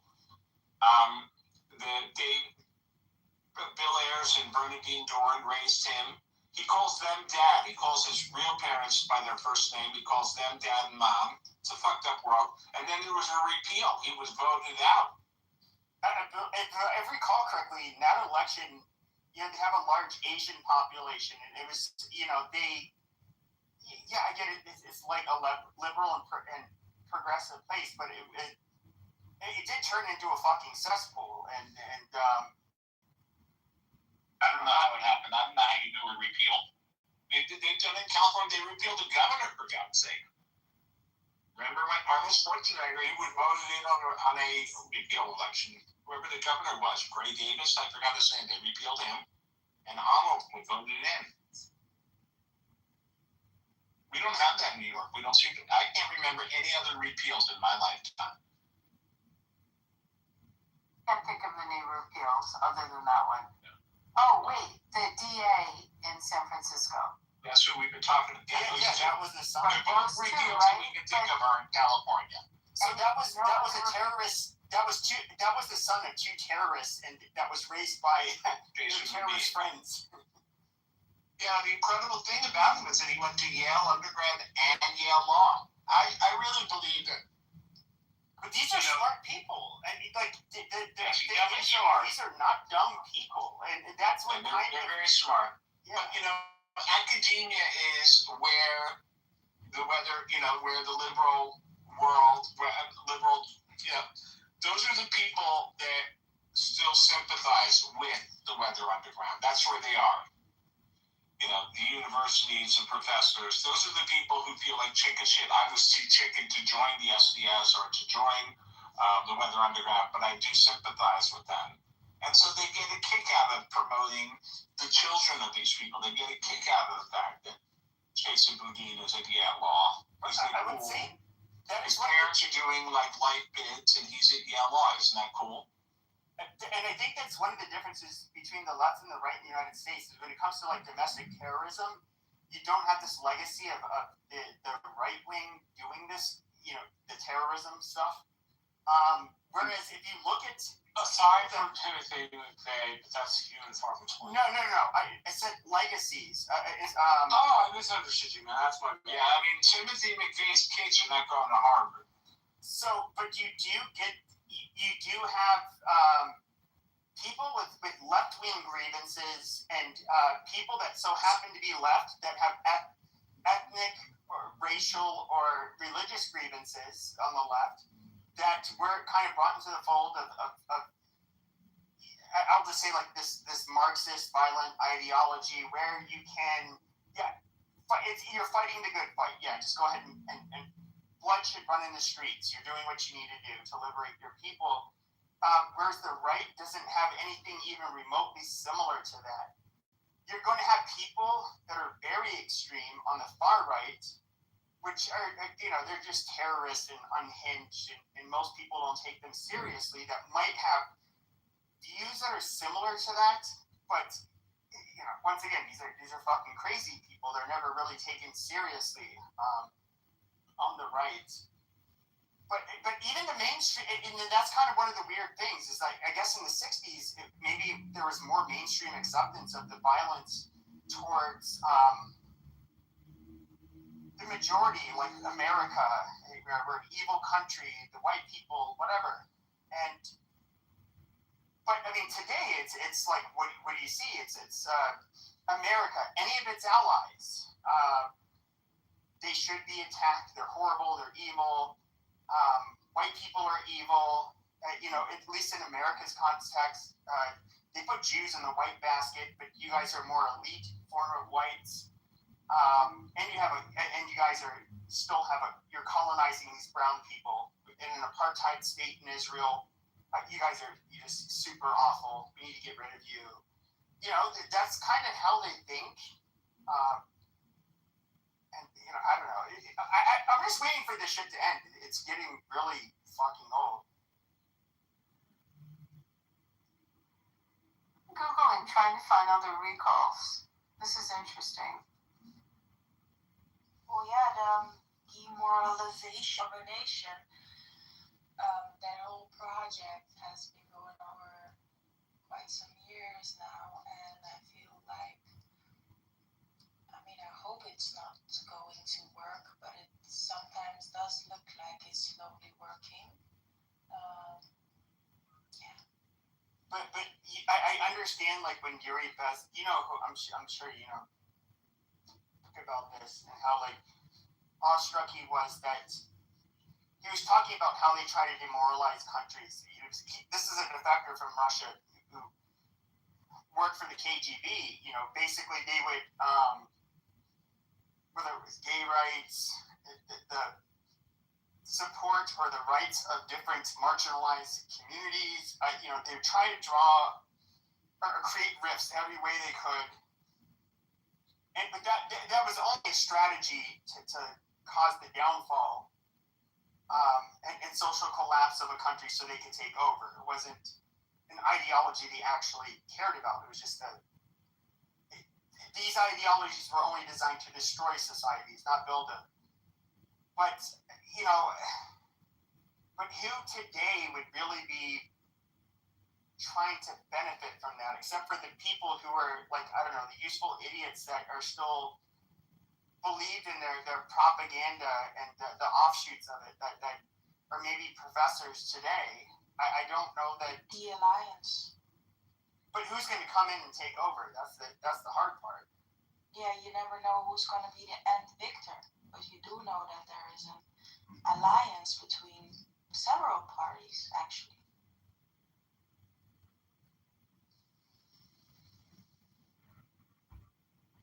But the Soviet Union would come in after a country stabilized and then, quote unquote, normalize it and rule it with an iron fist. There's no, I guess today I can see how the propaganda is still alive, and people, there's true believers, but I don't, perhaps, you know, China and Russia, which, you know, it's my understanding that with Russian disinformation campaigns, with them trying to, a lot of the shit that they do, it's not to, their main goal is, at least today, their main goal is to get people to be so disgusted, basically, with the system and both sides that they are just not willing to participate. And I don't, but even then, it's like Russia's not going to take over us. But of course, if they can weaken our resolve and our willingness to elect people that will push back against Russia, you know, that makes their lives easier. I don't quite know what the end goal is with people, with every group of people and all of their grievances and their ideologies. I don't even know if they're all, like, connected. That's where it becomes kind of complicated.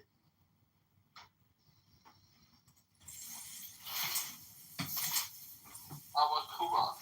You can take over Cuba or your land. Huh? Yeah, Cuba should be free. I mean, personally. Should be free. Yeah. By who? What's that? By who? It should be freed by the fucking people. By the people or Trump? No, by the people. I don't think Trump should rule over. No, he shouldn't rule over Cuba. It should. Basically, the regime should be out. Taken out, and then they should have elections.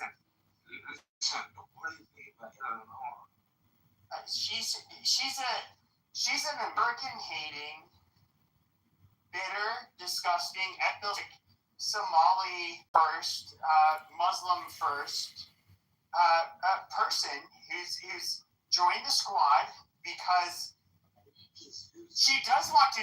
I think, like, people like genuine leftist bimbos like AOC at the expense of everybody that's not her people. She said, Ilhan Omar is one of the greatest examples of people you should not let into your fucking country. She's not some harmless, worthless immigrant. This filthy fucking bitch is a member of our fucking Congress. And she's openly hostile to the United States and the majority of the population in the United States. She sucks. Filthy bitch is being kind.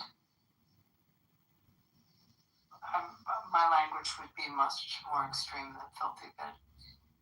Yeah, I mean, yeah. She's dangerous and diabolical.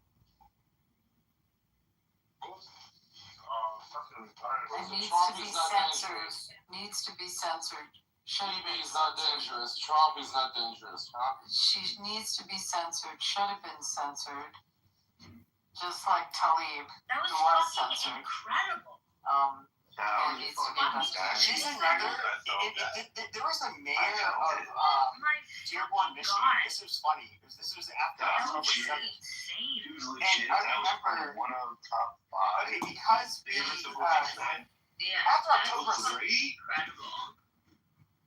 Oh my god. Did I miss it? Did I miss it? Try, but I'll try.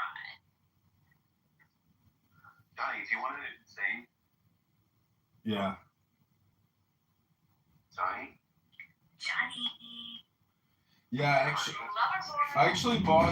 Oh yeah, I'd like to sing you a Yiddish song. Alright, I'm working out. Okay, pick a magic number 1 through 100. 30.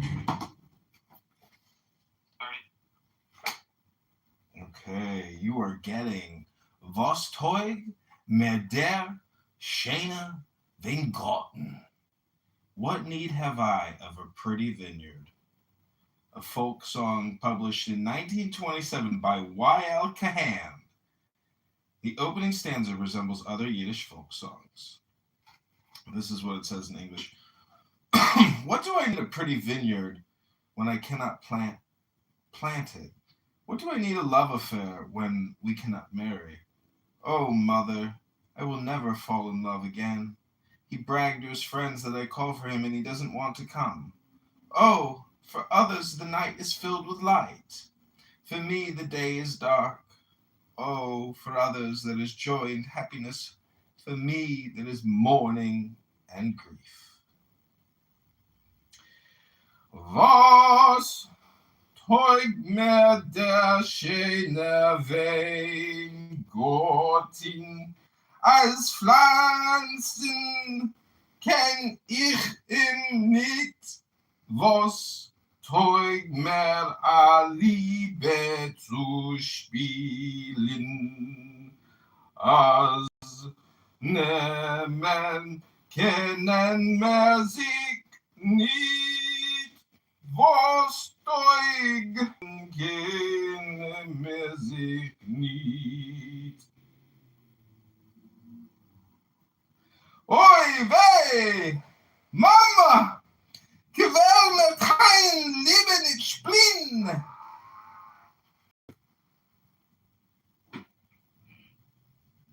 Whoa. Oh my god. How's Jody going? Very well done. Very well done. No, we got first.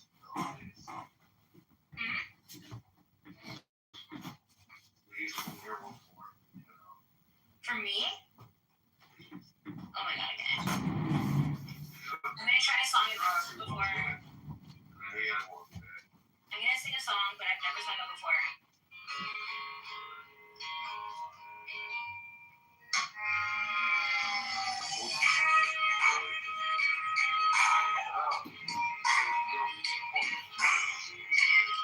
It's critical.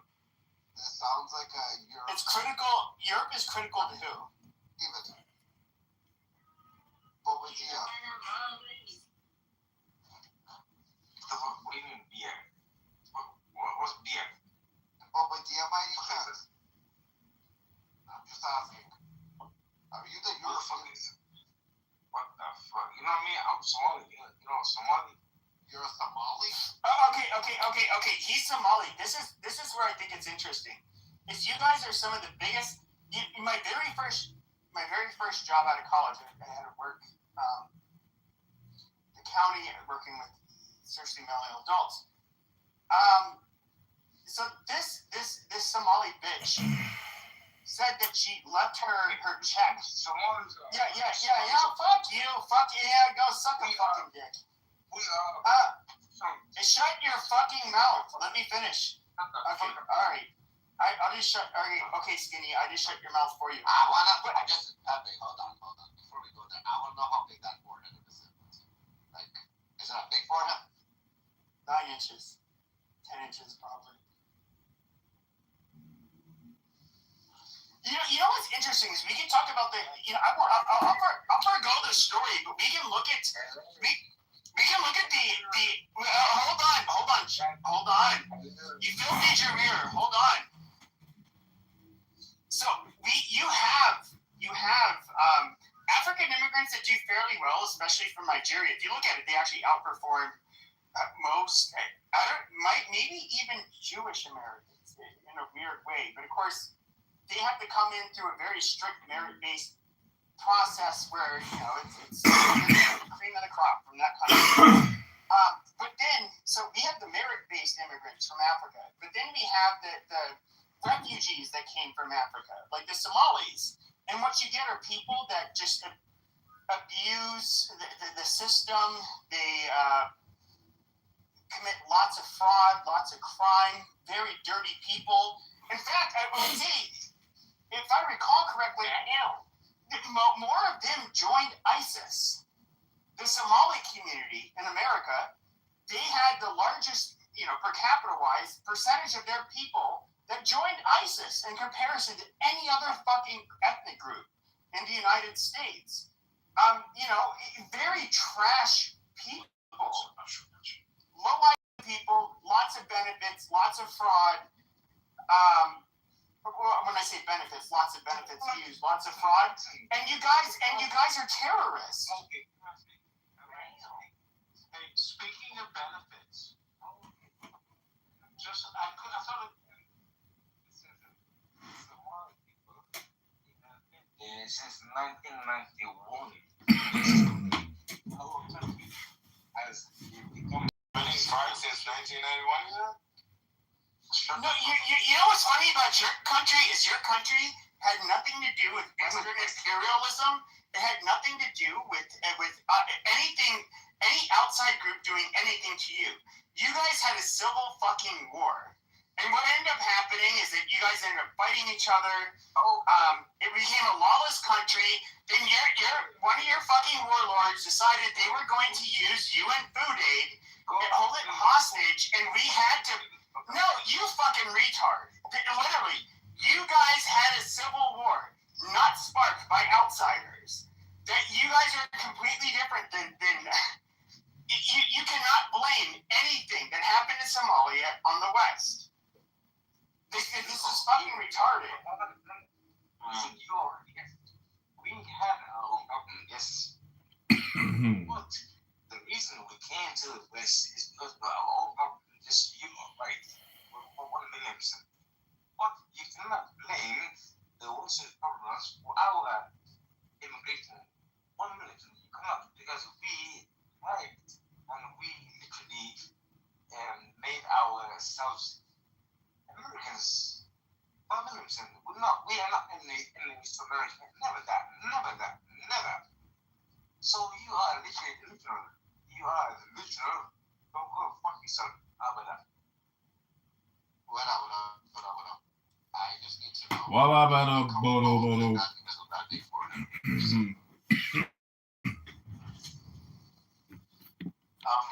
Listen, can I bring up something else? We are not America. When it's our message. Why does it show? Yeah, bring it up. What's on your mind? No, I'm good, thanks. Somebody brought the word benefits.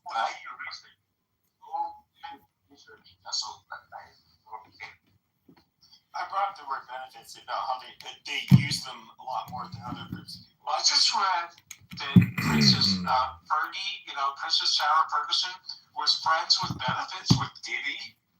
I just read that. I mean, this woman has either run a bad luck like I wouldn't believe. I mean, if that's true, just her publicity is disastrous. Are you talking about Fergie, the one from Black Eyed Peas? No, Fergie, the former wife of Prince Andrew, she had a relationship. I mean, apparently she had a relationship with Epstein. They're saying there's a book about her now. So if Epstein had asked her to marry him, she would have married. But she also had a 4-year friends with benefits thing with P. Diddy. Wait. Prince Andrew had a wife before Meghan? What? Dude, you're thinking of Harry. Somebody, yeah. Prince Andrew was a little. Yeah, you're right. Yeah, she had a thing with Epstein, but now I'm finding out she had a thing with P. Diddy. I mean, how much betrayal can the public take?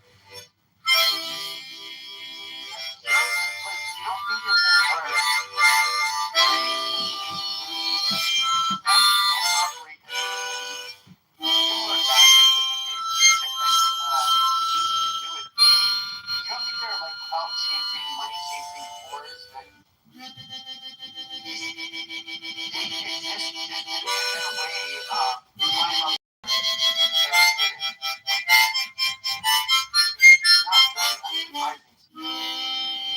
know somehow I thought that Fergie was like, her and Diddy is just one too many things for me to handle right now. I'm having my head, having a problem getting my head wrapped around it. But I guess it's just more about me. Maybe I'm just racist. I don't know. I mean, I never thought I was. I don't know why I'm particularly triggered by this. Well, probably because Diddy is a rapist. Yeah. Okay. Yeah. What do I mean? I guess to me, they know how to get our attention with stories like this. You brought it up, not me. No, I know I brought it up. See, I'm somebody who's not. I don't notice those kinds of headlines. I don't care about them. Well, somebody asked me, Rocky asked me if there was anything new, so I went to the news page and I got that story.